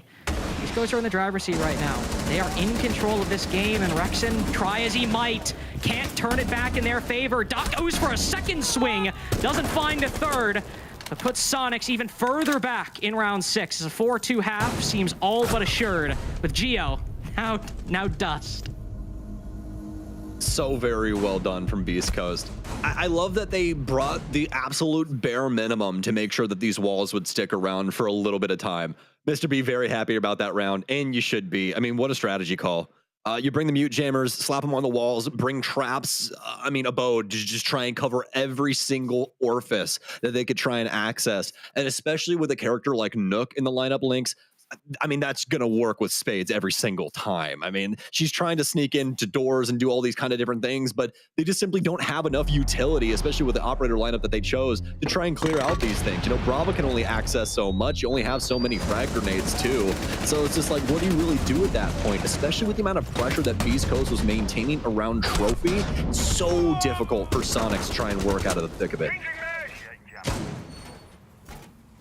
And I know it's a 4-2 half. You know, this is what you expect when you're attacking on Oregon, but still just a lot of questionable moments on Soniqs attacks throughout these rounds, especially in the early game. I mean, 2 rounds now where Gunner moves into attic or big tower and loses his life to something that was very preventable. It's not an issue solely on Gunner, but the team as a whole. There seem to be lapses in intel gathering, lapses in positioning, and something that Beastcoast, depending on how their attacks are, could absolutely take advantage of if they're able to start strong in round 7. Mr. B is going to the Montaigne. This is a comfort pick for Beastcoast. They love running these cheesier strats, but ones that can cause the defense to second guess themselves and panic. There's a couple of good things though for Soniqs, especially when it comes into the strategy considered for Beastcoast. You have the Legion in, a couple of nitro cells, a couple of other things that could be a little bit of a nuisance. Up against the entire lineup as well, not only the shield here. Gonna have Hat swing in here. No secondary hard breach for him. It's only going to be the Selma charges of Spiff that they have access to, and this is going to be a basement assault. So really going to have to pick and choose what he wants to do with these. It's more than likely going to be the electrical hatch, I would assume, but never really know. Reverse is going to get taken down by Rex, and the impact's now starting to come out, and this is the big problem for Mr. B. Although he is protected from bullets, they have so many explosives. They still have 4 impacts, in fact, Lynx, to deal with this Monty shield. And a lot of chip damage they can do to Mr. B sitting inside a pillar, and then down he goes, down on the floor, finished off by Grixer. Basement seems to be clean for the Soniqs, though Doc mounts a good fight, but Case is dropped inside a pillar, trapped down into the basement, into the heart of the defense. And Soniqs recognizing this, not only do they have that advantage, they can just start pulling back. They don't need to take these fights. Gunner might still flirt with an engagement, but he doesn't need to. We'll put Hat down to 50 HP. That's just more the merrier at this point. Spiff also now worse for wear. Grixer with a nice angle onto the back tower stairs. Not a flawless round, but about as close as you can get, with only 1 player on the Soniqs falling on their first defense. And that's what we need out of the Soniqs to start things off here. Able to get a round under their belt, make them feel a little bit better about going through the rest of this Oregon map, get a little bit of the pressure off their shoulders and make this just a touch more feasible for themselves. So now, considering the basement off the board, more than likely headed upstairs for this very next defense after that successful one there. And that's more than likely going to mean a big change up with what we see for our offensive lineup, not only our defensive lineup. So Beastcoast with some solid considerations there, at least initially, able to get some hatch play in and things along those lines, but not an overabundance of hard breach there, just really trying to force their hand on the big tower end of things. And I think just getting completely out, strategically played. There was just really nothing they could do against the amount of explosives that Soniqs had there. The entire crux of their strategy was Mr. B with that Monty shield, and once that got removed, they kind of just had to face their demons, and Soniqs were definitely glad about that. It certainly assuaged some of my concerns I had going into the defensive half, that we did see them see a threat, react accordingly, and then deal with it accordingly.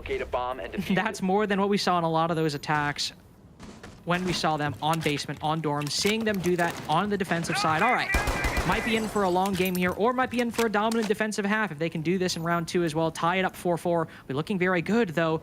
There's active intel on Gunnar right here. Beastcoast had a Z ping and everything. Doc just still walks right in front of it, doesn't die, thankfully. But Gunnar walked away with a lot of damage dealt to Doc that Beastcoast seemed to know and account for, but Doc might have just not noticed. As you know, Lynx, when it comes to the opening portions of the round, especially those first like 30 seconds, usually a lot of back and forth about how things are going to be handled, where people need to be, what the overall strategy is, and sometimes things just get lost in translation as you're thinking about what you need to be doing for your part of the strategy, right? So could have just completely sailed over his head, because as you said, they had that check. They knew what was going to happen, but Doc's still punished with half of his HP missing. That's not how you want to start round 8 here for BC's side. Gunnar now getting a good read on where the info game is coming in, at least for the drone's sake. Now it's going to try and shove one of the clones up into security. He'll find Gunnar, which will force him back downstairs, at least into freezer for now. Keeping that Specchio alive, it'll only get more powerful as the round goes on, especially if Beastcoast are looking to plant the bomb. The ability to play vertical, spot the diffuser through the floor, be powerful, so Gunnar wants to stay alive as long as he can and also not get too aggressive too early on, only take opportunities that are more surefire bets and not gambles. Beastcoast are going for a big window white take, and that does mean that if Gunnar does survive down below, there are multiple angles that not only could he shoot through the floor, but also could find if they hop in that window, plant behind the bookcase, no matter. Gunnar will just have to deal with this player on bottom white right now if he wants to get to any of those positions. This is where you want to see Soniqs rest on their strategy, rest on these crosses, and so far so good. They're able to keep the man advantage equal here after reverse trades things back onto Geo. It's going to be the smoke down, though. Not exactly the best operator to lose early on. Well, 45 seconds remaining. Beastcoast have to hop too. That was just their initial volley, and it looks like Mr. B will be up next. Get taken down too, and Citizen default to reverse. It's going to be a 2 versus 4 here with minimal time remaining. Doc also has his entry into attic completely covered by a defender from below. Gunnar can spot the Amaru. Oh, but loses the fight. Low HP. Not enough to swing that fight into Gunnar's favor. So Beastcoast have to overperform quite a lot. The highest performer on Beastcoast and the lowest performer right now, Doc and Spiff respectively. In the 2v3, everyone from Soniqs on the west part of the top floor, all on the west side of dorms. Doc now down. Spiff finished off soon after. Soniqs have us all tied up. 4-4, and in the power position right now, defensive side, not only securing the basement, but also the top floor. That means we're more than likely going to Kitchen Cafe, I would say. I mean, they switch it back and forth. You really never know nowadays in Oregon, do you? They could throw us over to meeting. We'll have to see. But for Soniqs right now, these defenses are coming so handedly to them. East Coast not really able to hold a candle on the offensive side as of right now. They were feeling very strong about their defensive ends, but so far these offensives have not been able to catch much fire. Maybe when it comes to this third offsite here for the Soniqs, they'll have a better chance, especially when it comes to trying to clear things out for a mid-floor site on Oregon. Things just a touch easier as you kind of have to extend yourself upstairs, and it makes it to where there isn't nearly as many people in the area to deal with, since there are obviously 2 floors being played all at the same time. But if Soniqs can walk that tightrope, if they can hold both of those floors, or even just hold on to one while keeping Beastcoast away from an execute or away from a flawless execute, keeping options open for Soniqs, they'll be able to get the 5-4, get a flawless rotation, and retake the lead they gained all the way back in round 1 and have not gained it back since. Also will completely dispel the worries we had going into the side swap if they can win this meeting bomb site.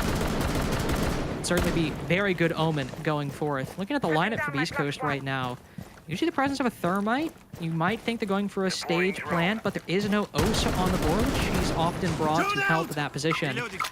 So a couple different areas with which Beastcoast could mount and execute. Still yet to see if they're going to deal with that second floor presence, though. They might have to put at least some pressure on it eventually. Indeed. Just with the early setup and the early call from, you know, just the body positioning right now, the body language of Beastcoast, it's looking like they want to lean towards lobby and get that right-hand breach links, get that single panel, see if they can set up just for the garage cover. It definitely helped them with the positioning that the Soniqs have adopted, but obviously they'd still, like you said, have to deal with people on the second floor. The third level, not so much, because you don't have to worry about anything really except for the garage door that they could end up, you know, peeking down onto that Reverse is standing in, so he does have to worry about that, but anything past that, they really have a clear advantage over if they are able to get access through that means. But you can see Beastcoast are trying to keep this very open-minded. Hat's going to try and sneak his way into the bottom of tower, but he's going to be met with a hail of bullets right into his ankles, and that's going to knock him down to about 50 HP. Half the round gone, Soniqs have done a very good job at pausing Beastcoast game. The attack is down to 3 drones total at the moment. No real control gained after the first half of the round. Beastcoast are still fighting just for the initial inches into the map, only now starting to clear out Big Tower, which that's not saying that Big Tower is an absolute requirement to take on a top floor attack. But if that's the focus, if that's where you wanted to go, they're just now rappelling in with a minute 10 seconds left. I mean, we're in bad shape, fellas. I mean, Soniqs have the entirety of the top floor. They've got Avnik as an avenue to either fire shots or land rotations. Beastcoast didn't even rappel in at a minute 10, Sam. They're rappelling in with 55 seconds left, and 4 of the 5 players all on this part of the map.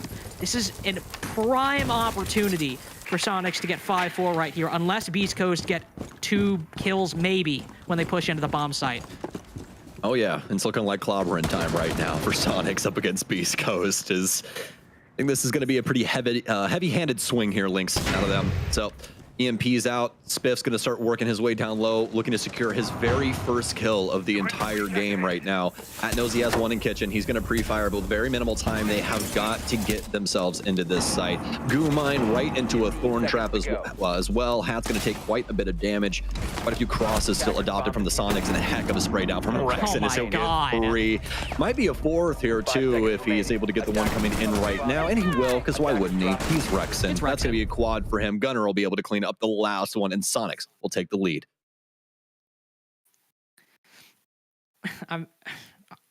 That's just probably, I don't like making hardline statements. That's probably one of the worst rounds you could have had as Beastcoast going into your second attempt at these bomb sites. It's the tertiary site. It's the one that in theory you're most likely to win, and Soniqs defense, I mean, Sam, maybe you disagree with me, but I didn't see anything that was like completely mind-blowing. You know, they had some players on the top floor, had meeting hatch control, had players playing in the back of meeting far away from the stage. I mean, maybe there was some utility that was problematic. Absolutely. The presence of the Azami and the Solus are always difficult. Beastcoast spent a minute and 50 seconds just not accomplishing anything, thinking maybe, but not leaving nearly enough time to get anything done that they needed. And now they have to go try that on basement, where their previous strategy likely won't be implemented at all.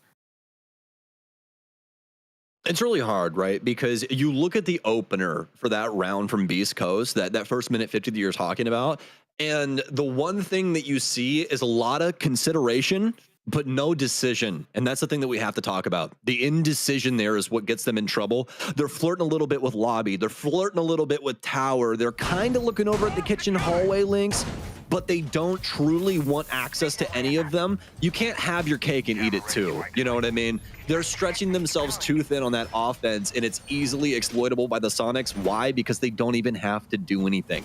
They have to sit still. That's all they had to do that entire game. The only major move that they made that entire time was that they took their player out of Big Tower. That was it. They moved him back about like halfway through the round, about a minute into the round, once they realized that Beastcoast was going to be taking a while, and they kept everybody alive until the very last moment where Beastcoast were forced to try and take in through a very tiny hole over on, you know, the stage side of things, and that's what makes it the easiest shooting range for Rexen ever, as he bodies 4 people with 2 magazines.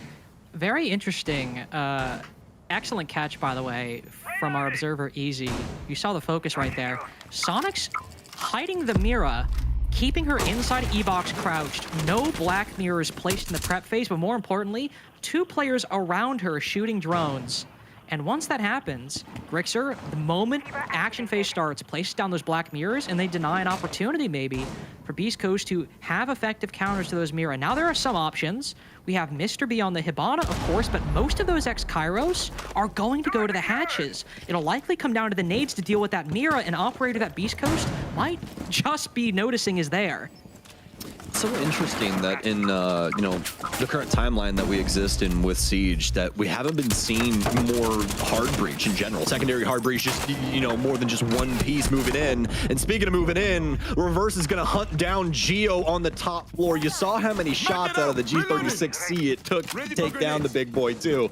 Mutant a 3 armor nowadays. Takes a little bit just to be able to chip through that armor, huh? So able to get at least the first one down, but a long road ahead of them, and Reverse does not have very much HP. Not a lot at all, and even though they're losing Geo, and that is a C4, they still have 2 more. They've got Grixer and Citizen, so if Beastcoast go for a play down back tower stairs, they have 2 C4s to throw over the top of that Shelton supply to deny the plant, and they also still have those Mira windows and the Warden alive to fend off any pressure coming from the laundry stairs. So even though they're losing a body, a lot of the resources that Soniqs need to make this defense work are still in play. And end up getting the security hatch. That panel probably used somewhere else down low inside of their strategy. You can see those Kiva barriers working their way into as it'll clog up the angle at the top of the locker here. Pat trying to clear out a little bit of debris for Reverse as he'll continue holding on to the cross section here for Freezer. Has one directly up behind him. No real drone play here for BC. Doc the only one with drones left, and he'll be actively using those. Hat'll move forward, get tagged up a bit from the Mira deeper into sight as he's been able to at least successfully get towards the lockers, but his death might be soon upon us as Gunner will actually be able to take down Spiff. At next, Reverse will fall too. It's going to be a trade in between these two. It's all down to Mr. B to try and clutch up with 20 seconds remaining in a 1 versus 3. Can he make it a 1 versus 2? He can. He'll down him. Now he has to find Rexen, who's been so very clutch, Lynx. He's at the back pillar here, all the way deep. I don't think that he can hear this plant either, so he should be able to successfully get up his teammate, but that doesn't mean that Mr. B can't clutch this. He very well clutched this. Sees the player outside the Mira window too. He's got to back off now. Defense has got to move forward. Oh, shot through the defense's own Mira. They don't know he's down just yet, but they'll find out momentarily. An excellent attempt by Mr. B. The 2 flashes in pocket as well. Maybe if he just had a little bit more time to cook, he could have landed it, but Soniqs now on match point after so far a flawless defensive half. I mean, they're right within the distance to be able to take these rounds, but it's not working out for them when it comes down to the nitty-gritty. These details constantly going over Beastcoast's head, whether it be broader strokes like we saw in the previous round before this one, or the more minute details like what we just saw here with some of the players getting tagged up just a touch more, and the Soniqs able to stave off the man advantage that Beastcoast was looking for so desperately. Yes, Mr. B is able to at least get the plant down and try and clutch things out, but a very tall ask for him inside of that 1v3 any way you cut it. Even with that down, there's just so many different advantages that Soniqs have in this scenario that are really, really difficult for Mr. B to work out. So again, super, super close, and you have to give them the benefit of the doubt on that one. Run out of opportunities, unfortunately. Running out of time to maintain the benefit of the doubt. 6-4 now. Match point. Soniqs have guaranteed themselves at least 1 point out of today's match. They have moved up now to 2 points total in the NAL. 5 seconds left. Beastcoast still stuck at 0, and if Soniqs win this next round, Beastcoast will be unequivocally in last place. Since discounting SSG, who haven't played Mirage, got 2 points out of today's game. Gunnar maybe finds a kill right there, just puts the final nail in the coffin. But Beastcoast need these 2 more rounds if they want to keep their playoff chances alive. And Reverse. I mean, he might be the man to do it. He might be him. Really flipped the script on Citizen there. I thought Citizen had him dead to rights, dude. That reaction time was disgusting. I was surprised the Reverse even had his gun ready. So nice pickup onto the Legion of Citizen. Citizen will have a very long time to think about his wrongdoings, as Soniqs might have to go to the next round here after that lead pick, but let's not count him out of it just yet. We have a lot of talent on this squad, and Gunnar and Rexen have been firing off inside of this Oregon, especially Rexen after yesterday's second match. His first one just lit a fire under him, and ever since he has been destruction incarnate. Looking to do so yet again here. Mr. B has 2 in the area, but does he know, Lynx? Him and Reverse both seem to know. Spiff as well might have an idea. Soniqs causing a little bit of concern in the comms of Beastcoast as 2 players around laundry stairs and meeting. Cause everyone to get off drones and start looking towards the front doorway, but they all backed off. Nobody losing their head on the side of Soniqs, aside from Citizen earlier on. But Doc, the only player not on that front side, has creeped up back tower stairs. But he's not as sneaky as he thought. He failed his stealth check, as Gio has an idea there might be someone inside a big tower. And the flanker might just be outflanked. The hunter may become the hunted. How good are these in-ears, Doc? Every little minute movement you make in Siege does make a noise, but they do get very, very quiet. So it's up to this. If there's proper gunfire, Gio can just slip through this as well. He's going to hear that movement above him. Doc seemingly aware that somebody could try and work up behind him. And it's going to be the swing now. Gio's got to win it, and he'll get it. And not only that, but he'll make himself a nice little window here in Attic. Be able to try and assist himself even further. Spiff and the rest of BC. Spiff, a huge whiff onto Rexen, but easily traded back from Reverse. Down into the 1 versus 2 for him. He's got to get this plant down. There is a nitro cell underneath, though. Grifter's going to go searching. They found him. Reverse isn't dead. They didn't shoot it through the hole. Reverse has a chance. And remember, guys, this is this man's 2nd day in professional play. Reverse, an opportunity to clutch things up. He'll be able to tag up 1 over on Trophy, but he can't get it done. The Soniqs will be able to take it away from Beastcoast and make sure that they are the bottom of the NAL. Excellent recovery by the Soniqs. Now 3 points up from 1. We'll throw it back to the desk after this to talk about maybe Soniqs just might have a chance at further recovery.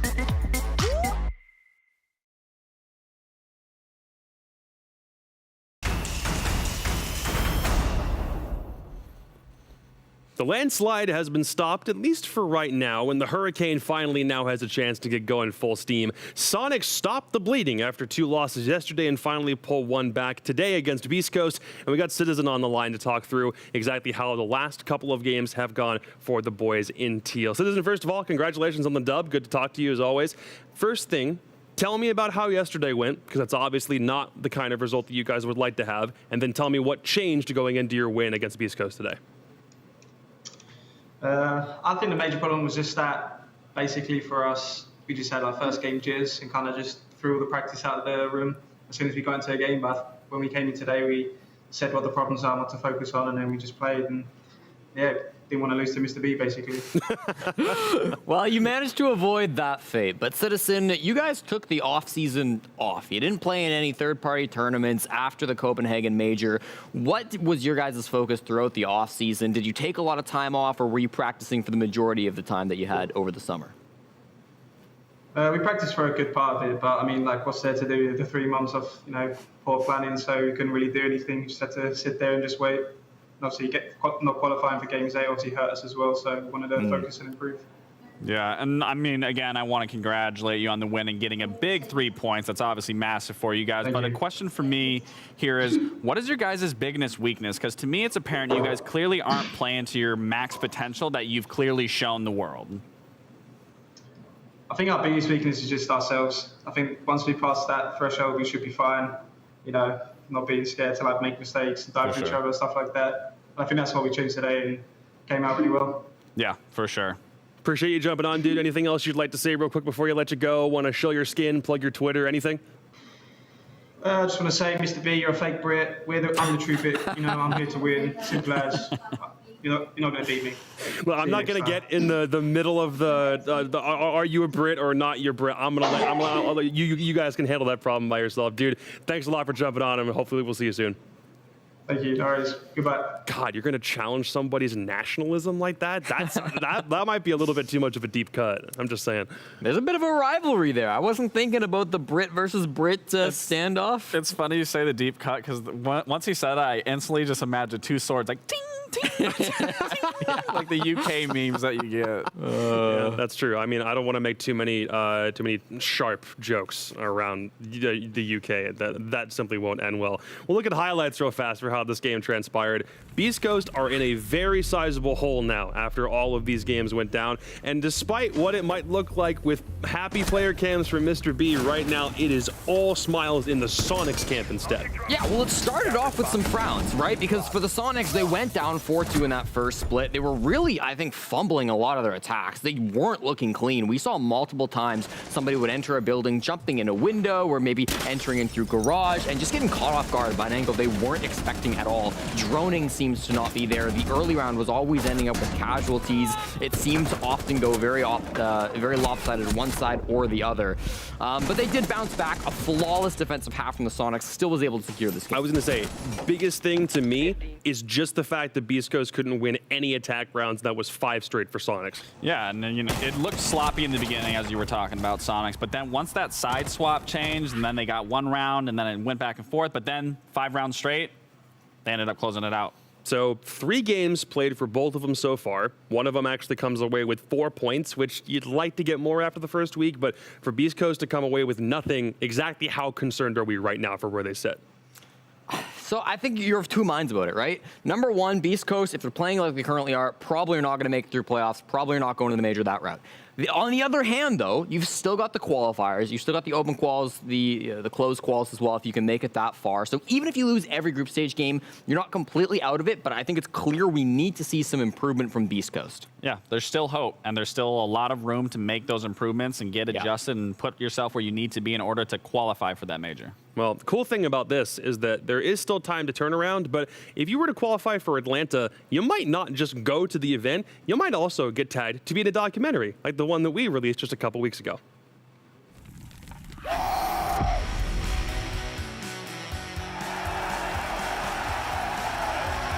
I want M80 to be one of the most successful and dominant esports organizations in the world. When the manager Golden reached out for a coaching position, I thought, why not? What could hurt? You just got to take their soul away. You just gotta destroy them. It's definitely better to let the play do the talking, but tend to stay clear of the people that have big egos. Energy carries everything into winning. This is Rainbow Six at its best. Try not to hold on to revenge too much the past. If we were to play them again, it would just be like just that urge of competitiveness to beat them. We know our potential, we know what we are capable of. The opponents could definitely take the title from us. The past is the past, but in the moment you have everything you need to do to be better.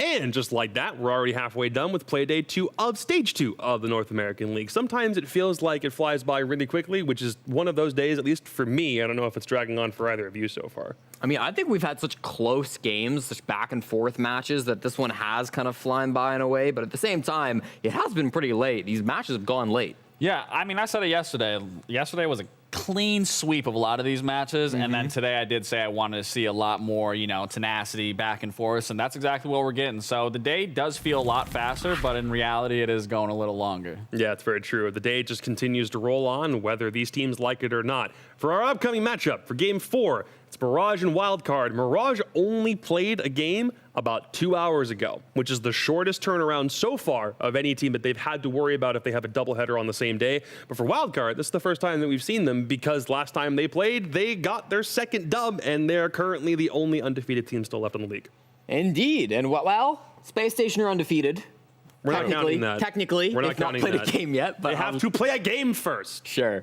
No, Wildcard, indeed. They are 2-0 right now in the season, played 2 games yesterday. And coming into today, Wildcard and Mirage actually had the same number of wins in the NAL.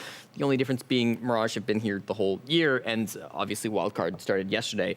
That's changed now because Mirage did win their first game earlier today, so they're looking a little bit better. They're looking pretty good here, and I'm expecting a close game. Certainly hope so. And for Mirage, there is somebody who we need to talk about who's been doing really, really good so far that I think is probably going to be a front runner for maybe not Rookie of the Year, but certainly Rookie of the Stage. He's already making an impression, and we have yet to really talk about him. Slothy deserves some sort of recognition so far because through his first 2 games, I like what I'm seeing from a dude who's been a bench player for Mirage through the past couple of months. And this is exactly why he's not warming the bench anymore. He's on the stats. He's warming up that mouse. He's warming up that keyboard. He's warming up the comms, and we're seeing it here. And, it's always good to see a player coming off the bench like that and putting up numbers, performing where he needs to be performing, and especially surrounding himself with the veterans that he has. It just creates a lot of success for him in the long term. Yeah, I think Slothy for me is like a very classic young gunner type guy coming into the league. Obviously, his mechanics are crazy. He hits some nutty shots. We've seen some fantastic plays from him already so far through the first couple of play days.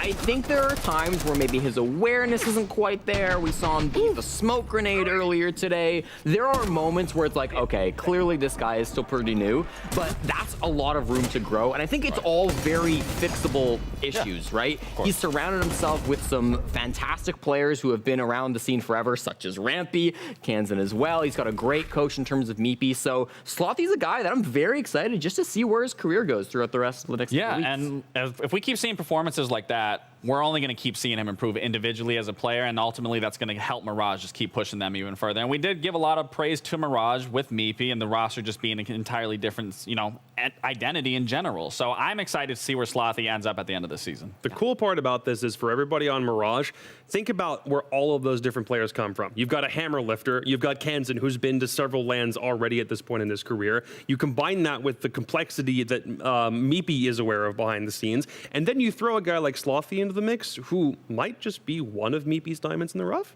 I just want to say, you forgot about Vert. I didn't mean to forget about Mert. You can't forget about Vert. I wasn't looking to leave them out. That wasn't the point. I was just highlighting a couple about where they've all been because they've been everywhere so far. Yeah. It's really cool to see all of those guys come together and whether they can win against Wildcard. I think at this point will be an achievement because Wildcard is 2-0. I actually didn't realize we have 2 Six Invitational winners in this game, and not on the brands that either of us, I think, really, or any of us thought they'd be on, because Merc really popped off over the last play day or two. Yeah, I think Merc has been the MVP for Wildcard in my mind. I think he's clearly shown why he needed to come back into the league and be on a team once again. You know, his time on Space Station didn't really amount to a lot for the squad. They made the major, but it wasn't the greatest of showings. Now he's here, and he's really been having a fantastic time for Wildcard. I think we've been really hyping up Wildcard for their mid-round adaptations, their mid-round pushes, and Merc is a big reason why those have been going so well. No, Merc has taken a lot of those entries, and again, we've said it before. Merc is not scared of gunfights. He will get in your face. He will put bullets in your body even when you're down. He's not scared to make a statement. So him getting those early rounds and allowing his team then to come in mid to late round to clean up what's left, I mean, what more can you ask for? I feel like his expertise is going to be really pivotal for this wildcard team going into the future. He's the guy with the most experience. He's been playing in the league, I mean, the OC days. I mean, remember back to Organized Chaos, seriously. Yes, sir. You combine that with everything that guys like Adam and Packer are able to provide to this team, it feels like this squad could do a lot more, but they have to get through another doubleheader today. And half of their stage is about to be done over the course of just the next couple of hours. Yeah, I mean, listen, on Twitter, after I correctly predicted LG would lose and the social media manager wasn't super happy about that, Wildcard asked me what's in store for us. I said 1-1 over their doubleheader for today. I think this match against Mirage is going to be close. I don't know if it goes their way or the other. I was impressed by Mirage earlier today, though, so I am inclined to say that this might be the first loss in the books for Wildcard. I want to give Mirage the benefit of the doubt. They are coming off the hot seat. They are coming off a win. Wildcard has been sitting cold. Obviously, I'd assume they're, playing, whatever deathmatch against each other or just deathmatch in general to stay warm. But I will say Mirage will probably put up a little more of a fight than what they've currently been getting. But still, on that same end, Wildcard has been showing that they are a force to be reckoned with. They have. Let's go ahead and take a look at the map veto just to figure out where we're playing for both of these guys for Wildcard to keep their undefeated streak intact. What do we got? I'm quite surprised by Border, actually, to come through. Obviously, we saw Border coming out from Wildcard yesterday. That was a dominant win over Beastcoast with some really strong attacks. And for Mirage on the other side, I mean, this historically has not been good for them. 2 losses in the NAL Stage 1, 2 more losses over the offseason to both OXG and Space Station. I'm a little bit surprised, even from that very first ban, Oregon going down. That was a map that we saw Wildcard banning out twice yesterday in both of their matches. And Mirage through Stage 1, it's a little bit old, but still Oregon was their best map. So this is a weird ban phase from Mirage, but I'm excited to see what Meepy's been cooking. Yeah, you said it yourself. It is a weird spot to see them picking it. And with that being said, I mean, maybe Meepy did cook up something that they're super confident in picking this map, going against Wildcard. Obviously, Wildcard's pool, we don't really know too much yet. They still are a brand new team, so this will be new for us to really see is Wildcard consistent on the map going against Mirage. Quick before we jump in, Jesse said this might be the first time Wildcard sustains a loss. Do you think Mirage takes this one? I'm going to give it to Wildcard. Okay. Again, I love it when it's a desk that's completely at odds, but in moments like this, when Mirage looks like they're as good as they are? Wildcard has shown me, proven to me and shutting me up that they are a team that has made strides in early on. And, I mean, what else can you say about Wildcard that's in a negative sense so far? Twice now he's doubting Slothy. I think twice you're going to be wrong, buddy. I mean, it's more the fact that people are sleeping on Wildcard still. We can call Mirage a sleeper team all we want, and to be fair, you probably shouldn't because all those guys, with the exception of 1 or 2 rookies, have been playing this game for a long time. The exact same thing can be said about the overall longevity of Wildcard. It almost like if you took away the logos, the brand names from both of these squads and look at they have an SI winner, they have a couple of rookies, and then you fill in that space with the accomplishments of everybody in between. These guys look practically dead even on paper to me. Sure, and I think for Wildcard, I mean, we're coming back into a map that we just saw them on. They played on Border yesterday. We're coming back to this map. Whilst it was a good game, and they did beat Beastcoast with some dominant attacking rounds, I think that game was still a little bit sloppy. I think there were moments in that where it could have gone either way, and I think maybe a team better than Beastcoast wouldn't have been losing some of those rounds. So that's kind of where my hesitation comes in. Maybe I'm not sleeping on Wildcard, but yeah, maybe I am. I don't entirely disagree with what you're saying, but when the sides did swap, then we did see a pretty clear one-sided affair with Wildcard just running away with it. So that being said, again, I am sticking with Wildcard. Yeah. Well, let's go ahead and jump into this bad boy. Ladies and gentlemen, for the first time since mid-2018 as a casting duo, please welcome back Harry Demo Dempster and the return of Robert Flynn. Thank you, boys. Much appreciated. And yes, jumping in here, border between my old team, Mirage, and the brand newcomers to the NAL wildcard. As you said, Jacob, it's been a long time, but welcome in, Demo. I'm excited to be having my return to the NAL cast with you specifically, considering you were one of the first partners I ever had on a LAN. You were so fortunate, weren't you, Flynn, to have me? I say fortunate. Let's be honest, no one's fortunate if you get the cast of me. I forgot that you used to be the president of Mirage. I completely forgot about that. I used to play for him too. Yeah, forgot about that. In the President olden days, the prehistoric days. Yeah, we don't talk about those days because they weren't very good. Here we go. NA time. We have got a very interesting matchup, and I would say if you looked at this matchup, Rob, probably before any of the play days happened, you'd think this is a bit of it's Mirage wildcard. This isn't going to be one of the hot fixtures, but actually watching both the teams, especially wildcard, they look like really good outfits this time around for this stage. Yeah, I think staying true to the name, wildcard were complete unknowns coming into the stage, and just 2.5 weeks ago, their tryouts with about 10 to 12 different players were all being run on Super's Twitch stream. Yeah, incredible stuff. I mean, there is still a bit of experience there. There is. There's a lot of NAL experience in there. There's a lot of CL experience in there. And this roster, honestly, in their 2 games yesterday, they have 2 games today. So in the first 2 play days of stage 2, they're going to be halfway done their stage. It's going to be interesting to see how they can turn it around, considering their back half of the schedule for wildcard. That's where it gets tough. That's where you get M80. That's where you get DarkZero. That's where you get SSG, right? Like, this is going to be interesting to see if they can continue the momentum they had yesterday into today, and even if they can continue that on into next week.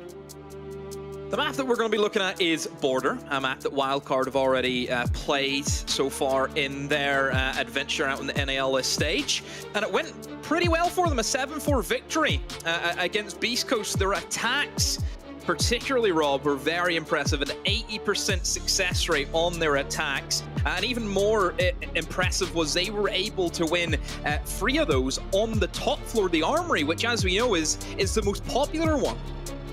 Yeah, essentially, you've got Armory and Archives as your saving grace on Border on defense. Bathroom Tellers is right there as a close 2, and then after that, you're just trying to survive. Vent work and custom supply, they're way lower in terms of win rate, especially this year in 2023. So for wildcard to be able to be successful on those attacks specifically yesterday was very impressive. 5 seconds to So we will kick things off with wildcard in the defense. So before we start talking about them in the attack, let's see how they do in the defensive half first of all.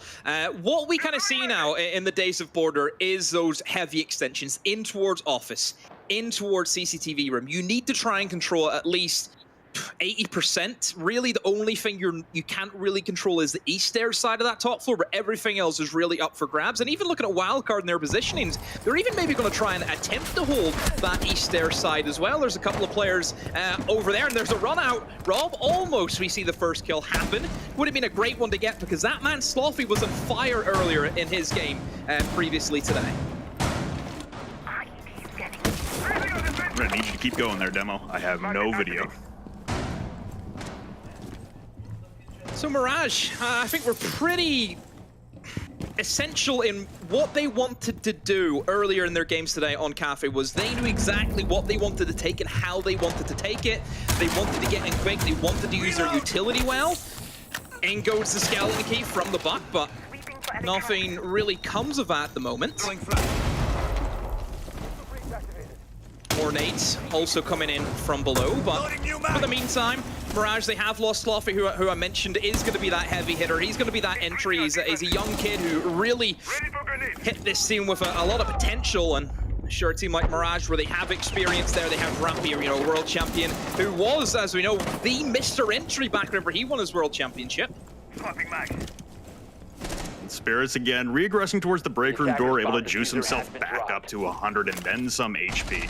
Wary of a peek coming from the CCTV single window as well. It's going to pop the hatch and immediately drop down. 2 attackers from Mirage awaiting, but Merc will come in support as well. Trying to work his way back into the mini office. There goes Spirits lighting up Spiker down to about 5 HP. He'll hit the deck to try and save himself, but Merc will actually be the one to clean it up, and they'll both evacuate back up the stairs. Kansan will at least pick off Packer, so the Mirage attack is not without hope. No wildcard, I mean, certainly keeping things an advantage of their own team, and there's Rampy, falls. So that is still a 3 versus 2 wildcard. All they really have to do now, Rob, is just sit back and hold their angles, and Kansan gets eliminated. Atom swinging actually in through office. And now Vertical. He was the player that's transferred over, of course, from Beastcoast, but is he going to be able to make a good clutch? Not even close, Rob. Gets shut down. He finds 1 kill, and realistically for Mirage, didn't really get a good attempt of actually attacking the bomb site. They really struggled with everywhere but the bomb site. Yeah, it seemed like that customs entry for them got picked apart real easy. The drop from the dock and the assist from Merc on the Valkyrie. Seeing some rotations on the operators now, but honestly, for Mirage there, like you said, getting caught up in fights just to secure some map control, to be able to have a beachhead to push in towards the objective, and never really getting to that final step. If Vert's the last man alive and he's downstairs for you, then your attack has pretty much fallen apart. Yeah. Still plenty more rounds to be played. Of course, for Mirage, only 1 round. And Wildcard opting to go for the bathroom and tellers. Now, this was a site that they did play in their previous border matchup, and they won it once. They lost it once, so a 50-50 at the moment for them. A strong operator that we always have to mention on a map like Border, Rob, is Mira. So impactful, has those mirror windows. You really are looking to use that as just that, let's put a mirror window here. Left. They're going to have to use the kitchen sink to clear us. That's what they're going to have to use, because 5 seconds to go. The utility that you can stack up behind the mirror windows, accompany that with WAMI discs, it's going to be tricky. And even the mute jammer, you know, you just can't say, oh, let's just open it with an ace charger or Habana pellets. You're going to have to go the full mile. Yeah, we've seen this quite a lot with attacks towards the top floor being the precedent to start things off on a bathroom teller's clear, simply because if you maintain that hatch control, your only opportunity would be to plant in tellers as the attacking team, so you're in a bad spot there with so many angles and soft walls being opened up. You need top control. The next progression for the defense is going to be to spread out horizontally, though. We'll see how Mirage deal with that kind of 2-step attack, being able to clear out the top floor and then deal with the horizontal spread coming up from the rest of the defense. Not a lot of burn for Mirage. Look at their lineups. 2 nades, 2 smokes, no flashes. You've got 9 breaching charges, for goodness sake. But perhaps they're relying on maybe the Bravicams to try and eliminate some of that utility that could be lurking around. But it's always tricky whenever you're up against mute jammers as well. You have to maneuver the Brava drones very carefully. But I do worry just with the lack of burn that they have, even having 2 sets of nades. And I mentioned before, they have the mirror window, they have the WAMI charges. This is going to be very difficult. Atom is in a perfect position. Has that sandwich wall. Can fall back a little bit deeper if he needs to, even towards the window. There goes an EMP grenade. There goes the nades, but it will get caught. They need more burn here, Rob. It's not going to work. No, Atom persevering. Vert will at least trade 1 back down onto Merc into the hallway, but the death pile adding up now in the middle of the main hall outside of CCTV. You can see it's Surf this time, playing the fountain mirror, looking to aggress towards Vert in 90. Got shotguns coming out against the mirror window, but this mirror window still stands tall. Atom still has magnets, and there's no nades left on the side of Vert either. So the remaining 3 members for the attacking side of Mirage trying to progress their way down the hallway, but there's nothing to do here. Spirits will get one. A beautiful shot from Surf on the reaction. Leaves Vert alone in a 1v3 now, stuck in 90. He's got 2 mirror windows no matter where he goes. No diffuser control either. He's left and surrendered in the dead body in the middle of the hallway. And that's going to be a bailout now from Wildcard, as Vert will do his very best, wandering back and forth, but ultimately this looks like a long shot of all long shots. Once again, Vert in a similar position, downstairs in a 1 versus 3, and so much he has to go through. Legion mines, bodies, vaults in towards site. Does kill 1, but still 2 more to find, and 30 seconds to go. I think Wildcard will just let him have sight for the meantime. Doesn't even have diffuser, Rob. What can he really do? Nothing, honestly. Hitting even more goo mines. There's a whole sea of them downstairs. Packer with the super shorty out just to add salt to the wound if he does be the one to finish it off. Spirit's holding the SMG-11 Vert down to about 5 HP, pushing into Fountain. Still hasn't recovered the diffuser. It's in the hallway. Spirits will stand up to claim what was barely left of Vertical's life. But Wildcard, they survived the push upstairs. Almost all of Mirage end up dying in and around Fountain in 90. Oh, another poor attack from Mirage. Didn't even get a chance to attack the bomb site. This offside hold from Wildcard, very impressive, but I just think the lineups for Mirage are just all wrong. It seems very basic. It seems very similar to what they were doing in Cafe earlier, where they just chose the same 5 operators.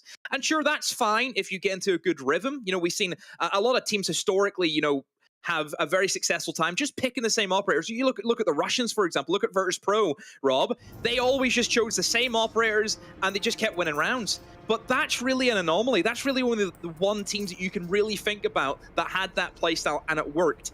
And if we're comparing, you know, Virtus Pro to Mirage, that's a big accusation to make. So I just think Mirage need to mix it up. I think they need to have more burn into their utility, because they won't win if they just bring the same old monotonous thing. You know, it's like you're just ordering chicken nuggets. Everywhere you go, all you're ordering is chicken nuggets, Rob. That's it. What's wrong with chicken nuggets? I'm not saying there is. I'm just saying it's very basic.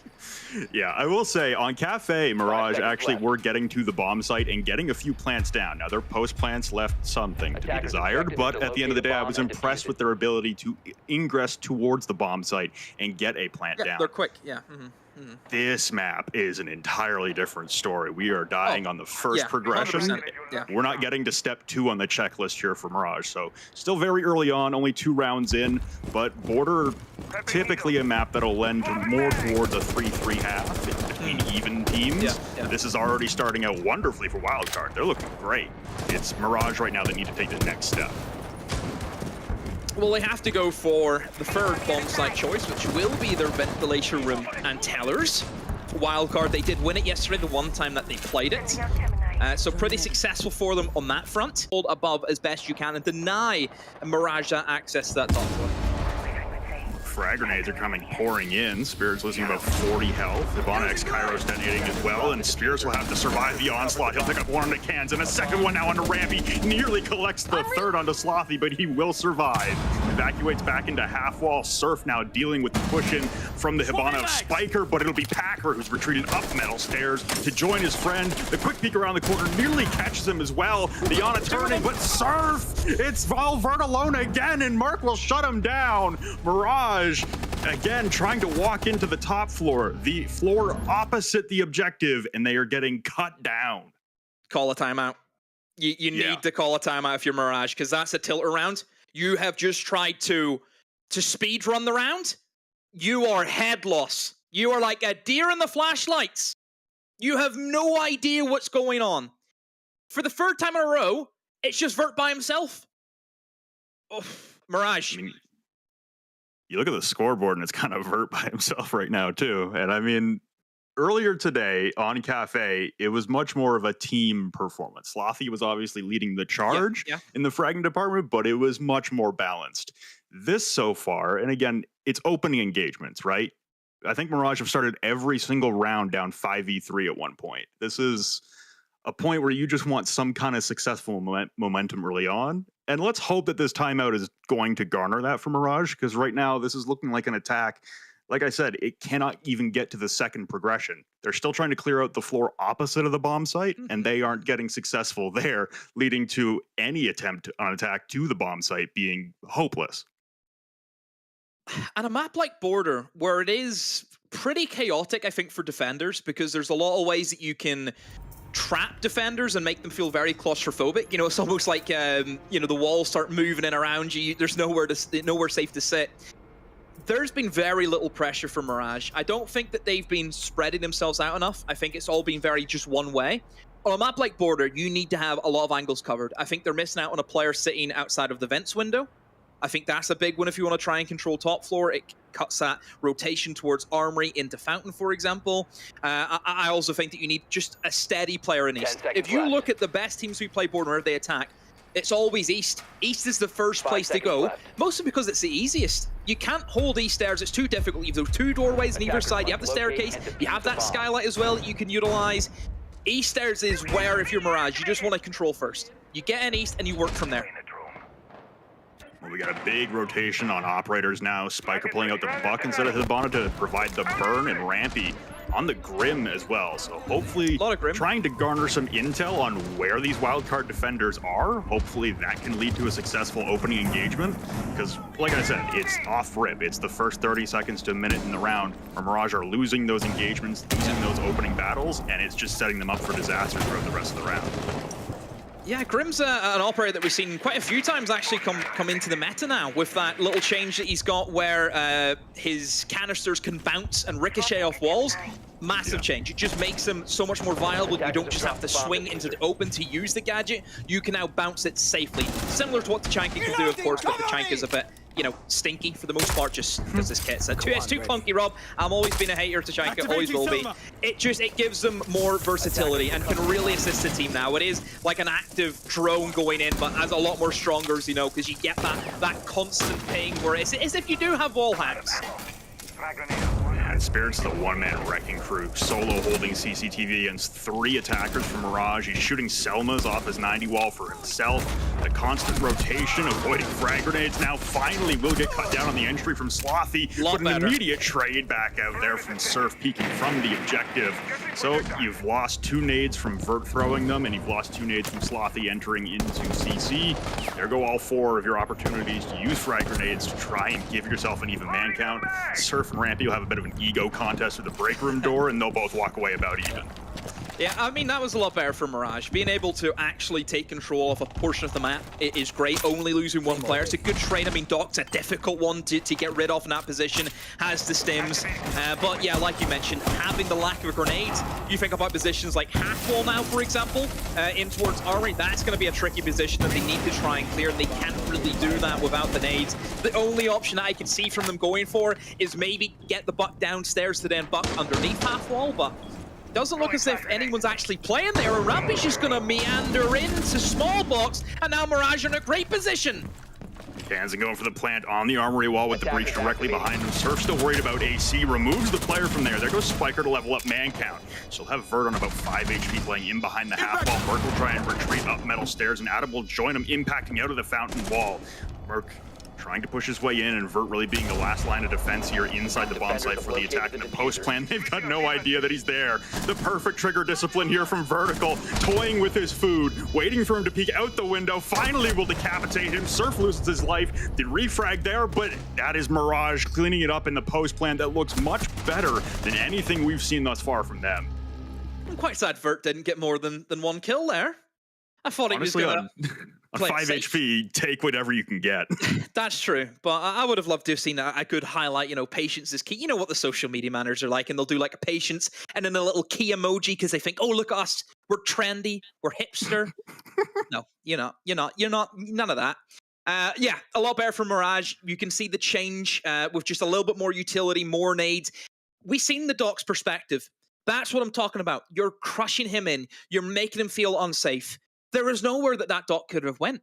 That's the level that Mirage need to play to, is keep the defenders under pressure on a map like Border where it's so small, very, very small map compared to the other maps in the pool.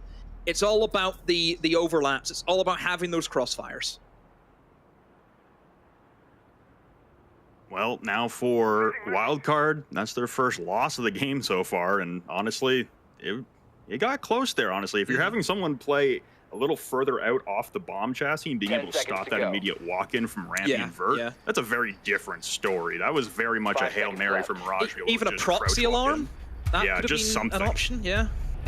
So back to Bathroom Tellers, Wildcard will go. Just going to change things up. And for Wildcard, it's about getting back on the board here, being back up 4-1 now, and moving back into the win column. Honestly, the momentum still feels very much on the side of Wildcard.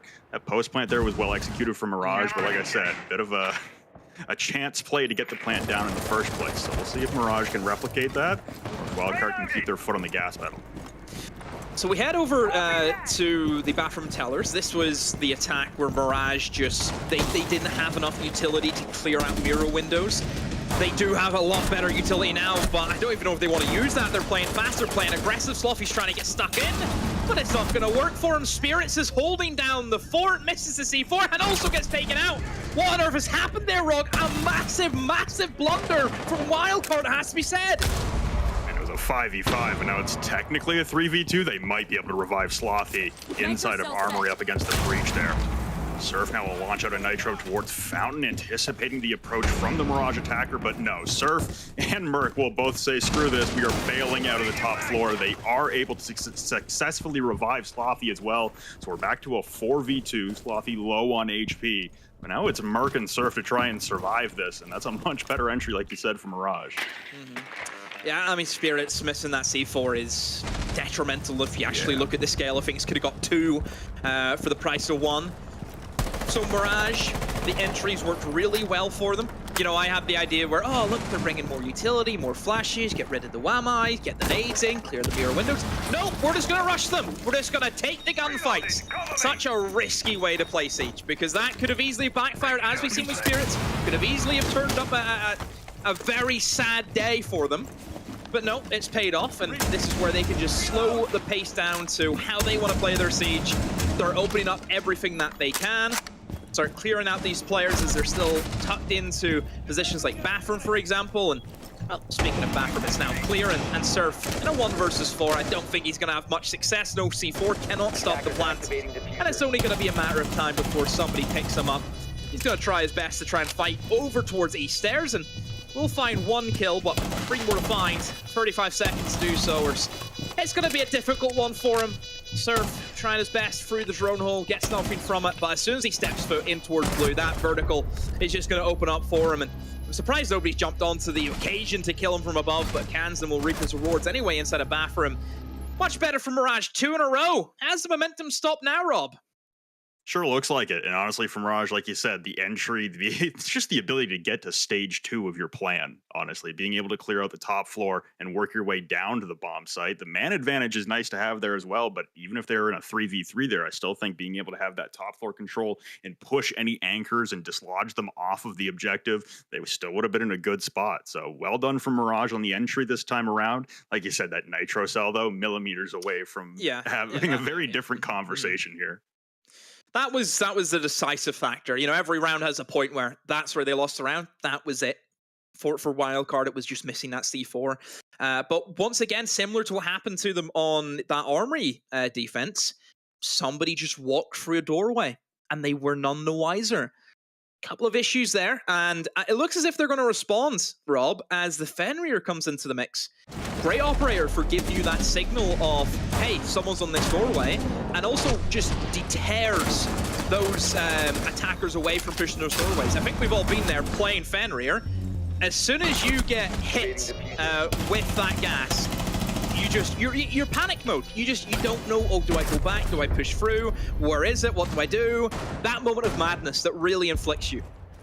Yeah, those F-Not mines are going to be very difficult to be able to push on through, so I think that's a very good response here from Wildcard in tandem with the Valkyrie. They have run it on and off again throughout this map so far, but you really want to be walking into the second half up 4-2. Like I said, portable trend towards a 3-3 with some even teams, but Wildcard, I think they're trying to prove that they aren't an even team with Mirage, that they may actually be a little clear of them. Through the first 3 rounds, it sure seemed that way. And now Mirage, a good response thus far. Quickening up the pace, much better entries. Spirits taking some more damage inside of CC again. But this one-man army is going to be the first hurdle for Mirage to climb over.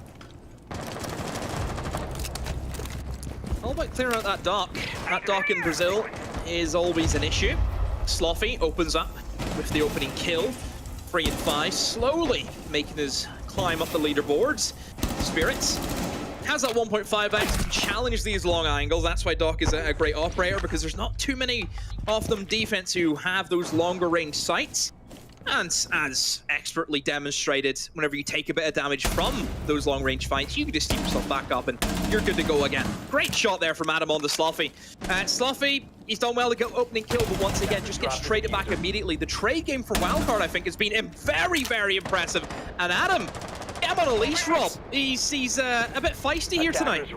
Yeah, you put an MPX in that guy's hands and the whole server's going to end up on the floor. Beautiful work there from Adam to be able to bring a man disadvantage to a man advantage now. And honestly, this looks like it could continue. Vert down below trying to hunt out Adam, who has dropped off of his hold inside of office, and it seems like every Mirage member is spread out. There's about a country mile between each and every one of them. Spiker outside of the office window, Kansan working his way down east stairs, and now Vert will die downstairs trying to cook a nade from inside a workshop. So all of Mirage, their initial entry into top east failed. Spiker, though, will at least trade out Surf, so they're bringing it back slowly but surely. Reaching with an ace and an ash. 2 ways. See if they can pull out around win and make it an even split, but it is going to be up against them. Still those smoke canisters that they need to try and burn through. That's going to be a big issue. And with 30 seconds on the clock, it's doesn't leave them a lot of time to maneuver around. They really have to commit to one push now. It looks as if it will be in towards that office. We'll try and open up those walls and try and push Adam out of his position. But honestly, with a Selma charge, he can still play pretty safely in that position. But both of them rotate now in towards Archives. But there goes the gas. They know exactly where they are. They're not going to be able to see them all too well. And it's going to be an easy cleanup for a wild card as expected. 5 seconds to go. Took a little second there, and Packer did actually get down and finished off by Kansan, but there goes I thought I timed that. Never mind. I thought you did too. I thought you had it all right, and then boy, nobody swung. Nobody swung. Kansan refused to go down, man. He refused to drop. He would not go silently into that good night, but it will be wildcard heading into the attacking side now, up 4-2. Mirage again on that round, like you said. I'm not quite sure if it was a skipping a step there from Mirage, but those entries in through East, they just let Adam run roughshot on them, and no real drones or intel that was the case, that Adam was ready and waiting with an MPX staring down the top of East. So for Mirage there, an unfortunate end to their rally in the middle of the first half, and now we head to the second half with Mirage on the defense looking to claw this thing back, level out the round count, and try and push this thing into overtime like we saw earlier today from them. That rotation that teams now have, where you have that triple wall off as you open up the left side, you have that crouch hole in, and then you can swing east. It's honestly, like, that position, the way that you counter that, Rob, is you open up the other door. That's it. What a concept. You have east, you open up both sides, and he can't swing both of them. That's as easy as it is. You know, that's what I mentioned about Mirage. They didn't spread out enough. They missed moments like that where they need to try and hit these defenders on every single front. That's what has been the main kicker for me with Mirage. They just didn't play Border the correct way. Border's all about those pinches, and yeah, that's where they've really let themselves down today. Well, we'll see if their defense can make up for their offense here. Starting downstairs in Bathroom and Tellers, not looking to go up top to start either. So this is, again, a lot of stakes on this round. You do not want to be going down 5-2 on the map. So this has got to be their comfort pick. This has got to be their most successful defensive site, one they feel that has the best opportunity to put them in front and get close here. Slothy will be shooting off the Ace Selmas inside, trying to do his best Spirits impression inside of CCTV, but he's got help from Rampy now as well. Activating Selma sequence.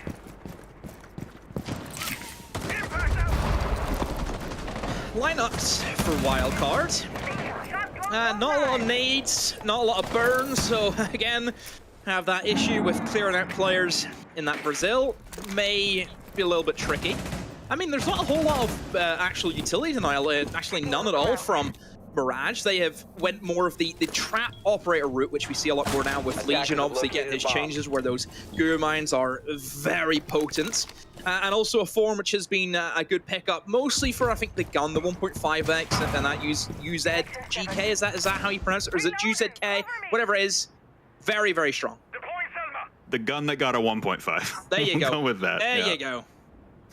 Seems like Merc stepping on a goo mine inside of CCTV, wary of any nitro cells, but Spiker will be the first one downed and finished off now by Spirits, as he makes his entry swiftly and efficiently into Bathroom. There goes Vert as well. Slothy trying to trade back, and he will lose the gunfight. Another swing coming out towards Bathroom from inside of ventilation, and Kansan's left alone upstairs. He has to bail out. Spirits collapse Rampy for 3 on the round now, and it's all Kansan alone in a 1v5, trying to retreat away from the bomb site. Will at least decapitate Merc, holding holding his flank up metal from inside CC. Here's another goo mine, lasing through the wall with bullets, trying to grab the IQ of Surf, pulls out the CZ75 in response, just desperately swinging for all he can, but he's got about 20 seconds to get back downstairs towards the diffuser. And there are yellow pings coming out now onto Surf inside of Armory. A beautiful shot there from Kansan, but it's all for naught. It's impactless at the end of the day. Keep baiting, says Surf, and Wildcard take the 5-2 lead. Wow. That was great opportunity spotting from Wildcard. Seeing that nobody was on the hatch, that's a big no-no. Big no-no. If you are Mirage right there, you play upstairs inside of offices because you have the hatch. And if you have the hatch, that window into sight is null and void. Nobody can jump in that because you will just die. My suspicion is that they probably just wanted to use the goo mines and the foreign gadgets to give them that sound cue. So they didn't have to actively hold it. They would just use the, the traps as their way of, hey, someone's in here. The issue is, I'm pretty sure Twitch took them out. Yeah, that was a very quick jump in from Spirits and immediate results garnered. I wouldn't be at all surprised if he sent both Twitch drones in, cleared everything out, and said, guys, site is wide open, wide open. Just Mirage, I think going to a map like Border, it's a tricky one. I think it's one of those maps where you either have it or you don't. It's not like an Oregon, it's not like a Clubhouse where really on anyone's given day, you can go and have a good run. Border's a very unforgiving map. Very unforgiving. If you haven't studied this, if you don't have the right mindset where you do almost have to be very aggressive, you have to not be afraid to take challenges, that's where you're at. I think in Mirage's game on Cafe against Luminosity, I think there was moments where they were very timid. I think there was moments where they didn't really want to push, but they had to. On a map like Border, you cannot be indecisive. You just have to do it. Here comes Wildcard now to try and put us on map point, opening up radio window and Packer, carrying the diffuser. We saw this yesterday from Wildcard, the immediate archives push with the Montaigne plan. They did it to win the map yesterday. We'll see if they can put themselves on match point with it here today. It should just be a quick walk in and get that Monty in a position where he can just plant with the shield in his back. Is there any C4s? There's two of them lined up. Nobody below, though. Where's the C4s? There they are. Packer will tank one, but then there's the follow-up. It hasn't worked. There's the backstab, though, for Merc. Trying to move in, but no. Kansan's ready for an attempted quick plant. It's failed for them. A risky play, as we know. Rushes are hit or miss sometimes, so pretty easy for Mirage to capitalize on that. Wildcard, just looking at their setup, I think they need more cover. You need something to try and just try and hide your Monty. Even Monty maybe getting some smokes, tossing them in deep, maybe planting in an off-site position to plant rather than just on the door, which is pretty default. There's a few things there they can definitely work on. Yeah, he got hit from a lot of damage below, so I imagine as well that Mirage were nearly expecting it. They seem to react to it very swiftly in stark contrast to a couple of rounds previous where they haven't reacted to a lot of the actions that Wildcard have taken immediately. So it seems like maybe they were anticipating that, seeing the VOD from yesterday. But nonetheless, it's still a 2-round advantage here. So your Wildcard, you swing for the fences, you take your shot, doesn't work, you're all good. You still got some rounds here, you have a cushion, and now it's Vent Workshop coming out from Mirage. Again, those tertiary bomb sites on Border, you really are just trying to survive.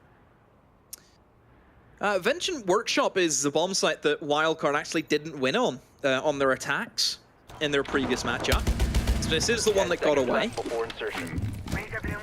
Let's see if they can get it this time around. 5 seconds left. Mirage are playing, again, very heavily into their traps. Look at this. 3 of them this time around, Rob.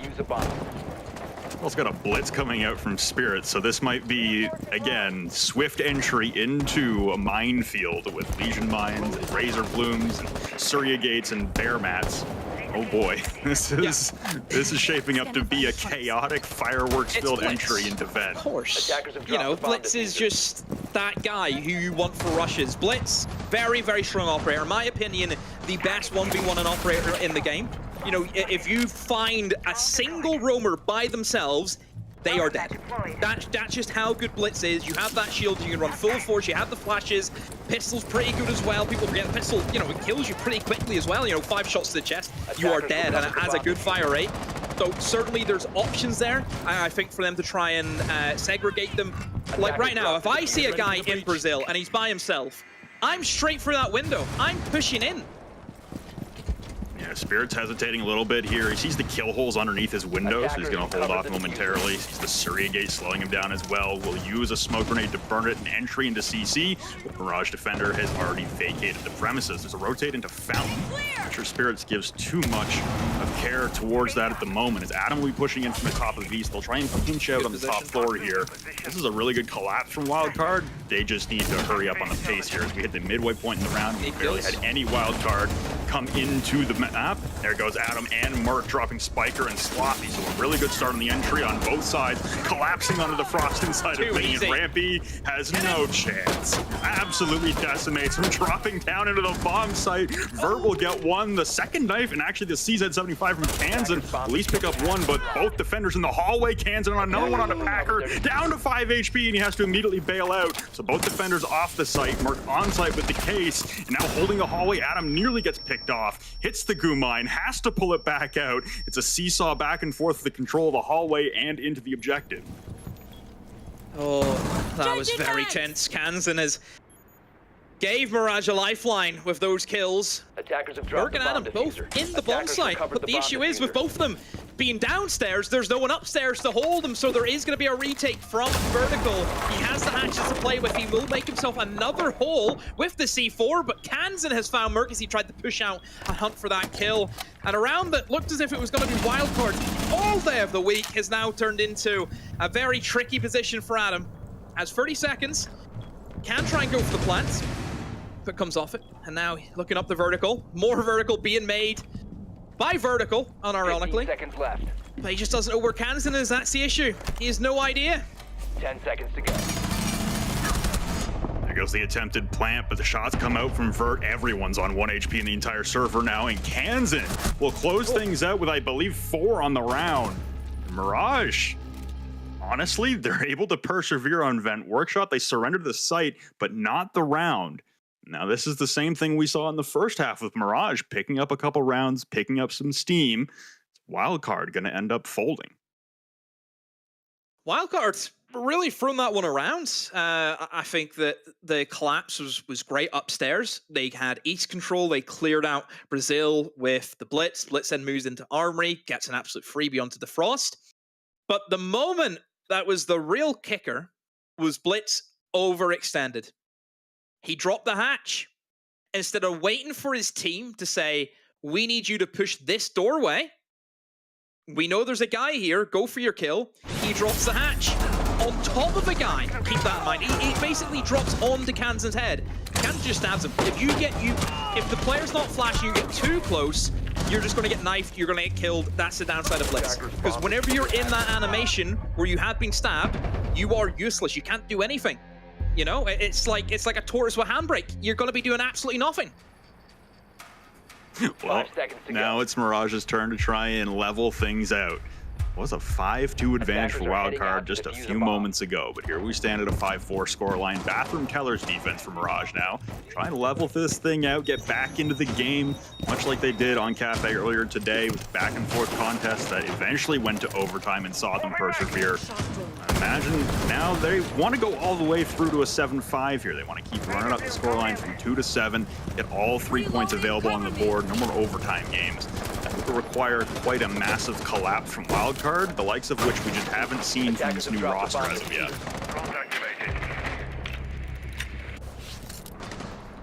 Oh, that's not a good one to lose. Sloppy immediately taken out. That Doc in that position inside security gone is, yeah, never a good one to lose early on, especially whenever, I mean, Wildcard didn't use any utility for that. They've got that for absolutely nothing.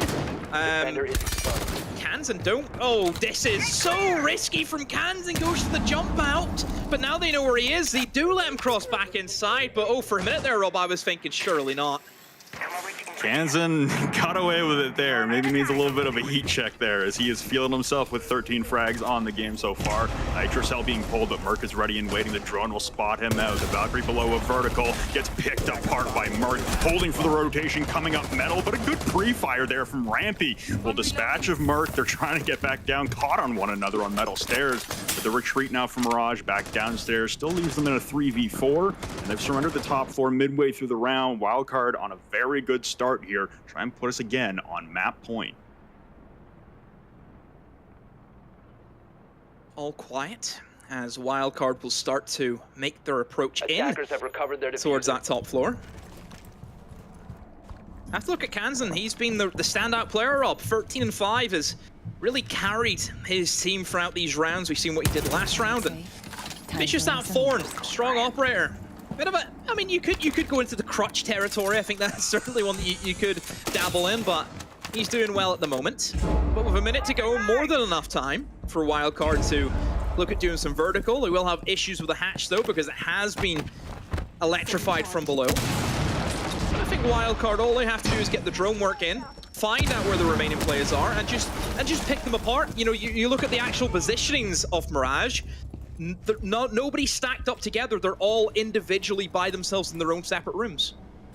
Spirits and Spiker trade with each other, so that leaves us now to a 2v3 for Mirage to try and survive. 20 seconds on the clock, and this has taken a minute here for Wildcard to be able to finally collapse into the site execute. Rampy alone inside of Customs, Kansan alone inside of Workshop. There goes Adam and Rampy now. Another direct trade, and Packer will clean up onto Kansan. Wildcard not even opting to go for the bomb site. Merc with some question marks in the chat as he had no idea the collapse was coming, and now we stand at match point.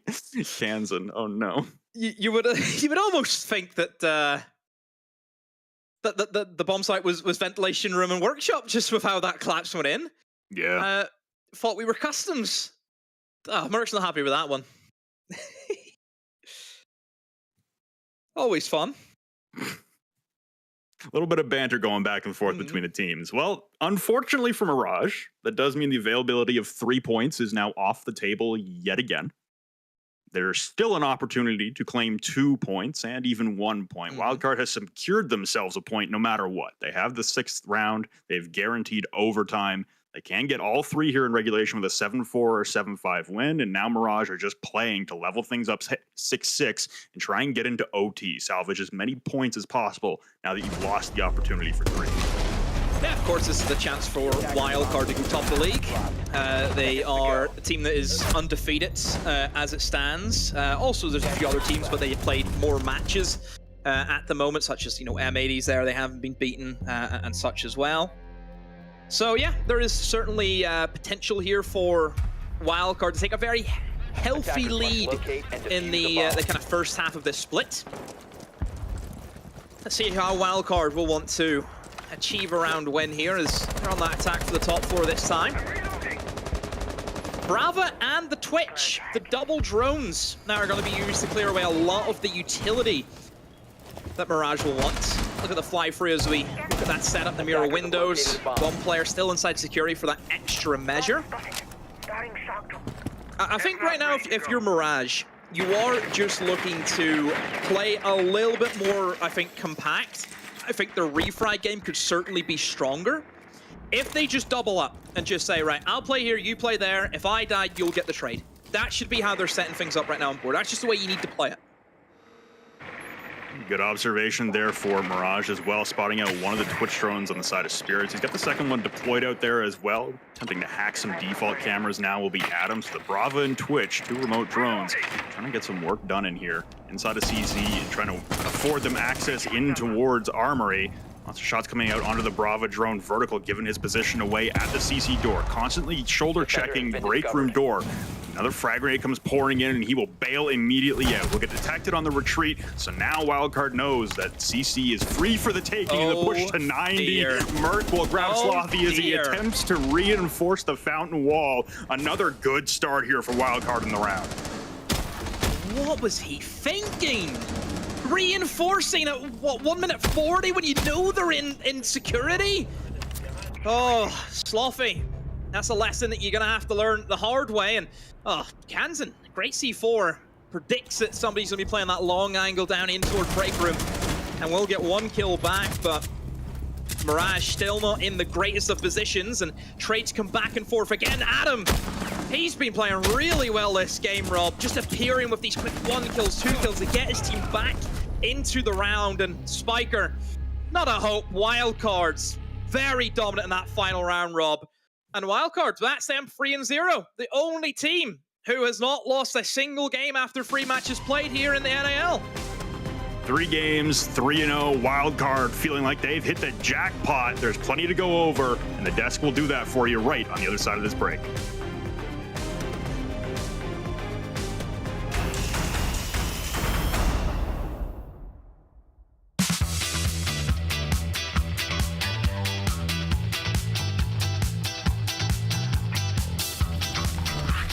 What's so funny, bro?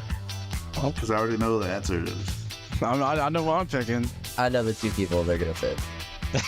For sure. Me? Oh. What are y'all talking about? What operator do I play that's off meta, bro? Fuse. What do you mean me? I'll do what needs to be done. Like, you'll catch me in the mud when you least expect it. That boy George. Wow. Snake. Really, bro? As soon as operator came out, you picked it. I think I'm the thinker. I'm the thinker for sure.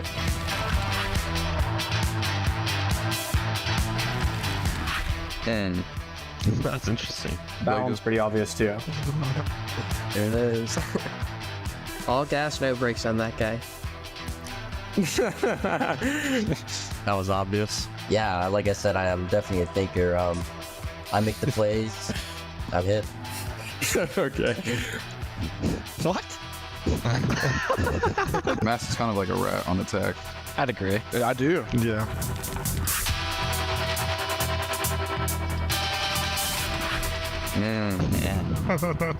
I know you're gonna say George.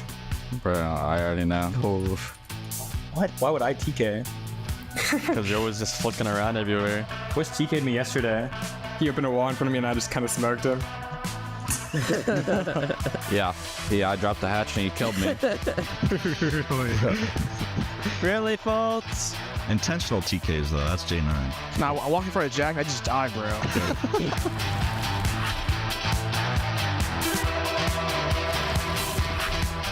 Why are you smiling, bro? Me? Yeah. Because you're gonna put me in, it's just false accusations. Nah, that's rigged. I may sleep up until the scrim, but I'm always on time, so. Well, I remember when we had to call you to wake you up for a game, and you woke up and you were dead, bro. That was at like 10 a.m. You still can't wake up You're that so early. sleepy. There's only one right answer for this one. Pretty much. I remember when you called your dad once, and you got mad. Yeah. Me, bro. I'm the rooster. I'm there at 7 a.m. just screaming, bro. Like. Can you do the noise again?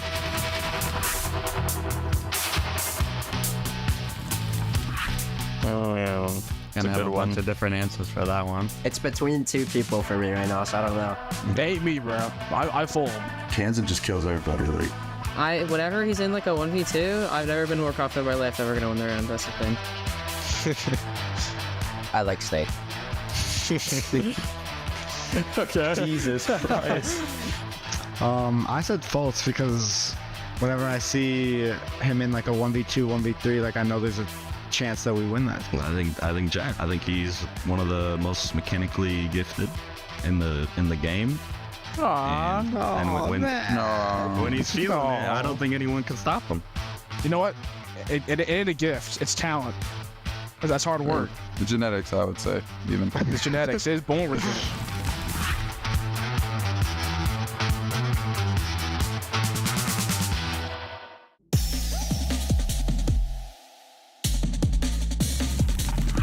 So my favorite moment, I think, when SSG invite finals versus NIP. I was in the crowd. I just started playing competitive.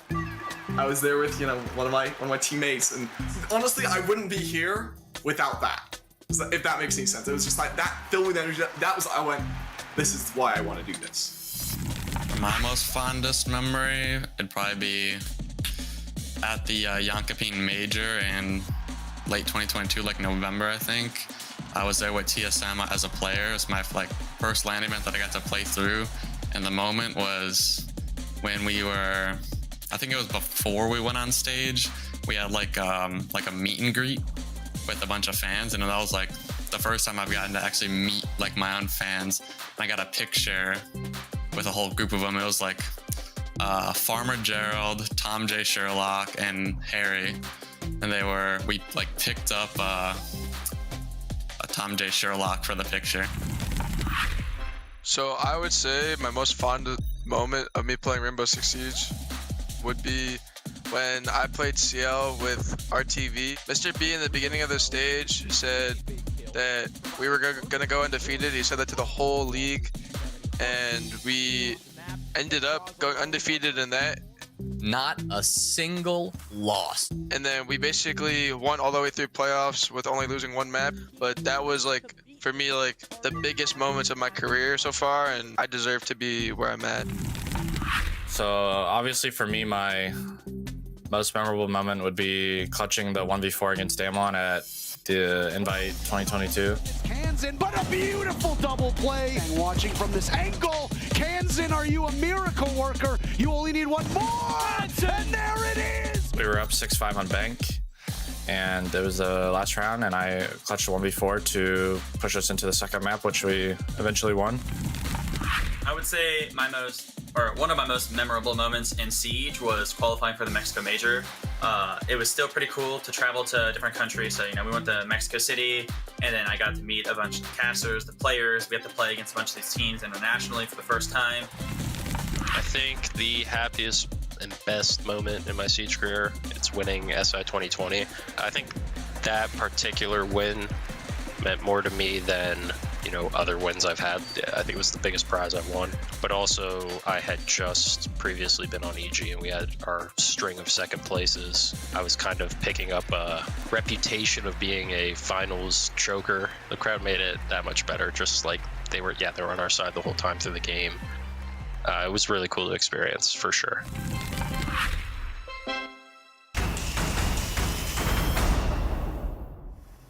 I really don't know what's going on behind the scenes, but somebody very clearly has stacked the deck very firmly in Wildcard's favor. That's 3-0 so far. They still got one more game left to play so far this week. The odds of them going undefeated for longer than just their first 3 games is looming very, very near. It's crazy that this is the reality that we now live in, but we got to talk to somebody on the inside after that win. We got to talk to Froshi, the analyst for Wildcard. Dude, last time you and I spoke, it was when we were doing interviews for Breaking Point, and it was a much different circumstance. It's phenomenal to see you in Tier 1, dude. How are you feeling after those first 3 games so far? Oh, yeah, obviously amazing. Super proud of the boys. Work is paying off. Practice is translating. We've played with amazing energy the last 3 games, and we hope to continue it. Froshi, congrats on the win. I wanted to dive into your brain a little bit. We don't get the analyst perspective on the broadcast very often. So for the people at home, can you break down what it is that you do for the team, what a day in your life is like, and what you contribute to really push this team over the edge? Yeah, so I usually handle our prep and our data as well. So that's internal data for the most part for us, on our scrims, and I track our sites and our entries, all that fun stuff, and as well as I help with setting goals and player development on the coaching side as well. So I kind of do a little bit of everything, but I'd say my main job is the data and the prep work. Awesome. No, it's really awesome here to Froshi, and this is new to me, so obviously introduction here. Nice to meet you. So the question I have for you kind of touches on what Jesse's saying. How does it feel that you're now in the T1 scene, your first place right now, all your work's paying off? How does it feel to just be in the spot that you are right now? Oh, yeah, of course, it's a dream come true. Again, I'm really proud of the boys, and for me personally, I've been watching Siege since Lax was on Xbox, so it's crazy that I'm even here. I appreciate it. So it's yeah, man, it's it's an unbelievable feeling. I'm very blessed to be here, and I'm very blessed to be with the team that I have, and I work with great players, and they deserve the success they're experiencing right now. Well, that's awesome, man. Congrats again. Before we let you go, obviously the game against Mirage went really well, but what are you going to do now that you have such a quick turnaround? You only have about 2 hours before you play LG later, so what are you going to do in that time frame? Yeah, so big thing right now is the players stretch their legs, get water, do what they need to do, just relax, and then, about half an hour before the game, they'll hop on, warm up, and do their thing. But yeah, important thing right now is we decompress as much as we can and come back ready for the last game of the day. All right, dude, sounds good. We'll see you in a couple of hours, hopefully. Good luck. Thank you. You see what he had on his bookshelf, by the way, underneath all the chibis? He had a copy of Ego is the Enemy. Homie's been taking notes from Call Out, dude. That's awesome. I love that. Yeah, well, it's nice to see, obviously, and paying off. 3-0 for Wildcard. They played very well today. I was interested to see how the back-to-back border would go. It went great. They continue to play well on this map. Their attack's still looking very good. Defense as well, winning both halves. They're going to feel good about this going up 3-0. I mean, listen, I know you were confident about picking Mirage, and, you know, just like to say, I chose the right card. But anyways, no, to go into, you know, wild card, the crazy thing is, you look at last stage, 12 points was 3rd and 4th place. Yeah. If they win this last game, they are already at 12 points. That pretty much almost solidifies LAN. That's crazy. That's your first run. Yeah, I mean, that is an insane push for a team that only formed a few weeks ago, too. Like, it's incredible that this team, just being recently put together, already seemingly has so much synergy. When they clear on the roam, the trades are there. They're pushing together. More so even than Mirage, who have had this established core for a little while. You know, Mirage, I thought there were a couple of times on defense there, especially when you're looking at some of the younger guys, right? We're looking at Slothy. Maybe he goes down and there's no trade. Maybe he's his teammate goes down and he's not in there for the refrag. Some of these times, you know, we're just seeing the little minute details not go the way of Mirage, and that's practice. That's going to come with time. But it's just incredible to me how fast that's come for Wildcard. Yeah, I mean, you know, I'm just glad to be seeing a team that just formed have this much success early on. For sure. So, what do we think? Are they locked for playoffs at this point?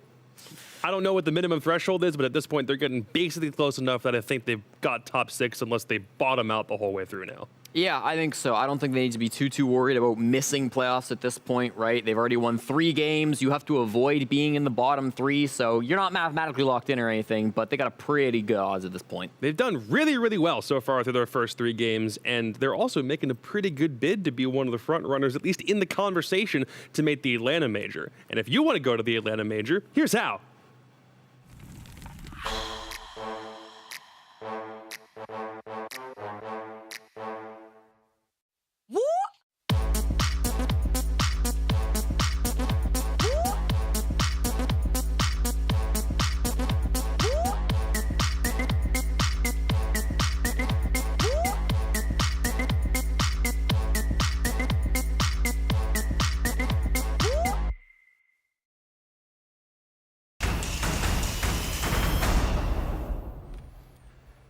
We keep trucking on here at the North American League. I'm not going to make that our motto because I think we can come up with some better ones than that. I feel like we had anything as possible running for like 2 years or something previously. Lax, I don't know. Can we come up with a better motto than we keep trucking? I'm trying to think.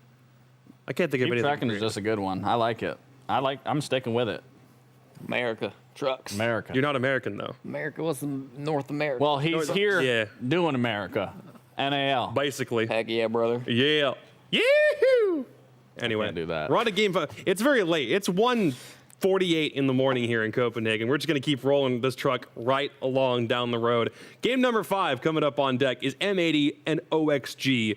M80 only had 1 game to play yesterday, and they only have 1 game to play today. So technically, they had the easiest first week schedule of any team that it's possible to have. And Soniqs did play DarkZero earlier on Nighthaven and sustained the first ever recorded loss on Nighthaven Labs in Rainbow Six history. Yeah, OXG yet to find the win on that map. We'll see if they try it again for the second one up here. But M80 now, they've obviously been looking great so far. Every single one of their players breaking 120 EPS, except for Kino, but he's their hard support. You know, he's doing what he needs to do. Still having some great impact for the team. What we saw from this team yesterday was really, really good late rounds. Even though they were going down pretty often against DarkZero and Border, their post-plant positioning was spectacular. Very objective focus, making sure they get on that disable and making sure that they're always in a good spot to deny any players coming through and locking down the round late. Yeah, I mean, to touch up on exactly what you were saying, those post plants, those were massive. Playing those situations, playing those spots, holding it down, making sure that you're securing that round. I mean, what more can you ask for? Yeah, I really like the way that we've seen some of these players playing, particularly Diaz, I thought, in that second half against DarkZero on attack. You know, he was very patient. His drones were really, really good. He's a player that we don't always highlight because he is kind of a quiet guy. But we should, because he's great. Yeah, I mean, he's not the entry frag or anything like that, but he is one of those support players that I think has has been very solid for the team. We've got a video clip that plays in the breaks where he says he thinks he's one of the best in the world, and he absolutely is. I was just going to reference that. I mean, that's the winning mentality. That's the individual mentality that you need if you want to be the best. You got to believe that you are the best in the lobby, or at least one of the best in the world. I want to give us a challenge. It's relatively minor because I think everybody on this team is capable of helping us meet said challenge. We need to find other things to talk about on this team than just Spoit. I know it might not be popular with the Twitch chat crowd. I know you might just want to, I mean, it's the Bolo complex when he was on TSM, right? It's kind of the same fan base. But so many things that this team does are more than just the efforts of one player, even if they are so monumental and so incredible, because Spoit's great. But there's other things we can talk about for M80, and so far everyone looks like they're stepping up. It's a tall task for Demo. I don't know if he's going to be able to handle that. Well, I'll say this. There's a player specifically that I want to talk about on M80 is Gomez. Gomez is a player that sticks out to me, and experiencing my personal experience playing against him, Gomez isn't necessarily the flashy player when you look at that entire roster, but he is a player that gets the job done. You might not see it, you know, if it's not getting captured, but just know Gomez is a player, if you give him a task or you set him up for success, he is running away with it. Yeah, he's the type of player who kind of has to be an every person as well. He's got to be here, he's got to be there, trading his teammates. I think when we've seen him the strongest is when he is playing around with people. I think sometimes you get kind of Iconic or Spoit being these more solo players. Right. They do play together, especially on the entry trades as well. But Gomez can be that guy who, working with the team, can really turn things on the head for their opponents. So I agree. I think Gomez has been fantastic so far from M80. You see that 138 EPS, and looking forward to seeing what he can do today. Through the entirety of play to number one, he was the third highest rated player in the lobby. Again, only had to play the one map because that was against DZ on border, and very clearly they still have some things to figure out on that map, especially when it comes to the attacks. But Gomez was the front runner, and it's phenomenal to see him on a cadre of players who all individually are stacked just by themselves. And when you put them all together, that's the team that we're kind of hoping can be the front runner to go to Atlanta and actually help us defend home turf for the most part. Oxygen is their opponent on the opposite side of things, and they just played Nighthaven Labs earlier in the day. But I don't even know how much we can say that's a problem, because it's Nighthaven and we kind of all have to go through that growing process together, right? Yeah, I mean, you want to talk about Nighthaven. It is a brand new map. It's a small serving size. So again, I think you just wash it. Don't worry about it.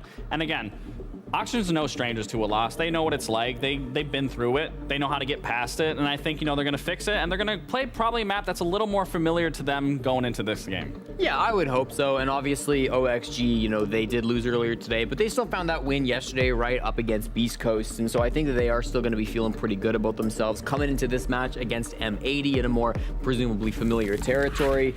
We've seen, I think, Yaga had a great game yesterday. We saw, obviously, Fox pop off as well and have some great moments there for Oxygen. So I'm really excited to see what this team does against M80, who obviously a lot of history there between these two teams. Right. I mean, I hope to see that we see the M80 that we saw yesterday. I want this, like I said, it was either the first game of the day or that this was going to be the game of the day. So I really hope we see M80 give that same ferocity against OXG in this game. Let's figure out where we're heading for this bad boy. Either we're going to the Nighthaven again because Oxygen have a bone to pick with that map because they lost it already, but no, they banned it first, and instead we get Cafe.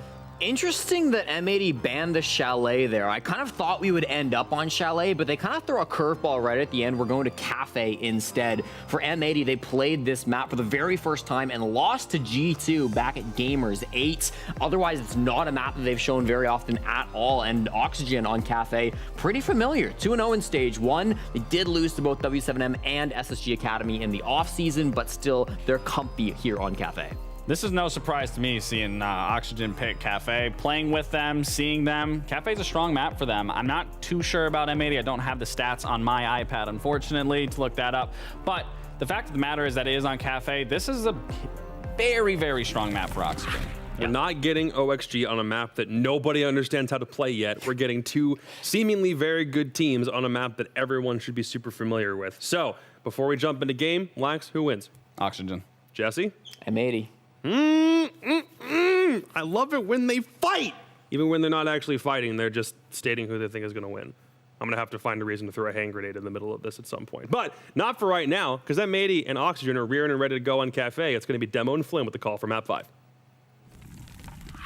Thank you, boys, and welcome back in, ladies and gentlemen. We are just moments away from getting started.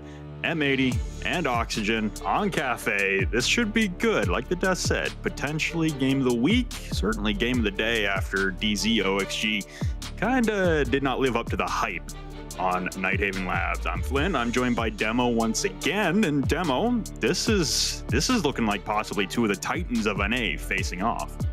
Yeah, I would have said that last stage. I just think M80 are on a completely different planet to every other team in this league. I just do. I think M80 are far and above the rest of the teams in this league. It's not as if I'm saying the league is terrible and they're the only good team. It's just M80, I think, are up there as one of the best in the world. I do. I think the way that they play Siege, sure, the Copenhagen Major didn't go too well for them, but we know this team just keeps getting stronger. Every game they play, they just look better and better and better. I'll die on that hill. I think they're really up there at the moment with the Siege that they play. Really surprised to see the map. We see a Cafe from M80. This is their least preferred map in the pool. So very surprising to see this come out here today, but maybe this has been something that the coaching staff have been working on, something that they've been experimenting with, and they're going to practice it against Oxygen here today, which is a fairly okay map for Oxygen, one that they're happy enough to play. I'm a little disappointed because on social media, there was Bodega and Foxay both yelling at each other saying they were going to go to Nighthaven. OXG, yeah. The OXG played Nighthaven earlier today. Maybe it didn't go well. Maybe that's Fox responded and said, how about Consulate? So I thought we were going to get a Consulate game. No, we get a Cafe game, a map we've already had today on the NAL. And a map that both of these teams know how to play. Like you said, it's not one of M80's favorites. But at the end of the day, they will be starting on the defense to start things off, which should give them a slight edge, a slight advantage. The operator bands coming out, Flores, Brava, Fenrir, and Azami. So at least one of those new operators introduced as well. Fenrir not at the disposal for either of these teams to start things off. Yeah, the issue that we're getting through now is just with a lot of strong operators being added in. There's still a lot of strong operators available. Rob, Valkyrie's up. Mira is another one that's also available. There's still a lot of things that the attackers are going to have to try and go through. We see a Ram be locked in there by Oxygen. So a bit of Ram is always fun to see. The biggest thing about this operator for me, it's not the case that she does vertical really easily, which, I mean, let's be honest, right? Buck can do that. Sledge can do that. Sophia, Ash can do that with breaching charges. The thing that really sets Ram apart from any other breacher is that you're not going to get C4'd. That is the main reason why I feel as though Ram is really good. It just gives you that safety feature. It will do all the same thing those other operators do that I just mentioned, but you're not going to die to C4. That is the big thing for Ram. Well, you're going to be sad because Dream got off the ramp. This always happens. How many times does this happen? You talk about an operator, you big them up, and then it just gets traded away. Yeah, Dream repicks onto the IQ. Like you said, with the Valkyrie still in play, you're going to need an IQ to be able to spot those Valkyrie cameras because they will be devastating. And it looked like we were going to see M80 head to the top floor to start things off on the defense, but instead they will head to reading and dining. So that Ram actually could have been pretty valuable. The amount of soft destruction over towards Cocktail and Bar and Freezer floor onto the objective would have been really nice. Honestly, top floor is really the only bomb site where I can imagine Ram not being all that useful. Yeah, that's naturally what's going to happen with Ram throughout the course of her career inside of Siege is top floor. Yeah, not going to be too helpful there, but certainly for basement sites, that's where we'll start to see Ram really excel in her own right. Oxygen are going to try and play their kind of style of Siege where they're going to try and take it slow, figure out what they want to go for. You know, I think Oxygen are a team where you don't really see too many, quick pushes from them, quick rushes. They are very, part of the course. They just want to get in, do their job, and do it well.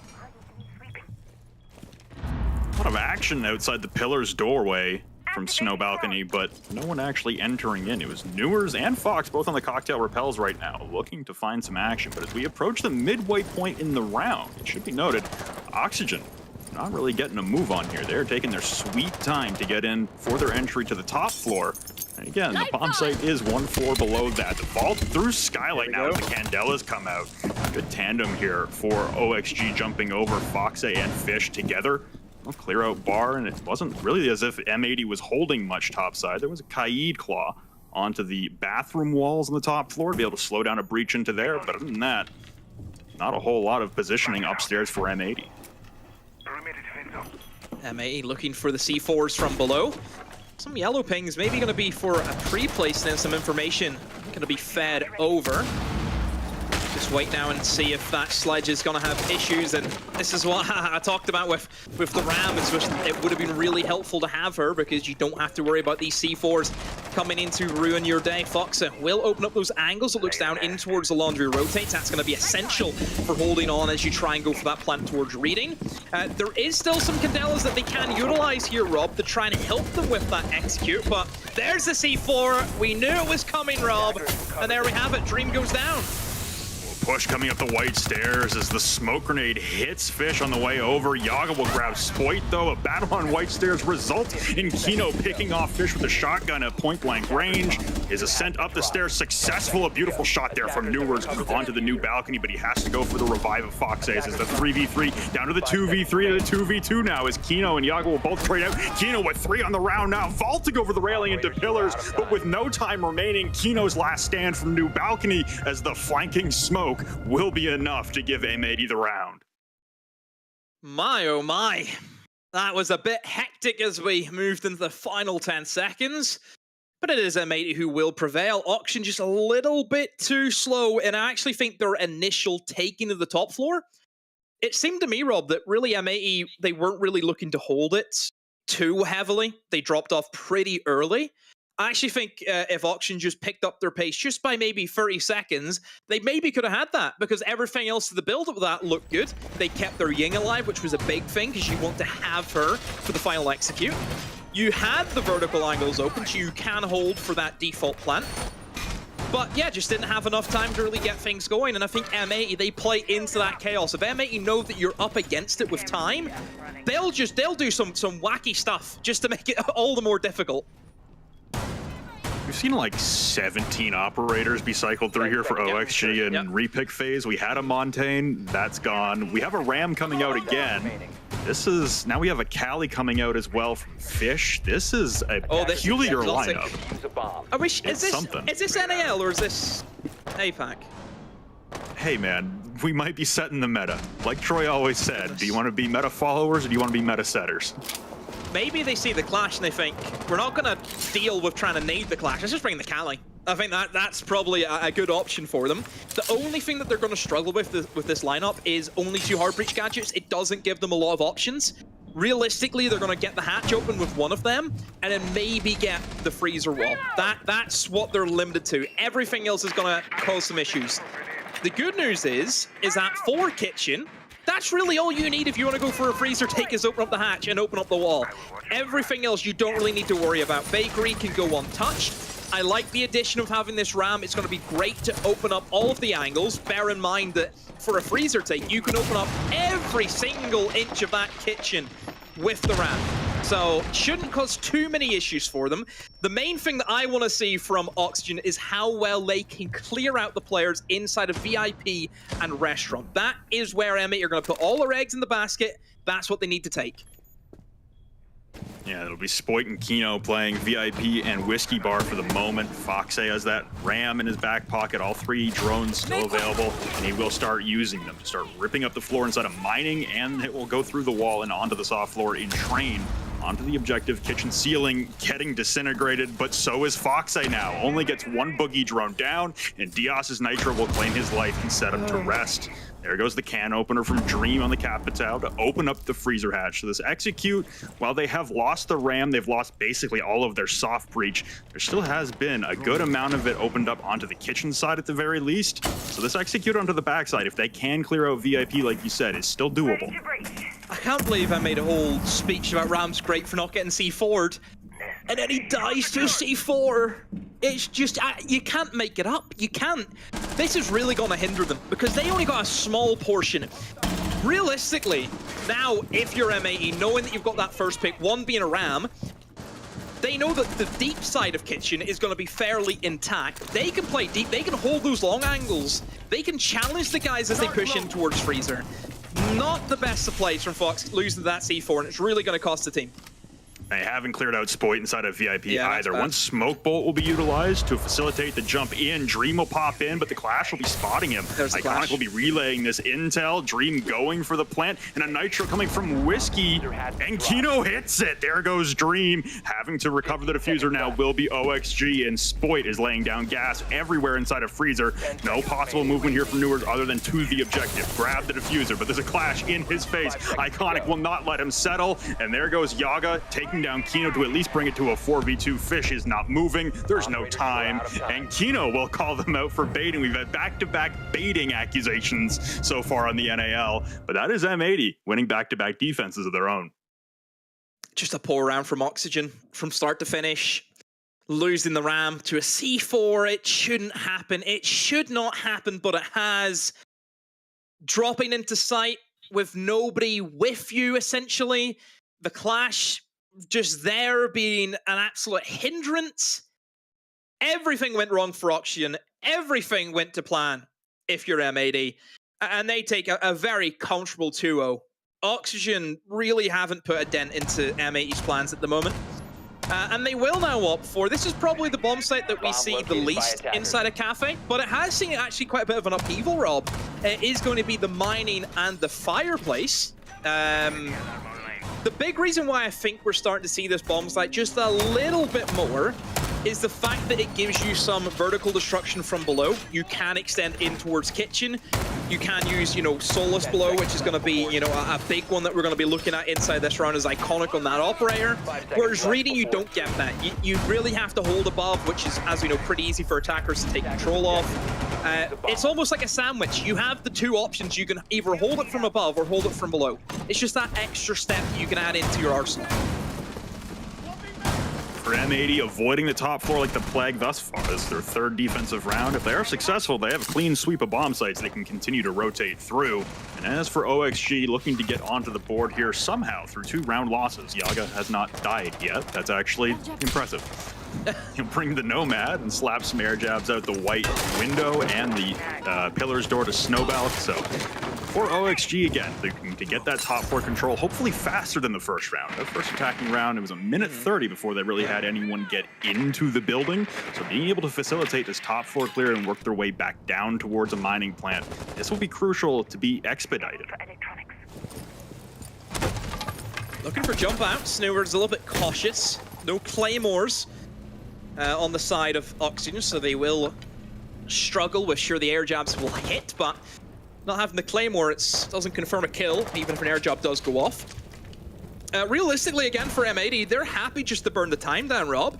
Oxygen very slow on the approach. They burn through, one Goyo canister, and that is it. Everyone else just on the windows. We see a drop come in from Fox as he's going to try and get himself in to take control of that piano. That's the ideal position, as we know, for a sledge to be in. Utilize the sledgehammer, rip open the majority of the floors inside of train and inside of mining. There's the IQ, still being brought just for those Valkyrie cameras, which we mentioned before, Rob, with the very strong defensive pool of operators being Fenrir and Azami being banned out, it leaves the Valkyries up, and well, there's the damage that a Valkyrie camera and a C4 combo can do. Fox gets taken out again! He's on the vertical operators, and he keeps getting C4'd! This is incredible from M80. The precision with these nitro cells, they are immediate death to any Oxygen attackers that enter in the vicinity directly above them. Fish will start breaching open the floorboards in towards reading, but remember, this isn't the site. Mining and dining is the objective, in less than a minute on the clock now. OXG scrambling down Red Hall. Dream with Diffuser will just rush his way on in, pre-aiming into the train walls, but no one here is playing it either for M80. They'll get all the way deep into train. Dream will immediately back on out. Fish taking a lot of damage, and kills go flying back and forth. Yaga will down off and finish Iconic. So we're down to the 2v2, but look at the health on the side of Oxygen. Maybe 15 between the both of them, and Fish with Diffuser is running to the wrong objective. Diaz will claim the life of Yaga, what was left anyway, and about 3 HP remaining on Fish's IQ with the Diffuser, but he's not moving. One above, one below. There's no real easy point of entry to get a plant down. There's no plan here for Fish. He's just praying that someone on M80 will make a mistake and afford him the opportunity. The plant will be attempted to go down here, but Spoit on the immediate drop will come through the rotate, pre-fashioned by M80's defense, and it's a clean sweep now. Oxygen having some struggles here on Cafe's attack. Here's the issues.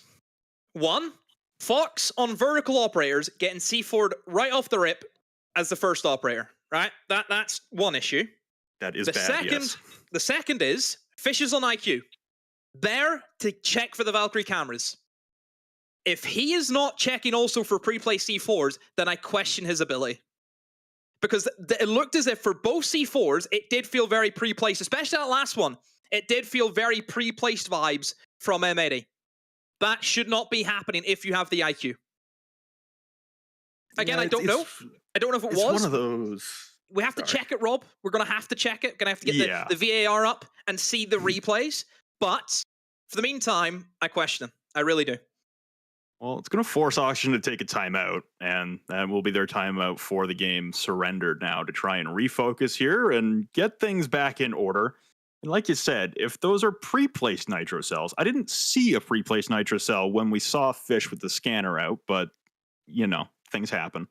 I did see him pinging a Valkyrie camera, though. So if he's pinging that camera for his teammates and no one's shooting it, that is a problem, first of all. And the second thing is here, if these aren't pre-placed cameras and they aren't off intel, M80, I don't know if they have direct headphone sponsors. I don't know what headphones they use. Everyone should buy them because that means they're just chucking the things and landing them with 100% accuracy right now. It's worrying, but we have to give credit to M80. I think they know what they're up against. Oxygen are certainly one of the more slower-paced teams. I think with just some of the players that they have, you know, I look at Dream, I look at Fox. Those are really, you know, the two supports. They're not ones that you would really expect to be calling rushes, for example.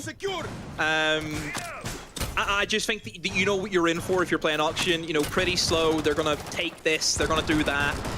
MA are a very flexible team. You know, they can adapt to a lot of different environments that they're put in towards. If they know they're playing against a team that will just run down the clock, you see them taking C4s to hurt them, especially look at the picks that they're finding, taking out the vertical operators, and then even bringing in Goyos, for example. That's another big bonus for them, is just slowing down the process of auction even more so.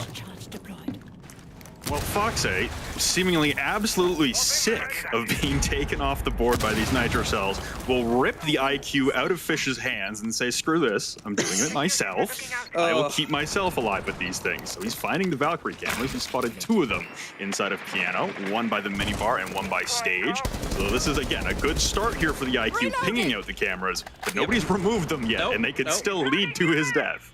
Oh, it's as if, you know, he's doing it himself now, isn't he? He's fed up with Fish, and it's nonsense. He's going to do it himself. Speaking of Fish, he's got himself into a bit of a lurk position here, Rob, as he is close to that triple wall towards Red Stairs, and Iconic is pretty much above him on the hatch. If Iconic does take a tumble, Fish is waiting for him in a trap. But Fish, I don't think, has any idea that Iconic's even on the hatch to begin with. This could be a terrible game of cat and mouse for Iconic, but he's standing firm at the moment. Look at the information that even, you know, Solus can get. Just seeing if there's players on cameras, you can see them on the rooftop. You know, great value getting out of that scanner. Oh dear. Oh dear, oh dear. Well, there goes Iconic. He dropped into the waiting arms of Fish, who sat there for half the round, but it was well worth it as he collects a free kill. Spoit, though, will trade out Yaga. The sprays go wildly into the laundry wall, try and retaliate and push forward for OXG on their attack, but they've left Diaz upstairs. One on New Balk for Oxygen will try to pressure him, but Diaz wary of this. They crouch behind the minibar. Perfect timing there for the OXG attacker as Diaz will continue to hold the reading door. And again, we're into the crunch time here now, and it looks like it's just Fox alone on a solo mission to clear out the top floor hold from M80. This is getting down to crunch time here. Dream will grab Spoit, though. Fish taking a lot of damage to the shots to the floor. Fox will be successful and is clear on the top side. But again, here comes the flanking smoke of Kino. Kino, can he do it? I've seen him clutch these before. He's been very impressive as of late. Drops into Laundry, gets lit up from all angles, tries to isolate the 1v1 gunfights, but it's no help to him. Nowheres is standing ready for him. And Oxygen get their first round. I mean, M80 there, Rob, just kind of falling apart there as we hit the minute mark. Just 2 kills open up. But I must say, I like the intensity that Oxygen brought in that round. As soon as they killed Iconic, who dropped that hatch, all credit to Fish, he got his one. Did you see the pace, how quickly then went into Pillar? Just straight in, trying to take control of the map. That's what we need more from Oxygen, is that quick thinking. Be a little bit faster, be a little bit more bold. Well, yeah, and I mean, honestly, for M80 as well, it looked like they felt completely comfortable topside, especially Gomez, Diaz, sorry, on my last round, who was completely comfortable just staring down the kill holes towards reading door. That's his job, and he thinks that the entire top floor hold is successful and that OXG have completely bailed on clearing it, and then here comes a crouch walking Foxay on the IQ to completely dismantle it, and he gets traded out by Kino, but by that point, the damage has been done on site, and it was a perfect distracting moment for Foxay to sneak in there. Really good adaptation to be able to kind of fake them out on that moment and say, you know, I'm just going to feint a little bit that we're just flooding site. But then Fox has the presence of mind to head topside and afford his team the ability to rush through. So it was really nice. We head down into that kitchen, and this was a disaster class of a round from Oxygen. Way too slow, way too easy as well for M80 just to pick up kills as they came. They've sacked off the ram entirely, back onto the sledge for them as their choice, but maybe they're looking for that vertical take this time, Rob. Mostly because we're seeing a little bit more pressure towards that bakery side. They can maybe look to try and go for a bit of a split push. Only downside to that, of course, is they're not going to be able to get through bakery as long as that clash is alive. They don't have a good lineup to deal with a clash. Sure, you've got nades, which will kill, will go behind the shield and maybe get a nade, but it's very difficult to do so, and especially with Wamai's on board, yeah, no hope in going for that. I think the big issue is going to be that clash. That's for me, that's the problem. Good job from Newers here too. Like we pointed out on border, clearing the Wamai magnets is very crucial to have good effect with those frag grenades. Especially in Coach. Especially in Kochek, yes. And VIP where that deployable shield is already gone. And there goes another frag grenade, comes soaring in, but it won't claim the life of Spoit. He perseveres on, throwing out his second Toxic Babe to repel any kind of advance up the hallway from Garage. Iconic has now retreated from his bakery position in to help, but there goes Dream from the VIP double window. Outside of tables, will grab Spoit. There goes the smoke, eliminated from VIP. Much better targeted round here for OXG on this attack as compared to the last time they attacked this site. Yeah, a bit of a blunder there from Spoit. He swings for no reason. Nobody can pressure him in that double window. Sure, if he's getting Grim, he's getting Grim. Nobody's pushing him long. He has that clash to feed that information. So, yeah, needless swing from him. Kino also falls. The clash should be feeding this information now, but nobody's capitalized on it. Diaz trying to fight on two fronts. There's a swing from Gomez. Great cover, and it's now into a 3 versus 2. Fish was on the rooftop this whole time. Where was Fish? Are you kidding me? Oh, poor Fish. I'm sure he's getting shoot out right now because, yes, indeed, the rest of his team was dying on site. It looked like a really good execute. Now Dream is going to have to vault into the freezer with Diffuser alone. Spots Iconic on the clash, but again, can't do much about it. Neither of them have the utility. Fish doesn't have any nades either. They're both being slowed inside the freezer and awaiting the collapse at a man disadvantage inside the freezer. They're stuck in a choke point here. The plant will be attempted to come out from Dream as Fish tries to cover, constantly being zapped and trying to do damage. He will down off Iconic, but there goes Dream down in the process trying to attempt the plant. The impact will clean it. With 15 seconds, it's Fish alone in the 1v2. Recollects the diffuser, jumps on top of the balcony, and that will end it as Fish drops off the perfect crossfire for M80. They will walk out of this round victorious, seemingly when they shouldn't have. Yeah, but I think that is the showings of a great team in Siege. That really sets, a good team from a great team. Is being able to win rounds where you have no right winning. No right winning. As soon as it went to a 3 versus 5, and we're seeing that sledge just push up so far into red corridor, I'm sitting there thinking, wow, this is great. Aggressive from Ox, and they can just collapse now. But then the kills out of nowhere. Young Diaz, massive kills inside that coat. Phenomenal work from him. Gomez just barely got there onto that kill onto the sledge. And then it took me to Fish on the rooftop. I'm a patient man. I'm a patient man, Rob. But I have big doubts about him so far this game. Listen, he wouldn't be on the roof without a reason. That's the only saving grace here. I don't know. I don't know what the reason is, Harry. I just know there has to be one. You don't make it onto a team like Oxygen if you're not being told to go to the roof when the rest of your team is pushing. I don't know what the idea is. I don't agree with the idea. I'll just say that much point blank. But there had to be a reason. Well, whatever the reason is, it's costing them rounds. A 4-1 half as it stands, Rob, for M80. And they go to the top floor. This is a site that we haven't seen. They went everywhere but here, and they will go for it the final time around. We have a castle barricade set up. A lot of teams would usually go for the mirror window since they are available. Very strong for that top floor. Can shut down Piano, for example, just null and void. But they went for the castle strap. This is, pretty classic. You try and lock yourself in towards Piano, in towards Cigar Shop, hold it down as long as you can. They have lost Spoit, though. They've lost the Warden. There is a Ying on board from Auction. That is the worst operator that M80 could have lost, Rob. Oh, this is looking like an immediate collapse through the skylight. The smokes, the candelas, they all start pouring. You got a pre-punched castle barricade on the left bar, mini door. There goes Dream trying to get a plant down in the smoke, but he has to bail out as Iconic will drop him. The Nitro Cell goes in errantly. It will not connect. Fish will reacquire the diffuser now. He's standing at a 4v4. Foxay still repelled on the Heaven window. Try to cut any more crosses or swings out of Cocktail. And it seems like that fast plant for Oxygen here has been aborted as they try to get that first attempt in, and now they're having to refocus. They tried to use the ram to cover the sound off the plant going down. The only issue now is if there is players below, they can use that vertical against them. They have lines of sight onto the diffuser. They have a line of sight onto the door frame in towards Cigar Shop. Gomez does see ahead and tries to go for the swing, but look how deep Ying just pushing in through the bomb site. Closer and closer they will get, but no plants are going down at the moment. Newers is there with that G36C, eliminates Kino. Pistol comes in for Gomez. It is a 1v4 to clutch. The Ying will go for the plant, but it's only a matter of time. I think all angles should be covered. A couple of red pinks here or there, some yellow pinks also. Yoga, where are you going? Get shut down. But Fox on the rebounds. Oxygen 4-2, Rob. Not too shabby in that round. No, not too bad at all. And I actually did like the composure there from Oxygen. Their first attempt, like you said, covering the sound with the boogie drone and inside the smoke for Dream. Unfortunately, he gets picked off by Iconic, and you can see everyone on Oxygen just kind of halt for a second. Yeah. Just kind of wait it out and then proceed walking back into the bomb site with the setup they had. It's a really good hesitation there to be able to draw out as much utility from the side of M80 as possible. That being said, for Oxygen, you only pick up 2 attacking rounds, so we stand at a very standard scoreline of 4-2, when it looked like maybe Oxygen should at least be at a 3-3 scoreline heading into the half.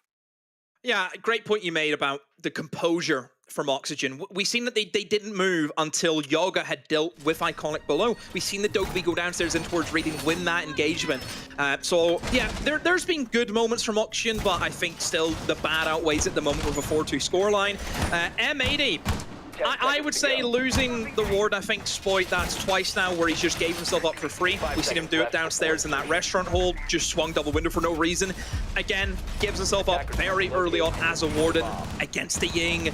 That's gonna spell, doomsday for anyone in that cocktail bar.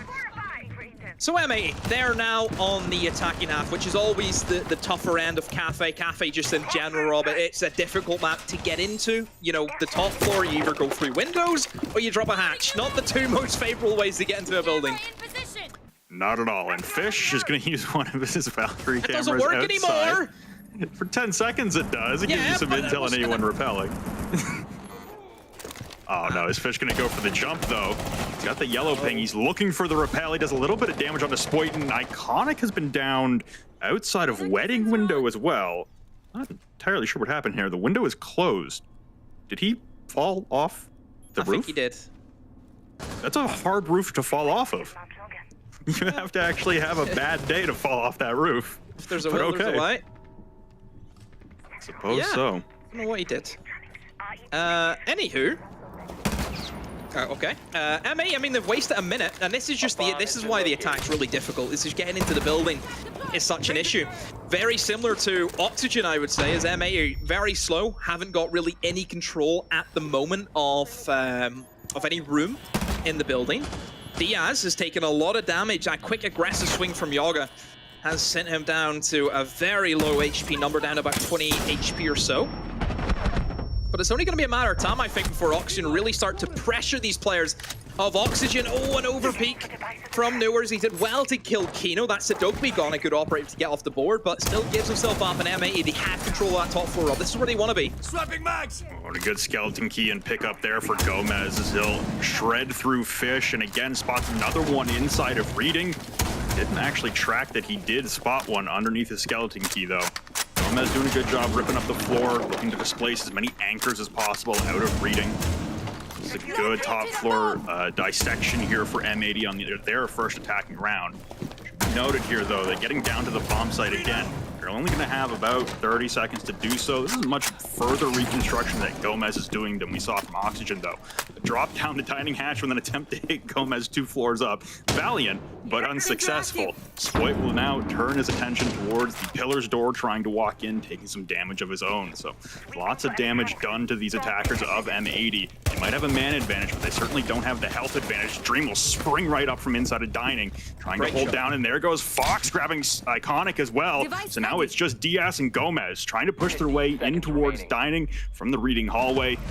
Looks like Dream has it on lock here. Gomez gets picked apart by Foxay from above. Diaz will trade it with 8 seconds left. He walks into a crossfire.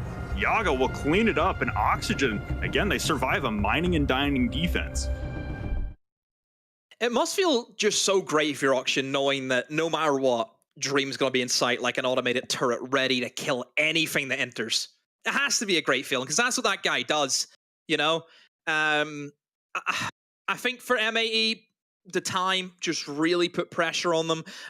Taking upstairs, I think they got in, about a minute 30 or so, and then it's time they start getting back down. You have a minute to go, then you have to go for the drone. It's a lot to do, but for Oxygen, that's the way they need to defend this. Aggressive, do what M80 did to you guys. Make it difficult for them. Just don't give them the free entries into the building.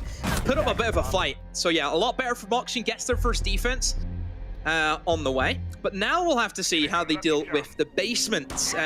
This was a site that just did not go well on the attacking half for Oxygen. Let's see if M80 will have the same issues. M80 have brought in a big operator that I think is going to be great to have for the kitchen, and that's going to be the Monty. Monty gives you the options of really double pushing both sides.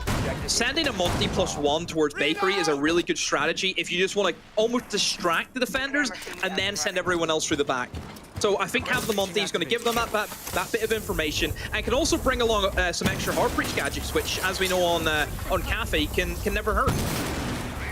Also, just the most soft breach you could ever ask for. You've got a buck, a ram, and 3 breach charges on Spoit's ace. So no soft floor will remain safe as they attack towards the kitchen, which is exactly what you want. There's a lot of soft floor above popular anchor positions and power positions inside the bomb site. So if you're able to force a Montaigne in there with kill holes from above, the availability for the defenders to be able to survive out inside the site itself is going to be very low middle way through the round. Shall we touch upon Spoit, Rob? I haven't actually mentioned him, which obviously Jesse and Jacob and Lexi all thought that I would have, because EU Wonder Kid, I think that's what they call them. I don't see it that way, of course, but not looking too good. 2 and 5. Is this a downfall of Spoit? Is this washed era? I don't know. Maybe. The downfall of Spoit. It could be. People have been preying on this. I know so many people have been preying on this. Game 2 of Stage 2 of the regular season in groups is the downfall of Spoit. Oh boy. No, I mean, obviously I think Spoit has really moved away. Just his actual role in the team has moved away from that just brain, fragger who moves in, really powerful on operators like Iana. The coaching staff have really molded him into a very flexible player. He plays a myriad of roles now, like he's on ace, which is something that I think a lot of people would never have seen is Spoit play an ace, for goodness sake. But that's just the way M80 are. They're a very flexible team. Well, yeah, I think you've seen that through the entire M80 roster. We've seen a Wamai passed around, I believe, through 3 different players' hands on their defensive side. They're just super flexible. They're toolsy. They can play just about anything to fill any position, and they have different strengths and weaknesses to play those certain operators in different attacks and different defensive setups. Gomez here, very wary of a flank. He's got the skeleton key out, and he does spot the legs of an OXG defender attempting to run a flank up red stairs. There's attention back towards the bomb site as Kino has made his way in with Diffuser. And like I said, there's nobody home for Oxygen. All the soft floor above ripped up. There's one man in Rice behind the prep window, and that is it. It's Foxay getting stunned out, and he's not going to be able to swing out here with the amount of holes above him, and the coverage from M80 is perfect. Yeah, this is where M80 can really excel and using that verticality. This is where really Auction went wrong, was losing that ram. They didn't have the capabilities to open up everything. Look at that C4 dodge, pulls out the shield, blocks that damage, but there is still going to be the yokai drones that they need to try and go for. Newers will swing in. What a play from Newers, picks up Diaz, eliminates the multi, keeps on pushing through. A triple for Newers in the round. Gomez all by himself, and he knows it's lost. My goodness, Rob, when the world needed him most, Newers appears. Newers coming down and jumping off the top rope to be able to insert himself into the fray and absolutely decimate M80's planting attempt there. And honestly, if you have an IQ there for M80, that probably goes a lot better knowing that the yokai's there. The yokai, again, like you said, if Dream wasn't going to be able to physically be on site, he was always going to have eyes on the site to be able to relay intel to the team. Again, much better positioning there for OXG. They scurry out of the bomb site. Foxay stays on just to make sure no one can absolutely rush all the way through the site and get a plant down in kitchen. But man, as honestly, as best you could have played that given the scenario for Oxygen, because there was nowhere other than Rice where Foxay was that you could be safe on that bomb site. I always forget about Newers sometimes, but he is that guy for Auction, isn't he? He's incredible talent. We look at what he did at SI this year. He was on fire. So yeah, always forget about him, but no, he's always there. He's a great player. 4-4, Oxygen. Square things up, M80. We looked at the start of this game, Rob, and we were thinking, oh, well, better get the break ready, because, you know, it was going really quick. But no, Oxygen have really dug their heels in. I'm liking what I'm seeing from them, the defense. Just a little bit of the perfect timing where they just all collapse. That's what we need to see more of from them. Yeah, I think this is a very, very different performance than what we saw in their attacks. I think, obviously, it's Cafe defensive sided. We're aware.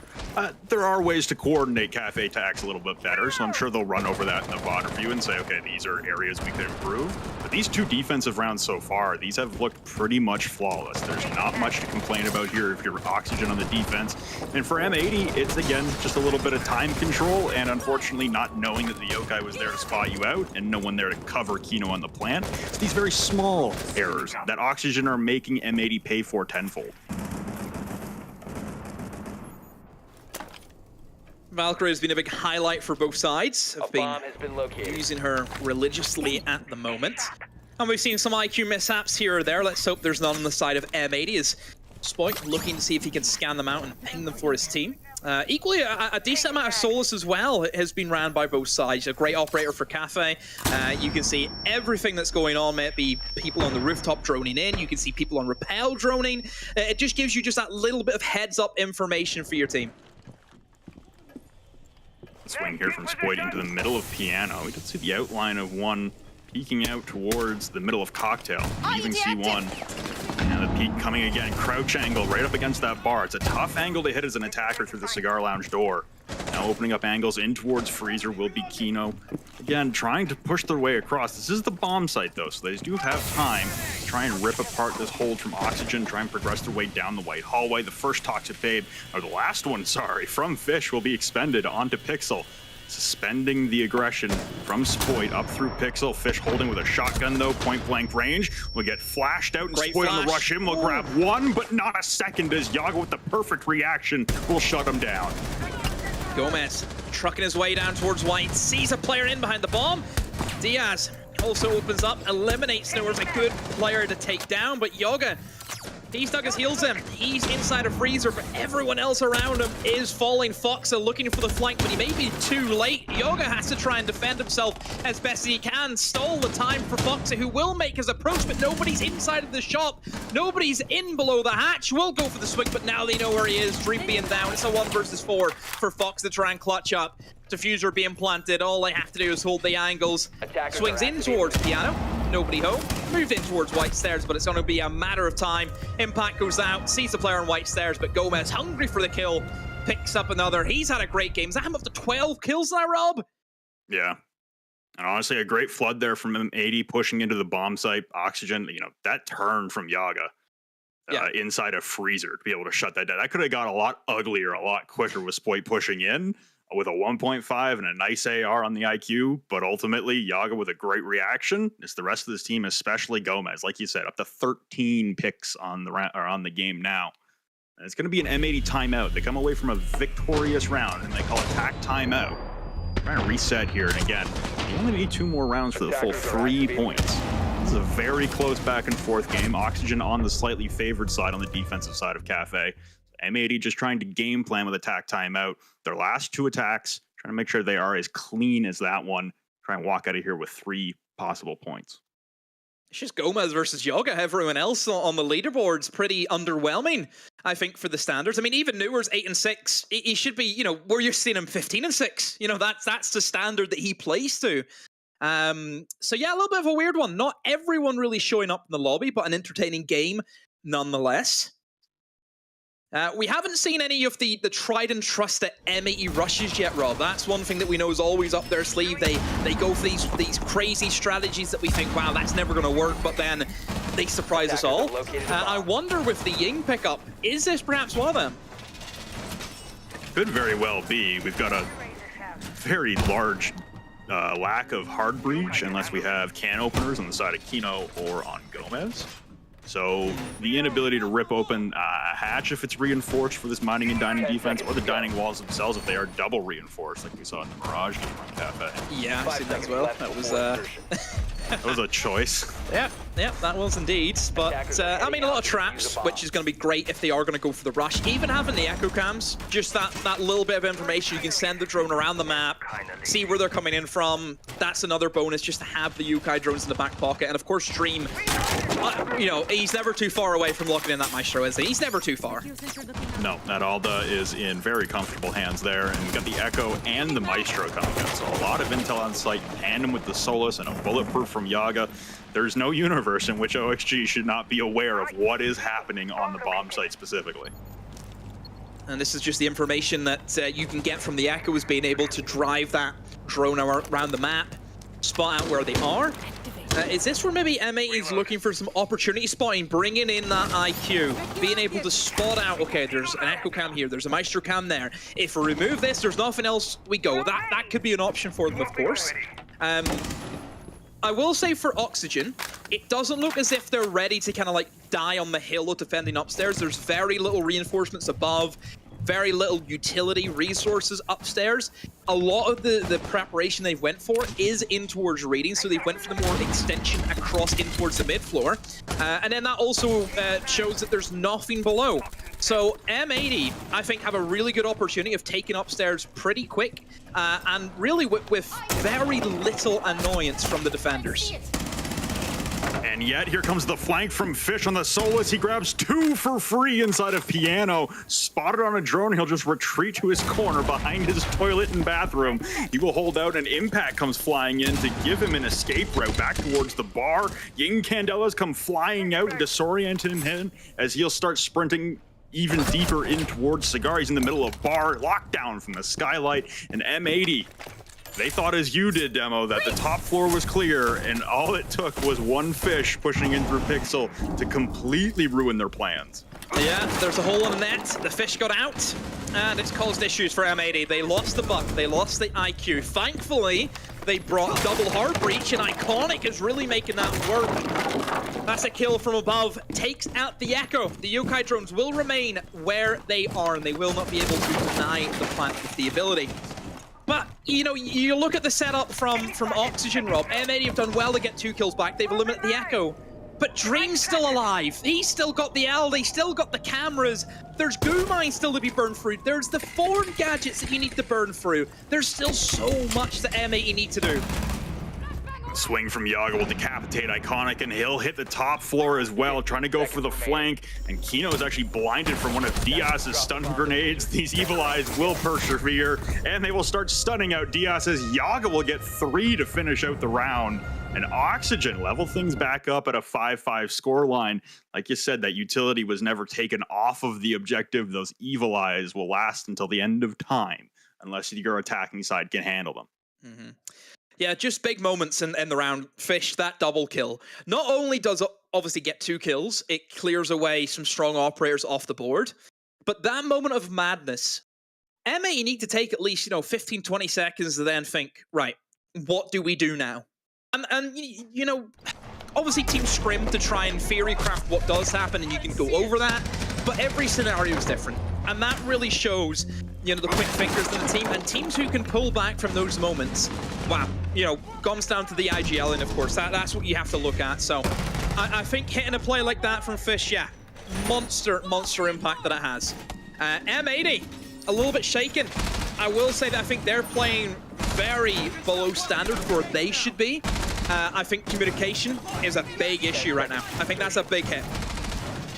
Yeah, like you said, there wasn't a whole lot of setup topside for M80 or for OXG on the defense, and M80 walked into that top floor immediately, turning their attention towards the floor, trying to rip up towards the bomb site.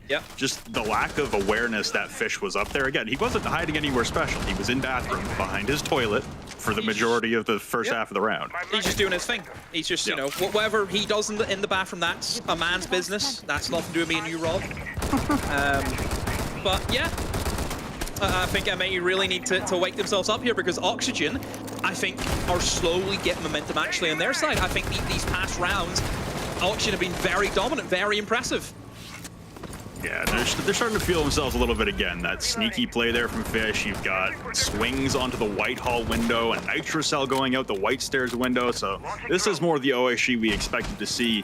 Seem to be a little more reserved and a little slower on attack, but here on defense, it seems like they feel right at home. And honestly, for M80, they're going to need to step things up to match that kind of level of play.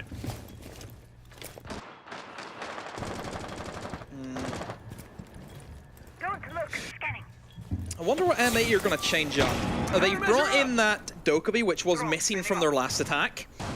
I wonder if that's going to be the key, just to give them that little bit of information where maybe communication isn't 100%. Having the Dokkaebi calls is a no-brainer. It's an absolute no-brain ability. You do a phone call, it's going to give you a good reward. That's why the operator works. So if you are struggling, Dokkaebi's always an operator to fall back into. Once again, for M80, Rob, it just seems to be a little bit all over the place. They're not really in the building yet. They don't really have control of one specific area. I'm not really sure what they're actually trying to attack. And the time, you look at some of the rounds that have happened so far. M8 have been really stretched in time. Equally, so were Oxygen on their attacks. The top floor has not been vacated by OXG. Newers will persist upstairs and grab a kill for it. There goes Kino, another one for Newers, dropping Gomez. The top floor was not free once again. One man alone will stand on the hill, and he will die on that hill at the hands of Spoit. But again, 2 for the price of 1 for Oxygen on their roam top side. It's the best situation you could have asked for, and now Iconic, Diaz, and Spoit will try and work their way out of the hole that they are in. Spoit with the electronic sensor will try and remove any potential utility on the objective, including Valkyrie cameras that Iconic will spot. But honestly, this conversion to sight, we've still got one more smoke canister left in the back pocket of Dream. We've got a man advantage here, and it looks like Fox is going to go for the flank of Dreams. Yeah, and the flanks have been very abundant for Oxygen. It's worked out really well for them. Even though there's a Nomad, it doesn't look as if the Nomads are set up in the correct position. Diaz is waiting for the call from his teammate to try and move in towards Reading, but they do not know if Pillar's going to be clear or not. There goes Fox. Walks up red stairs. No flanks to be had. Diaz eliminates Fish. There's a 2v2, but as we know, there's too many players inside of the site that Diaz had to deal with. And Iconic gets finished off by Iago. Oxygen on match point. Is this the first time that they've led inside of the game, Rob? I think it is. I believe so, yes. Because M80 went up 3-0. Yeah, M80 was up 3-0, then 4-1, then 4-2. And then, yeah, OXG have won 4 of the last 5 rounds. So this has been an impressive run of form here for Oxygen. Like I said, they feel like they're a lot more confident on the defense. They're making plays that seem much more characteristic to their style of play. Swinging windows, launching nitros at windows in the first 30 seconds. Again, one man on an island being the beacon of light that OXG needs to acquire picks on the roam and be able to disrupt the attacking plan for M80. Again, it's back-to-back rounds where someone has had to step up and be an individual in that situation, but they've exceeded expectations, claiming 2 lives for the price of their own. Maybe Oxygen taking inspiration from M80. They are bringing their own clash into the kitchen defense. We've seen it had great success from M80 whenever they defended that kitchen. They will go for the Monty option again. I mean, the last round for kitchen, it looked on paper, it looked to be a good setup from M80. They had everything going for them. But one thing that, you know, Siege isn't played on paper. That's one thing that I think some teams, you know, forget about, is anything can go wrong, and a player like Newers who can make things go wrong, it's going to ruin your whole day. Well, we got the ultimate war of slow, which is Montaigne against Clash. This should be a very, very interesting potential final round here, as Oxygen will want to wrap this thing up in regulation. Like I said, claim all 3 points that are on the board today. And M80 now, just trying to salvage 2 points out of this. They've lost the availability to claim 3 points, and it looks like M80 is trying to send their way through Bakery to start things off. But like you said, the clash inside of Bakery is going to make this next to impossible. Yeah, I'm trying to think what's the best way they can deal with that. One way that I think has been really strong, and a lot of people don't know about it, is EMP the Clash. Then you don't have to worry about the electrification gadget, the taser inside of the shield. It's one thing that a lot of teams sleep on. In goes the EMPs, will miss as she has rotated in towards Prep, and that information should be fed out. So they need to try and disable that shield before they get their own shield in towards that Bakery counter. Looks like we're getting another flank here. I believe that was Fish rotating upstairs, and Yaga will join him. So again, we're having the flanking Wamai and the flanking Smoke heading to the top side as Kino continues to take zap damage from Foxay's Clash. They are down a man as Boy got the opener onto Newers somewhere in all of this. The entry into Bakery is now successful for M80 at the midway point in the round. They've got nobody upstairs, all 5 members within about 50 feet of each other, and this double flank coming out from the top side from Oxygen could be devastating. Have they double reinforced red walls? I think they may have. They've reinforced the wall that looks in towards Code. So Dream, I don't think has much of a say in this round. Hopefully, M80 should be able to spot that. And they should be able just to walk in. That's a big issue for Oxygen and their setup. That's why we see the double rotate, Rob, is because they realize that and they then have to try and take the vertical approach. Have they, or have they reinforced the left side? Oh, no, never mind. They reinforced the wrong side of red walls, which, I mean, it's a bit of hit or miss, but then you can walk in Prep a lot easier than you can the other way around. Oh, dear. M80 will try and pour into the bomb site. Iconic will at least cut down Dream at the front door, so no use of the Yokais anymore. This is Fish that is rotated back downstairs on the Womai. And it seemed like Yaga was still upstairs as he claimed that life of Gomez. So the collapse into the bomb site, Kino's going to need to go for a plant here. Here comes the return from Fish. He grabs one on exploit, but ducks back out, waiting for the approach from Red Stairs. Fish taking a lot of damage, down to about 25 HP, but the plant is still not going down from Kino. A beautiful shot from Diaz as Fish gets taken off the board, and you still have Fox and Yaga upstairs.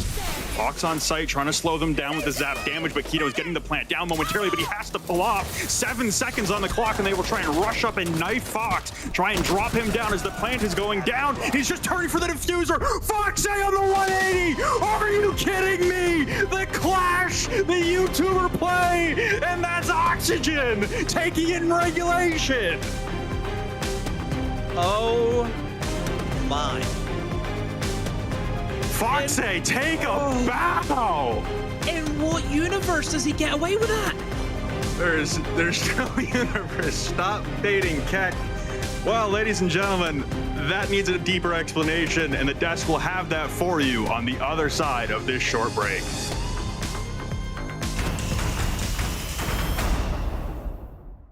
Yeah, I got no idea. Oh, brother. I'm losing my mind. I'm losing my mind.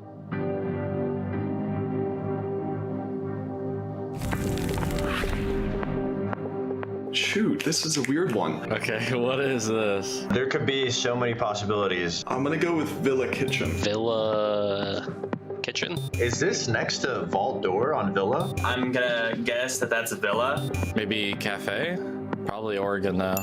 Oh, I know what this is. It's Oregon. Maybe like Oregon? Oh my god. I'll be ready for this next one. There's lots of maps with offices. This could definitely be like 2 of 3 maps. Consulate, admin, a lot of files in that room. This would be Canal. I'm gonna say top small tower, Oregon. Logistics on Clubhouse. I'm gonna go with Consulate in the admin room. I don't know where, but I'm just gonna say bank. Bank? No! There's no way I'm guessing that right. I've literally never seen that, so... I know there's a chunk of statue on Villa Art. I don't know any of the casual maps, so... Probably Oregon kids. I think Pool. I think it would be Pool and on Nighthaven. Maybe like Stadium Bravo? I have no clue, to be honest. I'm gonna go Oregon Junkyard. The only place I've seen chibis is when I do T-Hunt on House in the kids' room. Would be House, the playroom. Oh my god, man. I am not good at this. I've seen this before. It's like a washing machine. That wall looks like it'd be Consulate or Bank. It's gotta be like Consulate upstairs and like admin. I'm just going Clubhouse. I have no idea. I'll go Oregon laundry room. The brick is making me think it's like Consulate. Is that in the spawn of Bank by Alley? I think it's Chalet basement, like beside the car garage. That's Chalet and like the trench hallway area. First one on the board. Wow, not even close. I've been playing this game for like 6 years. I feel like I should know these. I would not assume Clubhouse because it's like a biker gang. What, there'd be no reason to be a teddy bear there. It's on a leather back chair. That's okay. That's a good thing to think about. I had to guess. That's just Oregon kids. Cafe and like the VIP. It looks like a leather booth, so I kind of want to say like cafe. Leatherback chair. Leatherback chairs. Leatherback. Where are leatherback chairs? I would assume it would be cafe. It looks like it'd be from cafe. Wait, that's a bench it's on. This is cafe, like tables. My first initial thought is like this is somewhere on cafe. Dining room cafe. Yeah! I had no idea. At least I got one.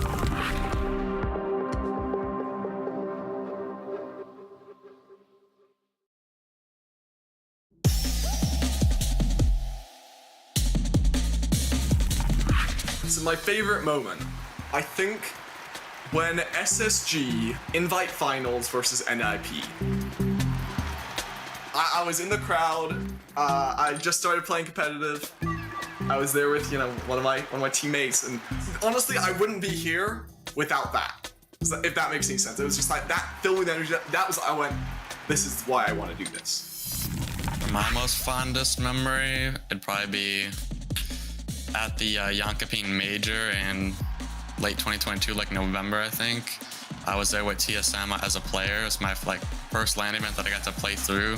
And the moment was when we were, I think it was before we went on stage. We had like a meet and greet with a bunch of fans, and that was like the first time I've gotten to actually meet like my own fans. And I got a picture with a whole group of them. It was like Farmer Gerald, Tom J. Sherlock, and Harry, and we like picked up a Tom J. Sherlock for the picture. So I would say my most fond moment of me playing Rainbow Six Siege would be when I played CL with RTV. Mr. B in the beginning of the stage said that we were gonna go undefeated. He said that to the whole league, and we ended up going undefeated in that. Not a single loss. And then we basically won all the way through playoffs with only losing one map. But that was like, for me, like the biggest moments of my career so far, and I deserve to be where I'm at. So obviously for me, my most memorable moment would be clutching the 1v4 against Damwon at the Invite 2022. Kansan, but a beautiful double play. And watching from this angle, Kansan, are you a miracle worker? You only need one more, and there it is. We were up 6-5 on Bank, and it was the last round, and I clutched a 1v4 to push us into the second map, which we eventually won. I would say one of my most memorable moments in Siege was qualifying for the Mexico Major. It was still pretty cool to travel to different countries. So, we went to Mexico City, and then I got to meet a bunch of the casters, the players. We got to play against a bunch of these teams internationally for the first time. I think the happiest and best moment in my Siege career, it's winning SI 2020. I think that particular win meant more to me than other wins I've had. I think it was the biggest prize I've won. But also, I had just previously been on EG, and we had our string of second places. I was kind of picking up a reputation of being a finals choker. The crowd made it that much better, just like they were on our side the whole time through the game. It was really cool to experience, for sure.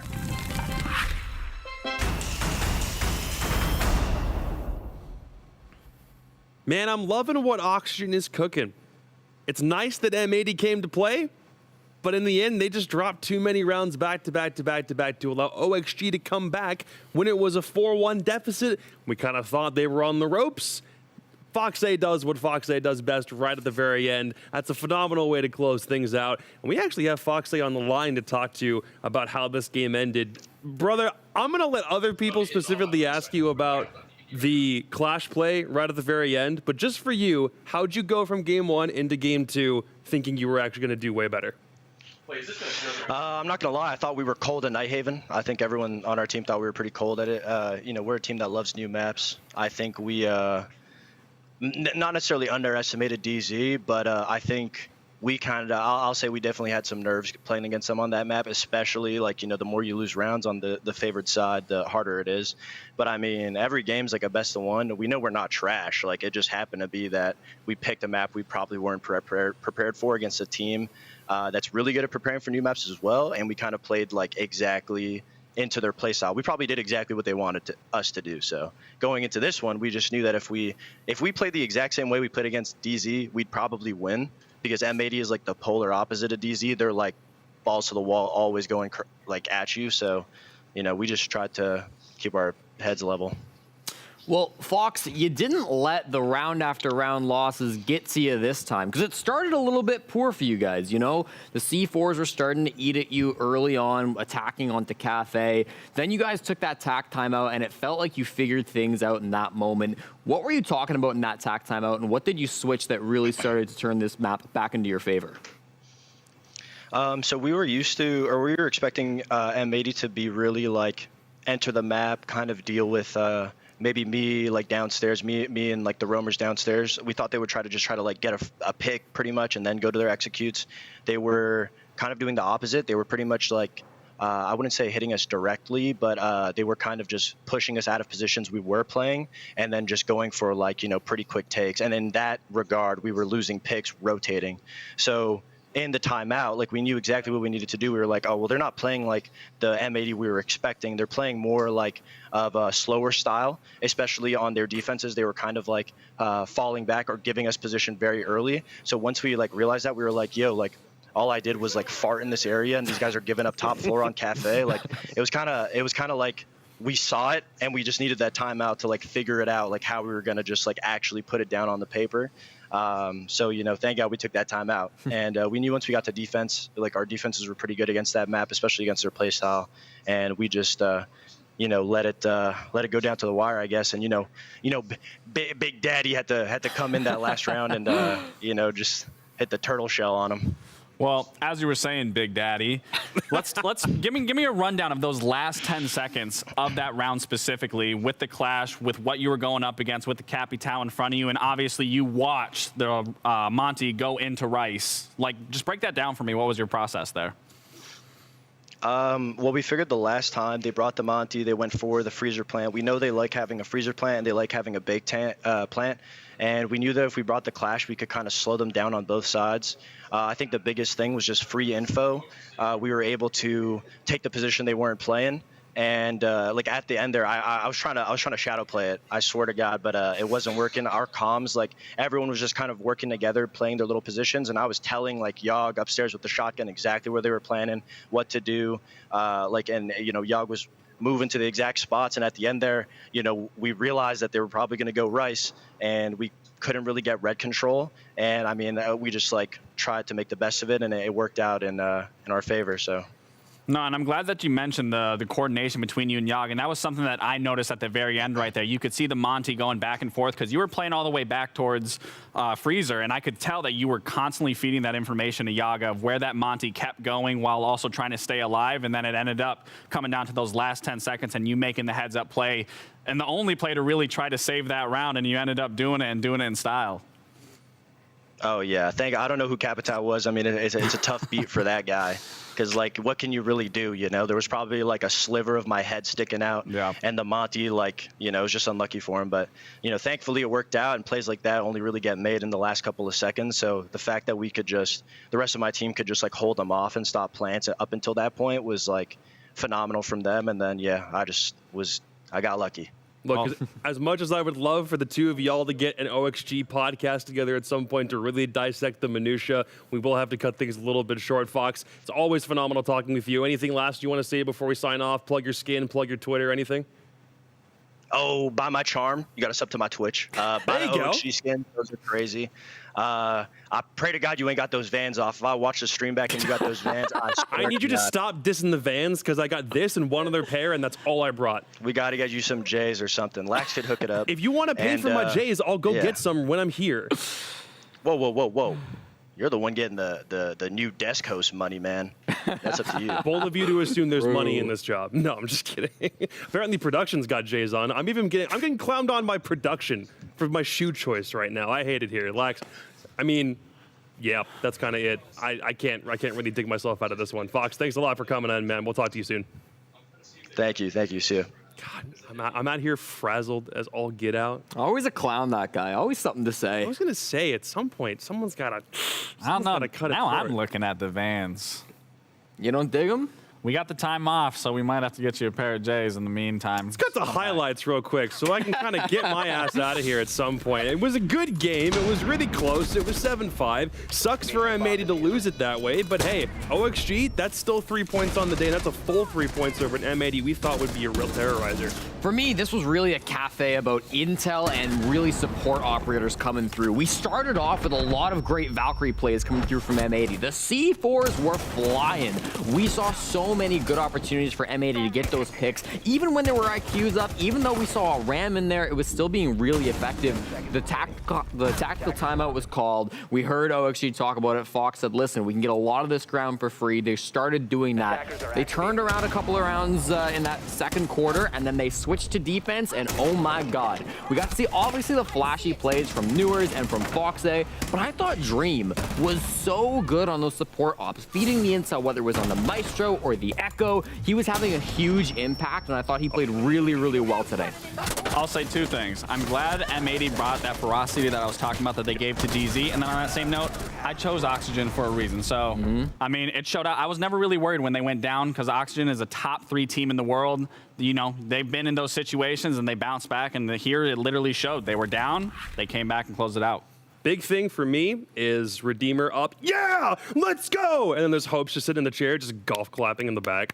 Just like the dichotomy of coaching staff that OXG are working with right now. It's funny to watch on cam, but in terms of coaching, OXG won this thing, but there's still one other thing that if they take with them into next games coming up, we can highlight here just to see if they clean it up for next games. Jesse, what you got? Yeah, well, I wanted to once again deep dive on this C4 action that was happening for M80, because it started off really dominant for them. We saw time after time the C4s coming through, having big impact, and I believe it was 4 C4 kills the first 3 rounds, but then you can even see in round number 4, after they call the TAC timeout, what ends up going on. It doesn't matter if there's a RAM, it doesn't matter if there's an IQ. The C4s were finding value until the TAC timeout gets called and Fox says, I'll do it myself. Switches to IQ and narrowly avoids the C4. It explodes right next to him in that clip there. He gets the frag into the guy inside a cocktail. He fights the second guy up on that top floor, finding massive value, and they figured that out in the TAC timeout. I thought that was great from OXG. And speaking of massive timeouts, like that was the game changer for him. Fox noticed, you know, and that's the thing is the IGL that I was talking about earlier today. Fox noticed that they weren't, you know, holding that space. They could gain that space. And because of that, it led to a lot of successful rounds for Oxygen and ultimately them running away with the game. Yeah. Speaking of said vertical play, that happens really just because you've got RAM. And I love the fact that we've got additional options. It's not just the sledge, it's not just the buck. This is just a clever segue to be able to talk about our tactical analysis that we did with RAM with pros earlier before the stage started.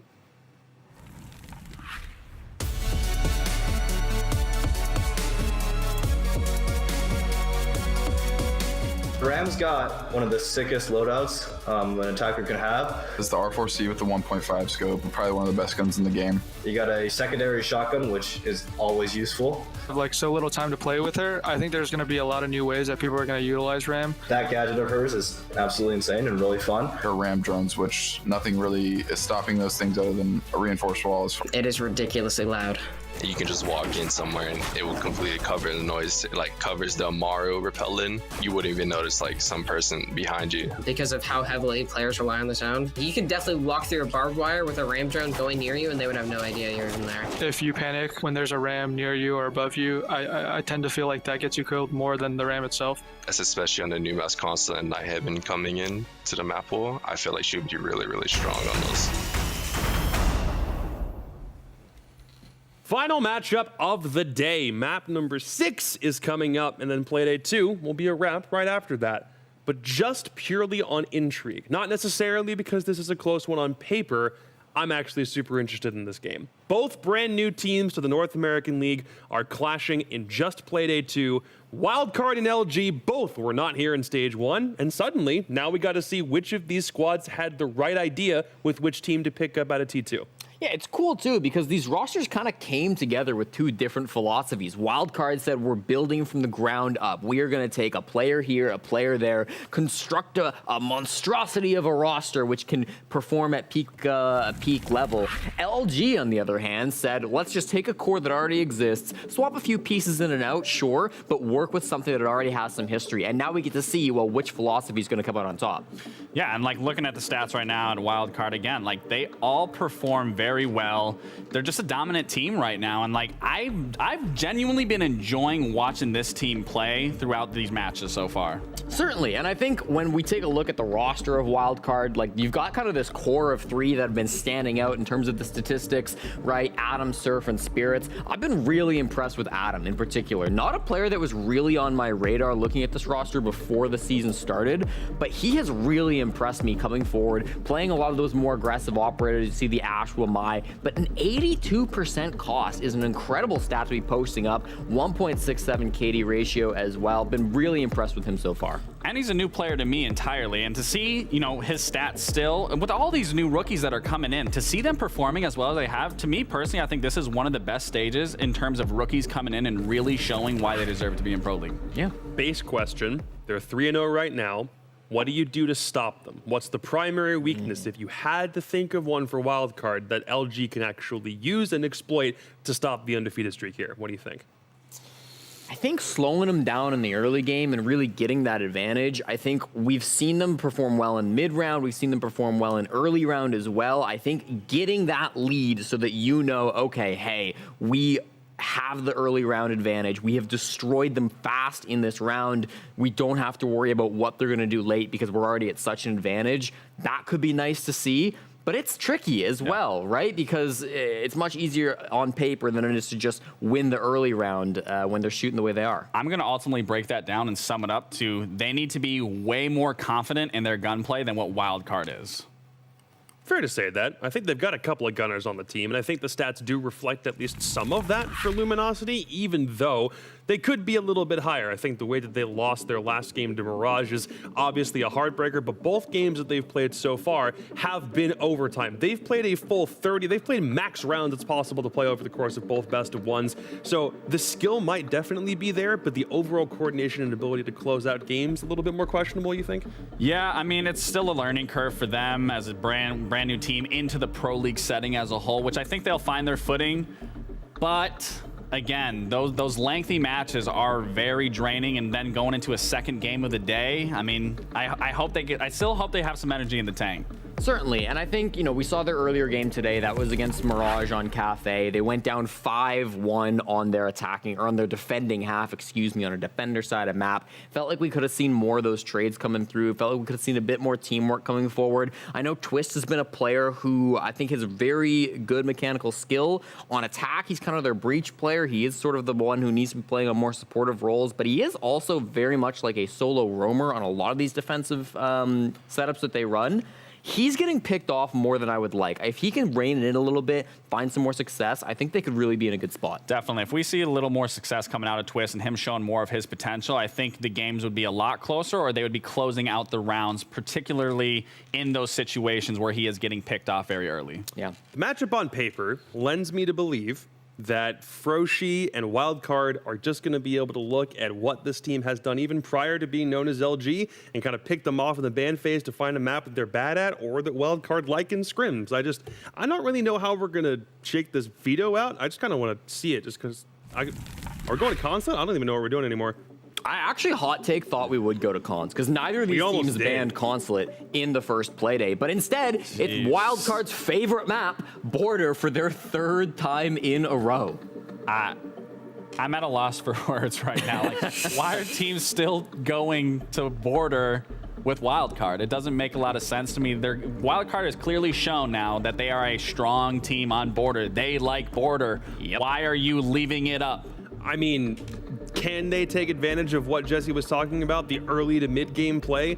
Does that work out here? Because Wildcard do have to attack on Border first. Can they get nullified in the early game just long enough for LG to come away with a good first half, you think? Wildcard are so good at attacking on Border. That's been their better half throughout their 2 games combined that they played on it so far. And there's been VODs on Wildcard, and still the teams can't best Wildcard. So what is Luminosity's trick that they're going to try to pull out here by leaving up, it seems to be Wildcard's best map? Yeah, and especially too, I mean, there is also footage on LG on this map. This is where they went 18 rounds against DarkZero during Breaking Point. So they were under the ATK banner, but it's the exact same lineup. So if you're Wildcard, you've probably seen that game. You probably know some of what they want to do on this map as well. So yeah, I don't know if I agree with this pick for LG. If I'm LG, I'm shaking in my boots right now. That's all I'm saying. You're taking them to the best map once again. And for that alone, I see Wildcard taking it. Well, it's the Battle of the New Bloods for our very final game of the North American League 4 Playdate number 2. It's going to be Demo and Flynn with the call. Thank you, boys. Much appreciated. And yes, the last game of the day, it's Wildcard and Luminosity, the 2 newest additions to the North American League. And for some godforsaken reason, Luminosity has elected to take Wildcard to Border. As Jesse said, 3rd straight Border game for Wildcard. And I think the interesting dichotomy between the 2 teams is that Luminosity, through 2 games so far this week, have only had 8-7 finishes. They beat the Soniqs 8-7 and lost to Mirage 8-7. Wildcard haven't even entertained the idea of going to overtime. Okay, Mark. Can we jump in now? My name is Flynn. I'm joined by Demo to close out week 1 of the NAL Stage 2 here, and 2 new rosters. One has shown a propensity to go deep into games and be scrappy, and one in Wildcard has shown that they just kind of own Border. Yeah, solid team. They've got the fundamentals down, which is the main thing. If you want to be a good Border team, you need to have down. You need to have that little bit of an edge where you need to play aggressive. You need to have your refrags onto, a silver platter. They need to be the top of the range. And I think they've done that. I think they're going to be a very strong team, as you would expect with already Wildcard having 3 wins under the belt. We'll see them as we dive into the best of 3 segments, so as we get later on into the season. So I think this is a map where you'll see a pure and best of 3s, and it will cause teams a lot of headaches. Well, we round out the operator bands with a Mira. Joining her will be the Azami, the Ying, and the Ace. So, Luminosity starting on the defense, and as Jesse pointed out on the desk, Wildcard better on the attacking side of Border through 2 games than they are on the defense. Wildcard will be starting on their favored side, and it does not look like too many operators that they favor either were taken off the board. The Ying getting taken away, not that much of a difference maker. I don't believe they actually ran Ying earlier today in the game we casted. They might have ran it yesterday, and I might have forgotten that by now. I believe that in the last game, was it banned? In the last game? Been. I think it might have been. That was a Foxay 180 on a Clash ago. Don't ask me about it. My brain's empty after that. So yeah, there's that to take in consideration. But one thing I will say just about Wildcard is, Jesse said about they're a little bit better on the attack than defense. It's like 2% difference. It's not just, oh, they're better at attack and defense. They're both as equally as good. Just one, just a little bit better, but both very high win percentages on each half. So I don't think they're going to really struggle depending on the side switch. It just feels like one of those games, and I know it's really early on to the season. It's day 2, but it just feels like one of those, oh, it's an upset if they don't win. Yeah, I think Parker put it best yesterday. He talked about back in 2019, early 2019, or actually late 2018, when Noble came in. They won like the first 2 or 3 games of Pro League. Everyone was thinking, oh, this is the new upstart team that's going to take over Pro League. And then they lost a lot of games after that. So for Wildcard here, again, it's the ability to prove that you are the real deal. At 3-0 in the top of the standings after 3 games played, like, honestly, they're looking pretty for real. The only difference is their back half of the schedule is presumably what we came into the stage thinking the top 4 teams would be. So to be able to pick up all 12 points, a possibility, I think Lax said it on the desk as well. 12 points was tied for, what, 4th and 5th place out of group stage last stage. So for them to be able to come away with a win here of any kind, whether it be 9 or 8 points, or sorry, 12 or 11 points at the end of the day, they're looking really good for playoffs.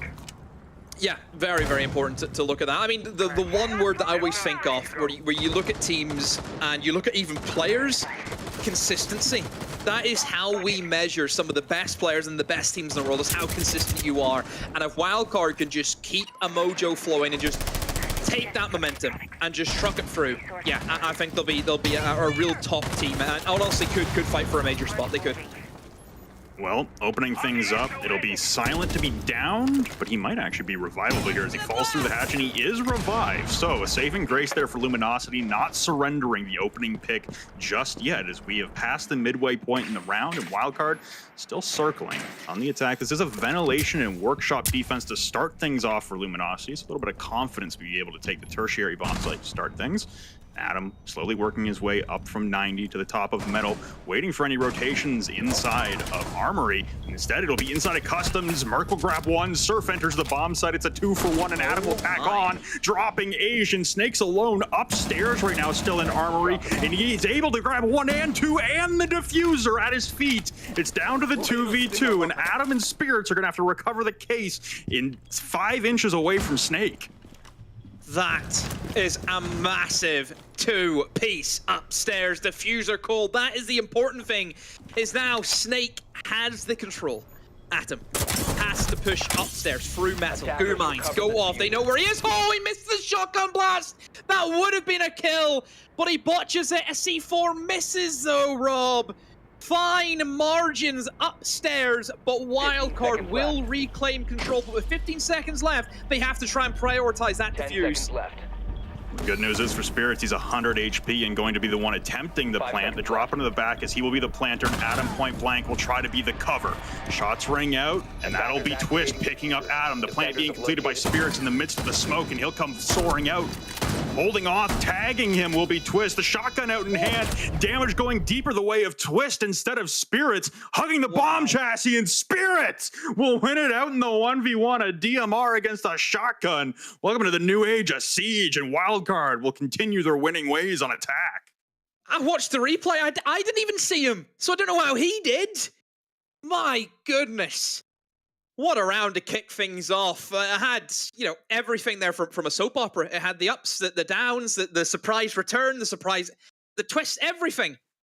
What a round to kick things off. And I'm sure will be a fantastic map. Wildcard. I like, again, that quick decision-making. Seeing that, hey, we can walk into site. Let's do that. We've seen them get the early control. But it also shows the weaknesses sometimes of being a team that will look for that opportunity spotting is you move too fast, you will forget something. And the something that they forgot was Snake still upstairs in Armory, who did not get droned. Losing the fuser, then they have to go for the retake. I mean, Snake will be kicking himself that he missed that shotgun. Yeah, the super shorty on top of the desk inside of Mini. 10 seconds left. Bold. He had the goo mine to give him. Yeah, he winged him or something because a little bit of damage, but he was not centered mass with that shotgun. So, right idea, wrong execution. The goo mine didn't really help it much either. And for Wildcard, they pulled one back there where it looked like they made a fatal mistake, and yet Luminosity unable to make them pay for it. So Luminosity, seeing that result, is going to abandon Workshop and Ventilation for now. We're going to head back topside to Armory and Archives, try and get a win on the board, try and level things out. And again, we're going to see French operators with MP5s, big chunky boys trying to hold out CCTV. Yeah, it's a different alternative of... well, I mean, you look at the top floor. The main thing that you will find with top floor is you have to extend in towards security. You have to extend in towards office. One main operator that a lot of teams like to bring to hold down security is Azami. Azami then, because she's really strong, is then going to get banned by usually the team that starts attack first. I'm really surprised that NA don't take Castle. It's something that is very prevalent inside of EU. I know it's something that, if you look at Border, you will see those extensions with the Castle. It blocks off the long corridor, for example. It just gives teams a little bit more of a safety. The way I look as way NA are playing it is they're very reliant on the dock to use the stim pistols that take constant gunfights and try and win those just outright. LG have then also taken an extra step where they've then said, okay, Doc's good and he can heal himself, that's great, but how about we give him Rook armor? That's the thought process that I feel for LG, is just how OP can we make this position? They're just laying it on nice and thick, as much health as possible for their anchor player in CC. Now, Merc has made his way into break room, utilizing that rotate and just waiting for the retreat to come out from Eddie, and he'll be downed and finished off by Surf, and that's actually the Rook of Silent who drops downstairs. Snake will grab Surf, and Silent did not drop, actually. He stays inside CC, and it doesn't look like Wildcard are aware of this. Oh, he barely misses the swing! Oh, that is horrendous! So close to glory there for Silent, but it just hasn't worked for him. That is a heartbreaker. That's just one of those. I thought he had the timing perfect where he just comes around, two of them are going to line up, but then he pre-fires for whatever reason, and then he just gets rinsed in the corner. Oh, my heart goes out to him. But that's the way Siege is. If you make one brutal mistake against a good side, which certainly Wildcard will fit underneath that banner, you will be punished.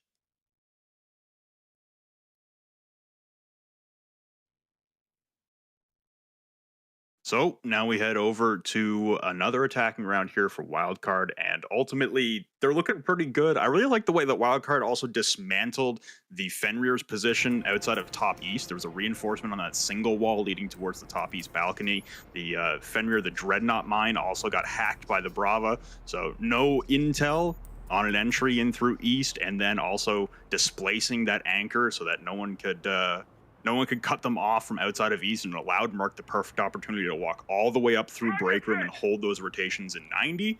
That is honestly a very impressive attacking round for Wildcard, step by step, methodical, and then when it all starts exploding and it all starts popping off, they also have the gun skill to be able to match it up. For Luminosity here, re-attempting top floor, Armory and Archives. We'll see if they bring out a little different strategy this time, as they've dropped the Frenchman and they've brought out a Warden instead. Yeah, I don't know how much of an impact Warden sometimes has, mostly because I think on a map like Border, where it is fairly compact, you don't really get a lot of those long-range gunfights. So you do, if you really want to make them work, you need to make like a lot of openings. You need to make a lot of rotates, a lot of long kill angles to really get the value out of the Warden. I think with operators like Twitch, which has been a bit of a signature, I think, for Wildcard at the moment. We've seen this a few times that they will bring in the Twitch just to clear away some strong utility. She's going to have smokes on the board. Also, there's Brava, 2 more smokes. You get your value from knowing what operators you're up against. That is a lot of Capcan traps. That is a lot of Capcan traps getting hacked. That's going to be a nightmare. Are you betting man, Rob? Are you betting man? Yeah, I'll put 5 on that. I'll put 5 on that. That is catching a defender. Yep. Ultimately, though, it is Luminosity getting the first 2 picks, so the remaining Capcan traps will claim an attacker life. We'll see if it goes the other way later, but now it's a 3v5 to work out of here for Wildcard. They lose their Breach and they lose their Ash. See, the only issue with hacking those Capcans, and it's a good swing from Snake, and it just makes it all the more difficult for Wildcard. And out he goes, but nobody's home. The issue with those Capcan traps, it does get finished off, is what defender's going to be rotating in the break room to really, get blown up by them? Bit of a waste, almost, you look at it, so we'll see how they do. But Spirits at the moment, he's really dabbling with death as he is on the long angle. Those are yours. You can walk through. There you go. You're fine. He's maybe looking to go for a bit of an alert play and should be able to nail the cap cannon. Does that very convincingly. So a minute 10, 2 versus 3. Maybe Rob, plus 3 cap cans on your side. Who knows? Who knows? Unfortunately, it is Adam who is holding down CC and breaking. Like you said, the likelihood of someone rotating in, unlikely at this point. But Spirits has made his way into sight, and now he's challenging the member from Luminosity. It looks like it's Asian inside a fountain coming straight up towards the metal stairs. Adam will get one, Spirits with another, and suddenly a 2v4 becomes a 2v1. Twist sends out the Nitro, and it will collect Spirits. The SMG-11 is not strong enough, and Adam will close it out. Wildcard bring it all the way back, and they're up 3-0. Man, I'm telling you, this team is extremely good. I said it before, teams who can make rounds like that look so easy are just a joy to watch, and you know that you just know they're good. You just know it is. I mean, LG, question marks have to be flying out for that count. They've gone for the timeout. I mean, that's a tilt round. You go from a 2v5. LG, you have not played the crosses. You've not done the fundamentals of Border. If you're on defense and you're opening up all of these different little rat holes, these crouch rotates, these head holes, they can work against you as much as they can work for you. If you know you're on a 2 versus 5 and you don't have any info, all you do is you just play your trades. You set yourselves up in a position where if one man does die to a crouch walker, you are then there for the refrag. You can go back and watch that round. Every kill was individual. We've seen one guy get picked off as he jumped out a window. Again, bit of a rookie mistake from Snake. Another guy just walks in through CC, finds one by himself. Another guy then walks in, kills the guy as he's in Archives. Another guy walks in through Night, kills the guy in Fountain.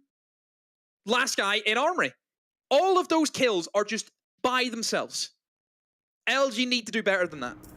Attackers have discovered the location of a bomb. It's honestly just really impressive from Wildcard. We mentioned it in the first game as well. This team wasn't a team 21 days ago. Yep. Like 18 days ago, the tryouts for this team were being streamed on Super's Twitch channel. And there were like 11 or 12 different options. So ultimately now, for Wildcard, they've come together in a very short period of time. There is some experience in here. You know, Surf and Spirits and Merc, they do have tier 1 experience. Merc, obviously, with a hammer in his back pocket. Yeah, you've really That's some pretty good experience, right? But for Wildcard, it's a brand new 5-man roster that haven't played with each other in the past. And honestly, it's really impressive to see them be able to be so calm in clutch situations like that. 2vx's, 3vx's, it does not matter. And honestly, for Luminosity here, they're drowning and they need to get back above water, and they're going to choose Bathroom and Tellers as their life raft to do that. Gonna go Bathroom Tellers. If we actually look at Wildcard and how they have done going up against that particular attack, it's been pretty successful for them on the old Border, as they actually have we see a win percentage of 3-3, so they've never actually lost an attack on this. Very nice here, leveling out in the man count, and actually it'll be Silent to drop the attacker at the top of East Stairs, looking for even more up against the glass, and he'll be successful. Beautiful work there from Silent to drop Spirits, and once again we stand at a 2v4 for Wildcard. Can they pull this one out of their back pocket as well? SMGs raining off, but again, LG, you've been in this position before where you're in a 2 versus X. All you need to do is not give away the individual picks. And what is going on, Rob? As it's now a 1 versus 1, maybe even a 2 versus 1, because he could still go for the revive unless Aizen goes for the kill. Unbelievable. Truly staggering. Absolutely unbelievable the way the Wildcard is able to pull these rounds back, and it's all Asian. You can see every member of his team is spectating Asian. Nobody's on a cam. There's no intel. I'm not even sure if they know that Surf was down in that engagement. The stuns will come out for audio cover as well, and the revive will be faked as Asian will walk his way in, and Asian will collect a kill. Finally, some clutch factor coming out from Luminosity, and they will stave off the 4-0 deficit, winning their first round on Border. My, oh my. That was another round that was worrying, it has to be said. Again, LG, it's just those moments where they've looked really good and then they just throw it away. I don't know how they're consistently doing that. But yeah, they definitely need to try and do better with that, because it's obviously going to be a worry as their campaign, you know, starts to steadily move forward, where they start having, you know, bigger games, Rob. But keep in mind that they still have some of the big boys that they have to go through. I believe their next playday is against SSG, and then they have to go up against M80, and then they have to go up against DZ. You know, those are fixtures that if you do that against those teams, you're not going to stand a chance. Yeah, and honestly, for Wildcard, like I said, the beginning of their schedule, not to be too rude or anything, a little softer than the back half of their schedule. Honestly, this has been a very, very impressive run of form for Wildcard. We are going to have to wait and see how it truly stacks up against the big hitters in NA later on. But for right now, for what we've seen thus far through 3 and almost a half games, a lot of it being Border. And that is the opener for Merc, as he will drop. I believe that was silent peeking. We don't have a HUD or an overlay, but I'm pretty sure that was silent peeking break room door. Merc surrenders 40 HP to claim the life of Silent. You know, I see moments like that where you see the spawn peaks, and you do think it just screams, you know, underexperienced. You don't have, you know, the right mindset. Going for spawn peaks against, you know, these players, we talked about the experience that Wildcard have, it's never going to be warranted all too well. And especially a C4 down on Border. C4s on Border are very potent. There's a lot of verticality you can actually display there. They have eliminated the Hard Breacher, which is, I mean, it's a bit of a meh. When do you really see Hard Breach used all too often, Rob? If you're not looking at the top floor, doesn't really happen. Not usually, no. So then actually, there's X-Kairos just sitting on the wall, but Merc's not going to be able to do anything with those, as Packer has met his ultimate fate. Swing in towards Armory Dorn again. Asian just getting rocked off an uncommon angle. Merc just the better man right now. A run out from top east as well. Merc will lays as many shots as he can over towards Twist, as he will have to scurry away back down east. There goes a Twitch drone, so some good utility being taken off the board. But again, Wildcard does not matter the disadvantage they're at. They refuse to go down without swinging. Well, a couple of shots do rain through in towards small box, but the others retreat back into the bomb site. Adam patrolling that main door, looking for the cutoffs. Has the smoke grenades, could block off 2 avenues in that bottom blue corridor and maybe look to push in towards the bomb site. But right now, I think vertical is where they want to try and get control off. Merc upstairs has the sledgehammer ready to go. Doesn't know, though, if anyone's upstairs with him, and obviously we can see that, Rob, that no one is there. So there is potential now for the verticality and the coverage that can go down from above. And Adam gets an absolute freebie. Twist, what are you looking at? Straight into sight, and that pre-fire to the bathroom wall nearly collected the head of the member inside a bathroom as well. Surf is going for the plant. Snake is going to have to impact his way in, and he's down to about 5 HP and cleaned right off the board by Surf. The plant being reattempted here. Snake's going to launch an impact into the vent wall, but he's not going to see the head of Surf even on an elevated angle. He gets 1, he gets 2. Snake, can he bring it all the way back? He's got 1 member to find, and Adam tucked up against the vent window. Health nearly equal here, and looking for drones, looking for the diffuser. They're trying to retreat out from Adam, and he makes it outside. Much better position now for Adam to be able to hold this post plant, as he's not stuck up against the window. Snake finding the diffuser, will attempt to bait at least once. The super shorty out in hands for Adam. Snake still sticking. Snake gets off and runs towards the front door, launching as much ammo from that P90 as possible, but Adam will close it out with the super shorty in style. Oh, Adam, that was a close one. The window was shut. Snake realized that, so he should have known that if he's going to push me, it's only going to be from the main door, because he can't see me from the window. It actually made that clutch a little bit more winnable from Snake. But obviously he could have stuck it there. Everyone knows that. If he had just kept holding F, Adam would have been the one with egg all over his face. He would have been the Joker. But no, Snake, just, you know, you lose that 50-50. We've all been there. We've all been in that position where you're a 1v1 with a diffuser. He chose the play of, let's try and kill him. It is what it is.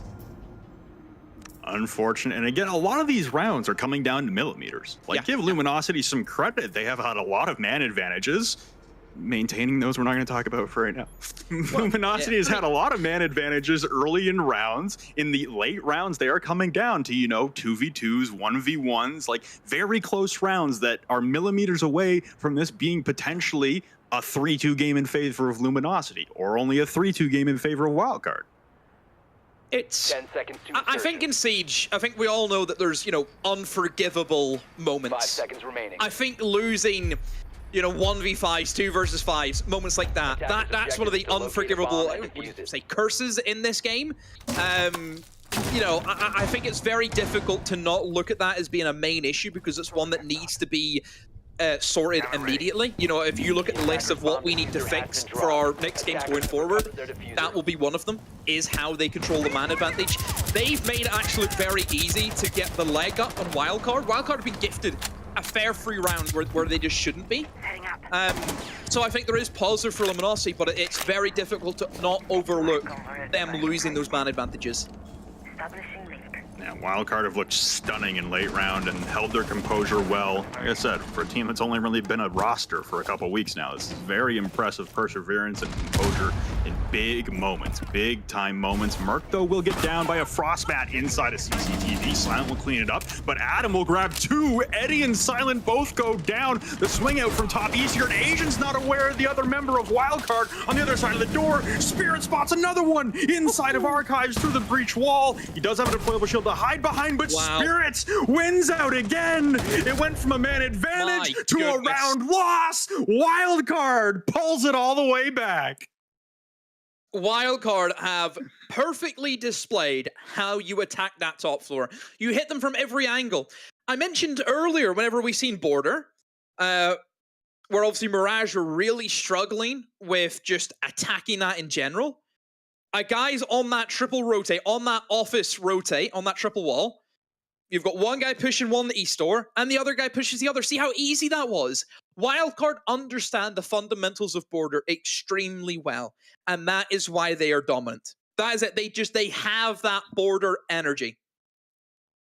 They really do. They have that swing everything, win everything, recover anything energy. And for Wildcard here, standing at a 5-1 half, you're 2 rounds away from going absolutely flawless through your first 4 games of NAL ever. Not just at the stage, ever. They have not been in the NAL before this, and yet they could have a clean 12 points walking out of here. We have mentioned a couple times, their schedule for the back half of this stage does get a lot tougher. But still, those 12 points, I think, like Lax said on the desk, that basically has almost already secured you, based on stage 1 performances, a playoff position. You will be in the top 6 at the very least. You will be playing in those decider matches for a land spot in Atlanta. Oh, that's the dream. That is the dream for these players, is get to that major.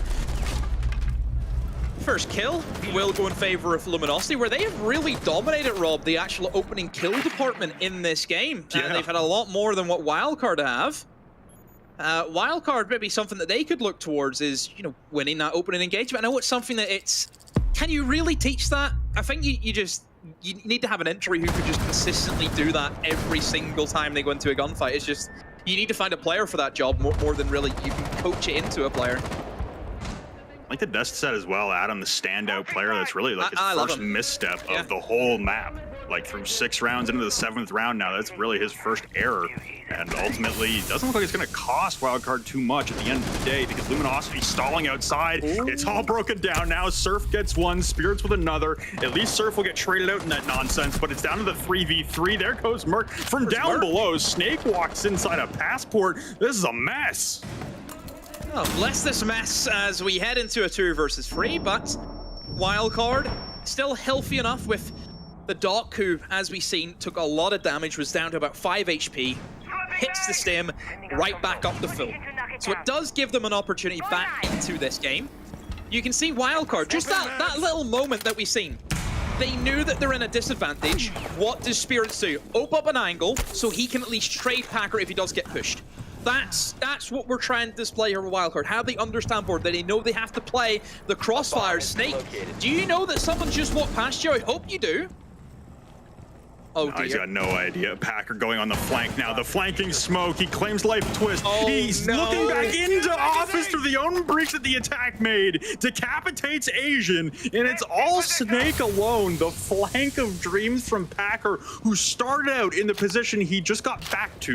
His original position in this round was inside the sandwich wall of office. He's done a complete lap of the top floor and claimed 2 lives for it. Snake alone now in the 1v2 will try and push point blank into Packer's M590. Spirits providing coverage as well. Walks in, and actually a very good shot there from Snake, trying to find the head of Spirits through the wall. Spirits will scurry on back towards Armory, try and relocate behind a metal half wall. He's actually going to play all the way up against the Armory wall now, looking through the soft wall of mini office. The plant being attempted from Snake. 15 seconds left. He's going to pull off and look to re-engage with Spirits. Spirits is going to back off through the rotate. And now with only 7 seconds left, he's going to have to push for the frag. Here comes Snake around the corner, but Spirits again wins out in the 1v1. An incredible flank from Packer, an incredible holdout from Spirits, and that's Wildcard putting themselves on the precipice of being flawless through the first half of the stage. Top job from Packer. Great flank, just sees the opportunity. Again, Snake, did he see him? It looked as though Snake seen him. On my end, it looked as though he's seen him. But did he communicate that? Because I don't know. You know, you'd almost have to sit down with Snake and show him the footage. And so, we got you. You need to explain this. Yeah, it's really hard to tell. He may have just heard him, didn't actually see him, but at the very least, it's one of those things, man. Siege timing. Siege timing will drive you crazy. You try to think about it too much. If I just held that angle for 1 millisecond longer, the entirety of the round changes. Honestly, good on Packer on the flank, though. Like I said, he did a lap of the top floor. Started sandwich wall in office, killed 2 people, and made it back into office. And the thing is, as well, about Wildcard, I love the mentality. If you look at Packer, his mentality screamed, my team are at a disadvantage. We do not have the player count. We're down a man. 5 seconds left. What we need to do is be risky, you know, set the stall up, really push the merchandise, and go all out. We have to do something. And he did something. He said, let's go for a flank. We need to go for it, you know? That's the mentality that I think more Siege players need to have whenever things aren't going well in a round. You need to make the difference. You need to make it happen. You either make the play makes you. Looks like Wildcard wanted to finish this one off fast. Looks like both Surf and Adam were going for spawn peaks. Neither of them successful.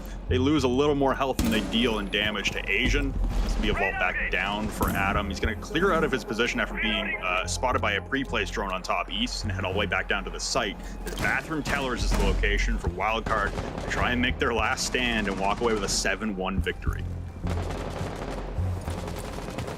I've never seen anyone get to that staircase by rappelling down that. Never. Anyone else? Just me? Just a weird one. Just me. So Luminosity, bringing in a bit more of a stable presence in the Ossa. Also going to be pretty valuable for locking down East Corridor, and I mentioned before, great teams who play Border, their main preference is always take control of East. The refrags, again for Wildcard, is such a standout, Rob. Sure, they lose a player, but they get right back on the saddle and they get a kill back. Adam and Packer both liking to swing passports. Silent's going to bail out of his push in towards Archive's balcony, as well as Mark is looking to fill that position himself on the defense. Packer's made his way again, a lap of the first floor. A lot of freedom of rotation here for Wildcard. is the man who got the kill over in Passport, rotated to Customs, and now has made it all the way back to the bathroom. Sound, instead of pushing into Archive's top side, is going to try and join the rest of his team, who have made it downstairs, but they have not cleared out the top floor. Merc is still up here, causing havoc, gets a pick onto Twist, and nearly gets traded out. And another one inside a break room here, missing the shots. Asian will whip out the bearing to claim the life of Spirits to at least equalize in man count, and even more peaks coming out from Wildcard. They want to end this thing now. Oh, this is Border in a nutshell, Rob. It's just utter chaos everywhere you look. There is a gunfight, and it's going to be still more gunfight. He's back in fourth. Packer, another refrag in the round as Merc got eliminated by Snake, who has been that standout player for Luminosity in this game. And let's see if he can do more damage. Has a diffuser, has to try and get this plant down. 30 seconds to go, the time is ticking. Serve has that C4. That is very important to note, because that could be the round changer. A shotgun on Habana trying to pull out a quick one onto the player by the window. Packer will respond with a kill on the Snake. Diffuser cold, and Surf is there with a refrag. Wildcard making it look way too easy on Border. Merc tossing the GGs in chat before the round was over because they knew it. They have that energy about them. Look at Packer on the celebration, and Wildcard. 4 straight wins, 3 of them on Border. This is a team that deserves a much closer look, and to do that, we give you the desk of our absolute best analysts.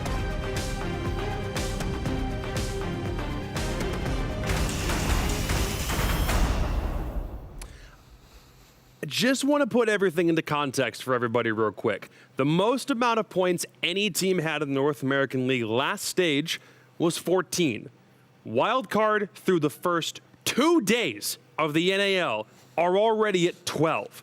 They have yet to lose a map. They are 4-0, not in with any overtime results. That is 12 pure, raw, uncut points that they now have, and no one saw this coming at the beginning of the stage. You can't downplay this. You can't attribute it to an early game luck. Oh, people just don't know him yet. It's been 4 games. We know Wildcard at this point. They have been amazing, and they're the real deal. It's almost unquestionable. It basically guaranteed playoffs at this point, if not mathematically. They're going to be shooting for that top 2 spot so they can skip past the first round. What an incredible looking team. I mean, people don't know him, but we know Border.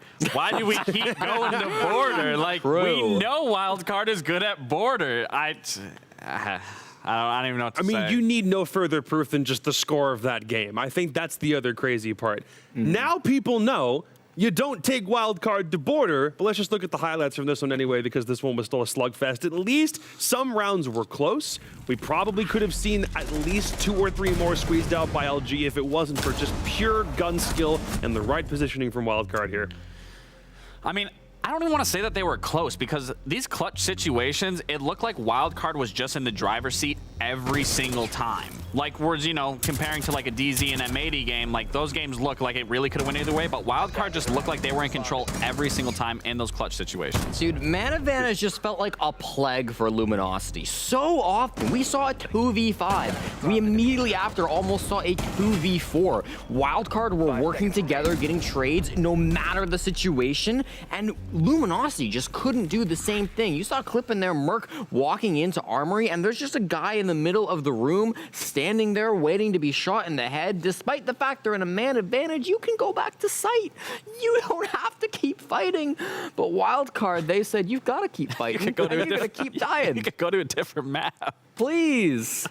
They're putting other teams to shame who have been squads for so much longer. I think Flynn had the timeline about right. It's been maybe a little over 2 weeks for the squad to have been put together. After everything they've been through, like trials being streamed, taking crap on Twitter, it's crazy what these guys have been through to now be at this stage. And I want to talk to Packer again real fast, because holy, what are you guys doing over there? What are you being fed? I don't understand what's going on, dude. Walk me through what these last 2 days have been like for you. It has to be insane. It's great. It's been really enjoyable. It's great for my debut as a Pro League player to start off with 4 wins in a row.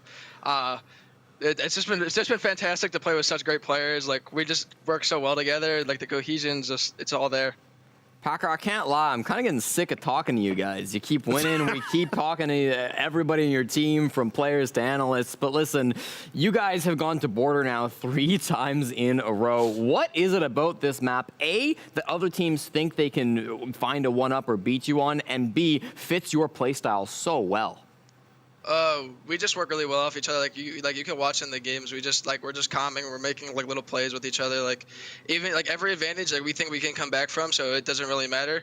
But I mean, every team's just wanting to play us on it. So I mean, like if that's what they want, then that's what they can have. I mean, Packer, you won on Karn & Co. You won on RTV. Are you winning Pro League? I hope so. I mean, that's the goal, right? Like, it's to win Pro League, make the major, then win a major, and then just go from there. But, I mean, that's the goal. Hey, you guys are on the right track. I was going to say, you have a considerably easier workload now. Over next week, there's hardly any games by comparison to what you've done over just your first 2 days. So walk me through what you think it's going to look like from here. Do you think you're going to be able to keep the momentum from these first 2 days going for the rest of the stage? Or if you were to die down a little bit, is everything still okay if you don't win every game from here on out? I mean, we've talked about it. Like, I mean, you're not going to win every game in Pro League. Like, it would be obviously great to go flawless, but you got to keep it realistic, you know? Like, if we go at flawless, it would be great. I mean, we could bounce back from any loss. Like, we work so well. You can watch in the games. Like, our comms and everything just works really well. Like, we're just a fun group, and we just like to have fun, you know? Before we let you go, I'm sure there's a lot of people who have probably dunked on you guys on Twitter, whether it's wildcard in the tryout process or not thinking that you really had a chance. If there's anything that you could say to the people who did that prior to seeing you guys play, what do you want to say to them? I appreciate all the support. I've been getting a lot of love recently, and it's been really great to see. I mean, it's just like from everyone, like even involved with the org, outside of the org, everyone's just been great. But I do have something to say about that.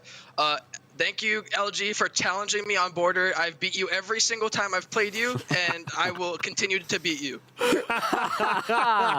Well, go. I mean, next time they got the chance to challenge you might be in playoffs if you both make it at the same time. I mean, you can't do it in best of ones because at that point, you've already proven that you guys are the kings of Border. Dude, congratulations again on the dub, and I hope we see you again real soon. I appreciate it. Have a good one. Dude, even if you don't want to talk to him again, I would talk to Packer all day. He seems so excited and happy to be here and he right should now. be. Of course. God, everything's crazy. You want to look at the standings real quick? Just as a reminder, we'll get to there in a second, but we'll run through the highlights real quick on just how the day overall has gone. Wildcard is going to take the cake for top story of just the whole week, but there were some other good games sprinkled throughout. Yeah, if you'll recall, back to the very first match of the day, we got Nighthaven Labs right up on deck. The first time it's ever been played in competitive Rainbow Six, and DarkZero put on a clinic, particularly in how to attack that map. They did really well against OXG. Of course, that wasn't the only time we saw Auction. They did bounce back later that day. We saw that match just before this last one. All in all, this felt like a real bounce back day for a couple of big teams. Some teams continued the trend as Wildcard did, but we got to see Mirage with some wins finally, showing off what they can do. Some other squads like Oxygen finding big wins. It was a great day. Yeah, it was a great day of Siege. It was definitely a lot different compared to yesterday. Yesterday was pretty much just a one-sided affair. Today was a lot of back and forth, and that last match right here between Mirage and LG, I mean, that was a back and forth game. So it's always good for a viewer and just everyone to be watching just Siege, just the nitty-gritty, people just going back and forth. And then this Beastcoast and Soniqs game, I mean, truthfully, this game kind of surprised me a little bit. I think Soniqs still have a lot to improve on to really, you know, take them back into tip-top shape, but they did come out with the W, which is important for them. And as you were saying, like, there are teams that, you know, have had some really good strides going into today. Yeah, and I think that bounce back is continuing to happen for SQ. You know, they know what they need to work on. I'm sure they can continue to put in that effort. All in all, I did feel like Wildcard, we've said it 100 times, they did perform the most. It was 3 games on Border, including back to yesterday. For my money, I really do think that Adam was the star player in that final round. I think it was right before this game that I said, you know, Adam's not really a guy that we've talked too much about, and yet he popped off, so I'm glad we got to give him a little bit of credit before the match started. Even on the maps that felt like it should be one-sided that ended up not being that way, or what Reddit might call the battle of mid, I think even those games were still great for the teams that are looking to find their footing still. They're trying to like really understand exactly where they fit. Some of these games felt like honest representations of where these teams sit, rather than just one team bowling over the other, which is great. You want a lot of these super even matchups to start a stage off.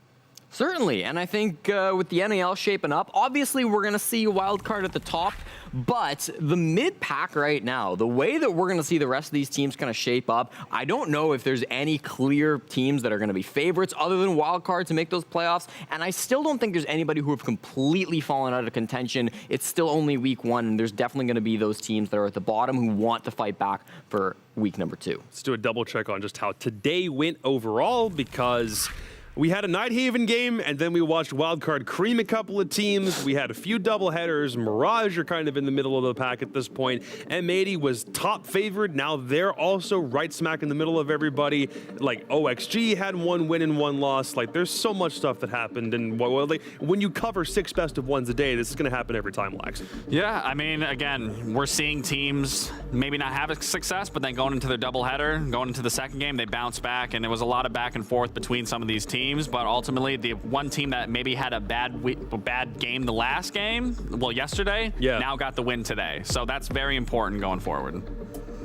I do think as well, looking at these matches, match number 5, probably my favorite. If you've just tuned into the stream and you want to go back and watch one, M80 versus Oxygen was a treat. The way that one ended, it was spoiled in the highlight package that we just got to watch, but oh my God, some fantastic plays coming through from OXG there. And I told you that was probably going to be the game of the day. Yeah, you did. Well, standings-wise, there's one team at the very top, there's one team at the very bottom, and everyone else has to filter somewhere in between. Obviously, Space Station have yet to play a game, so don't look at the fact that like them being in 8th place, it doesn't mean anything, but their buys are now over. They will return next week. But for everybody else, this is a crazy timeline to see Wildcard all the way up here. Look at how far above the whole pack they are, by more than double OXG and DarkZero.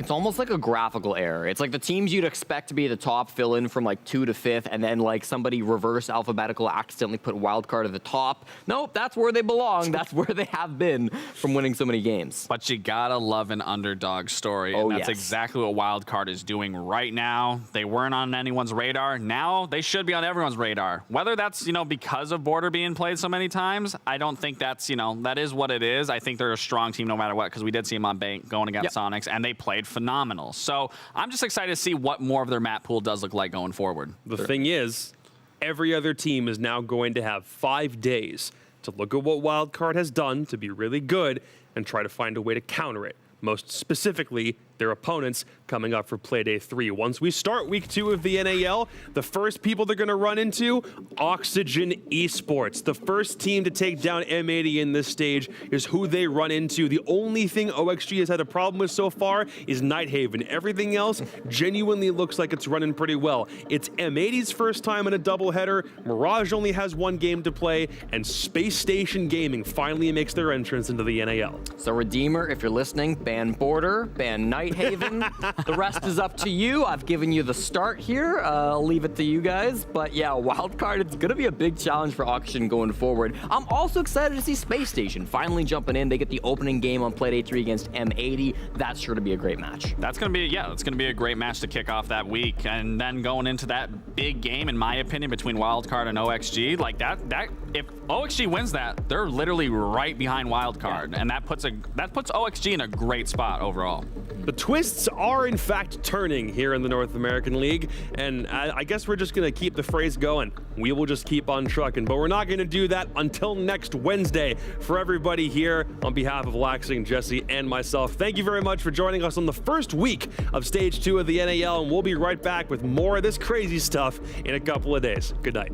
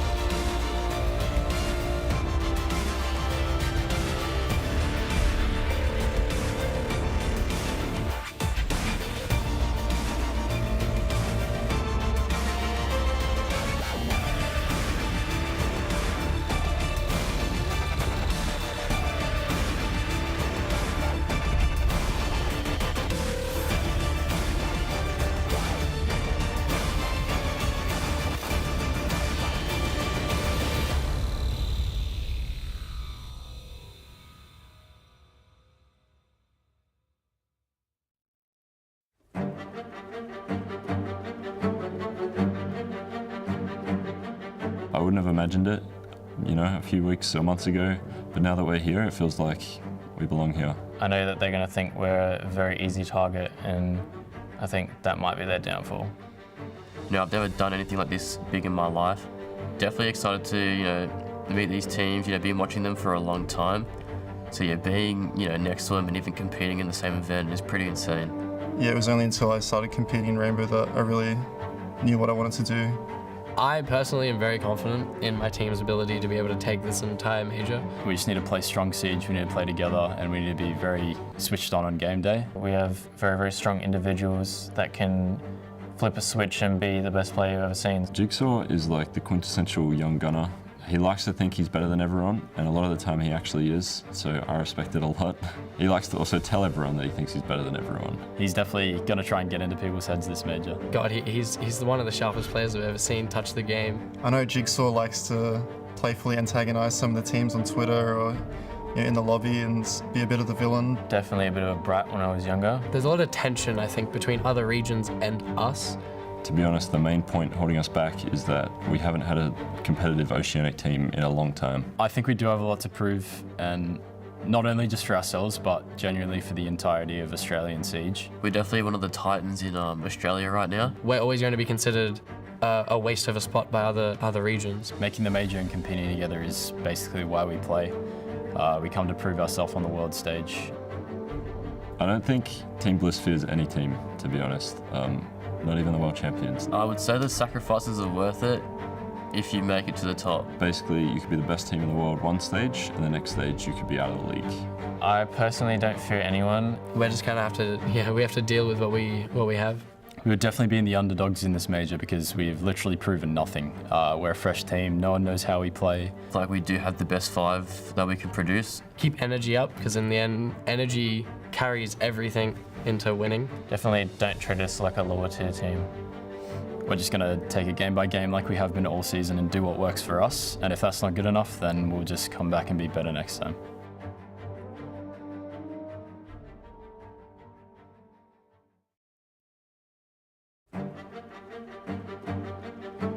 We always shout at the enemy team or like try and make people feel awkward or like uncomfortable and all that. Like it's pretty evil when you think about it. If the crowd is in our side, like we have like more advantage to win the game, you know. It's more energy for us. You can feel the crowd is rumbling below like an earthquake. It's about not staying on that track that got us the win, but it's about creating a new one. Right now we are the best, so it's about, you know, become 1% better every day. Don't we rightfully have an ego? You're coming into the most achieved team that this game has ever seen. Now you are that roster, you're the people that they entrusted to take that even further. Yeah, you should have an ego. It feels good to be classed as the best team in the world, you know, but at the same time it adds a lot of pressure on your shoulders because you don't want to be the best team in the world only for like a couple of months, you know. You want to be the best team in the world, period. We know our potential, we know what we are capable of. We have like no doubts that we can win again. We just have to prove to everyone else. I mean, my biggest moment was to win 6 Invitational. And how did that feel? Actually, I felt nothing. I am confident. Like, I am really confident in our ability because I know how good we can play. You know, we just won the World Championship. Like, I know we can do it. You have to sacrifice everything if you want to be the best. Not only do the teams look up to us, but they look at us and they want to beat us. Of course, I think the G2 is the best team in the world. Like, we just won the World Championship. Why wouldn't we be? They know that we have 5 insanely talented players, and I don't think many other teams can say that for themselves, that all 5 players on their team are, you know, insanely good. If we show up, nobody will beat us. Nobody. I'm always like confident that we can win it all, otherwise I would not be here. Everyone's going to be looking towards us and studying how we play the game. When other teams look at us like that, we look back at them and we're like, yes, we'll be there to defend it. All the other teams that are at this event have copied our playstyle. They're just so clueless, and that makes me laugh. I'm very confident. I think the team right now is very confident. There's a reason for that, and it's not just, you know, us being crazy egomaniacs. I think people should fear us, definitely. It's the biggest team, it's the biggest org, it's the best team, you have the best players. And now it's up to us to defend that and see what we can do about it to prove everyone that we're right.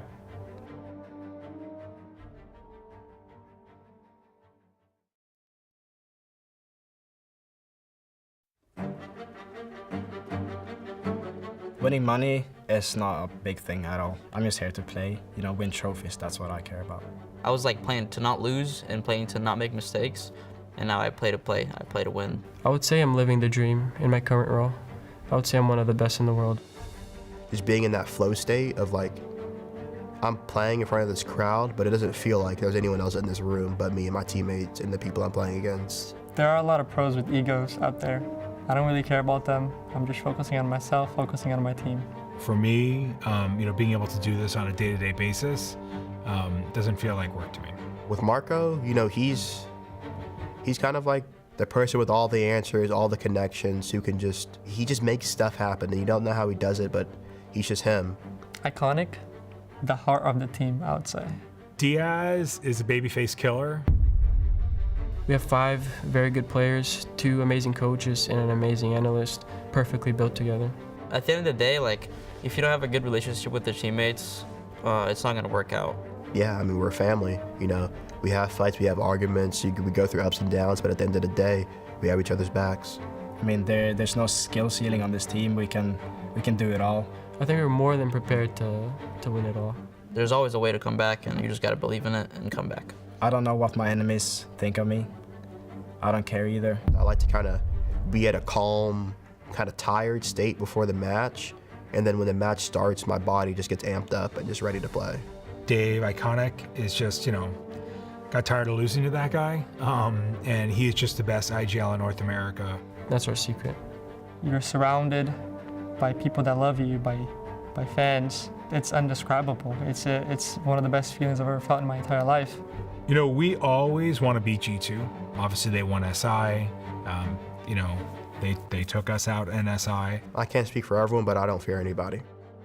We have what it takes to make it to the end and win it all. Being just ordinary, I think, is pointless. You know, there's only one Will. He's unique. For him, Siege is life, and, you know, it's what he does and what he does really well. And I think, you know, by the time it's all said and done, he'll probably be the best player of all time.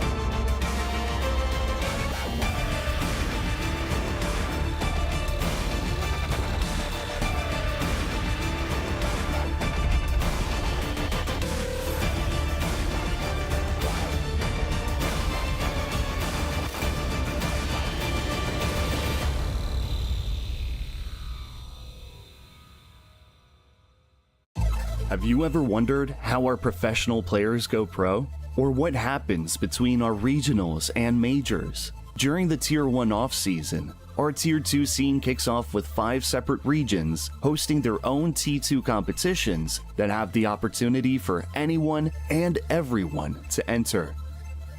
Now let's get started and welcome you to the Tier 2 ecosystem of Rainbow Six Siege. There are several regional events around the world, which are the Japan Invitational, Liga Start for Latin America, the North Regional Rumble, and R6 Central Combine from Europe, and Element 1 for North America. Let's start with Element 1. In the first phase, you have 2 open qualifiers, so that's 2 different chances to register your team.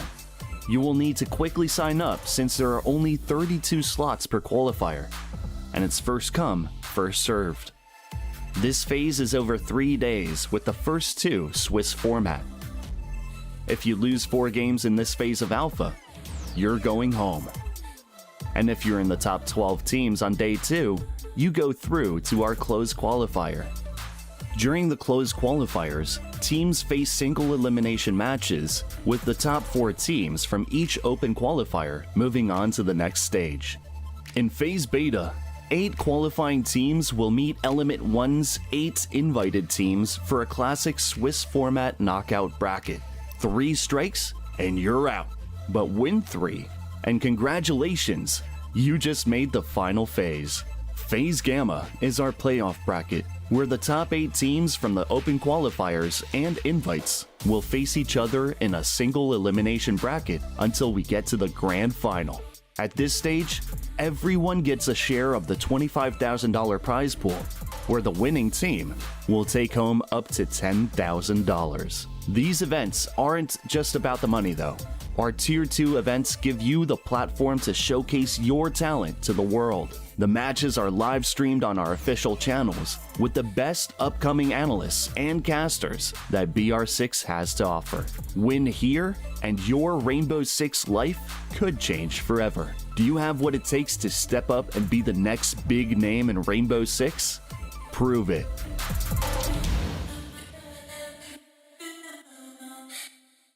Yeah, I got no idea. Oh, brother. I'm losing my mind.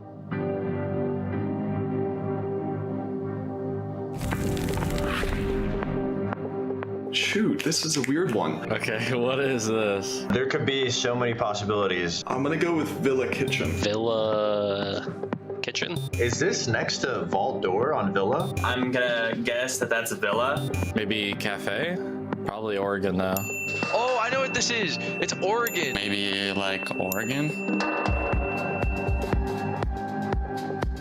Oh my god. I'll be ready for this next one. There's lots of maps with offices. This could definitely be like 2 of 3 maps. Consulate, admin, a lot of files in that room. This would be Canal. I'm gonna say Top Small Tower, Oregon. Logistics on Clubhouse. I'm gonna go with Consulate in the admin room. I don't know where, but I'm just gonna say Bank. Bank? No! There's no way I'm guessing that right. I've literally never seen that, so... I know there's a chunk of statue on Villa Art. I don't know any of the casual maps, so... Probably Oregon kids. I think Pool. I think it would be Pool and on Nighthaven. Maybe like Stadium Bravo. I have no clue, to be honest. I'm gonna go Oregon Junkyard. The only place I've seen chibis is when I do T-Hunt on House in the kids' room. Would be House the Playroom. Oh my god, man. I am not good at this. I've seen this before. It's like a washing machine. That wall looks like it'd be Consulate or Bank. It's gotta be like Consulate upstairs and like admin. I'm just going Clubhouse. I have no idea. I'll go Oregon laundry room. The brick is making me think it's like Consulate. Is that in the spawn of Bank by Alley? I think it's Chalet basement, like beside the car garage. That's Chalet and like the trench hallway area. First one on the board. Wow, not even close. I've been playing this game for like 6 years. I feel like I should know these. would not assume clubhouse because it's like a biker gang. What, there'd be never gonna be a teddy bear there? It's on a leatherback chair. That's okay. That's a good thing to think about. I had to guess. That's just Oregon kids. Cafe and like the VIP. It looks like a leather booth, so I kind of want to say like cafe. Leatherback chair. Leatherback chairs. Leatherback. Where are leatherback chairs? I would assume it would be cafe. It looks like it'd be from cafe. Wait, that's a bench it's on. This is cafe, like tables. My first initial thought is like this is somewhere on cafe. Dining room cafe. Yeah! I had no idea. At least I got one.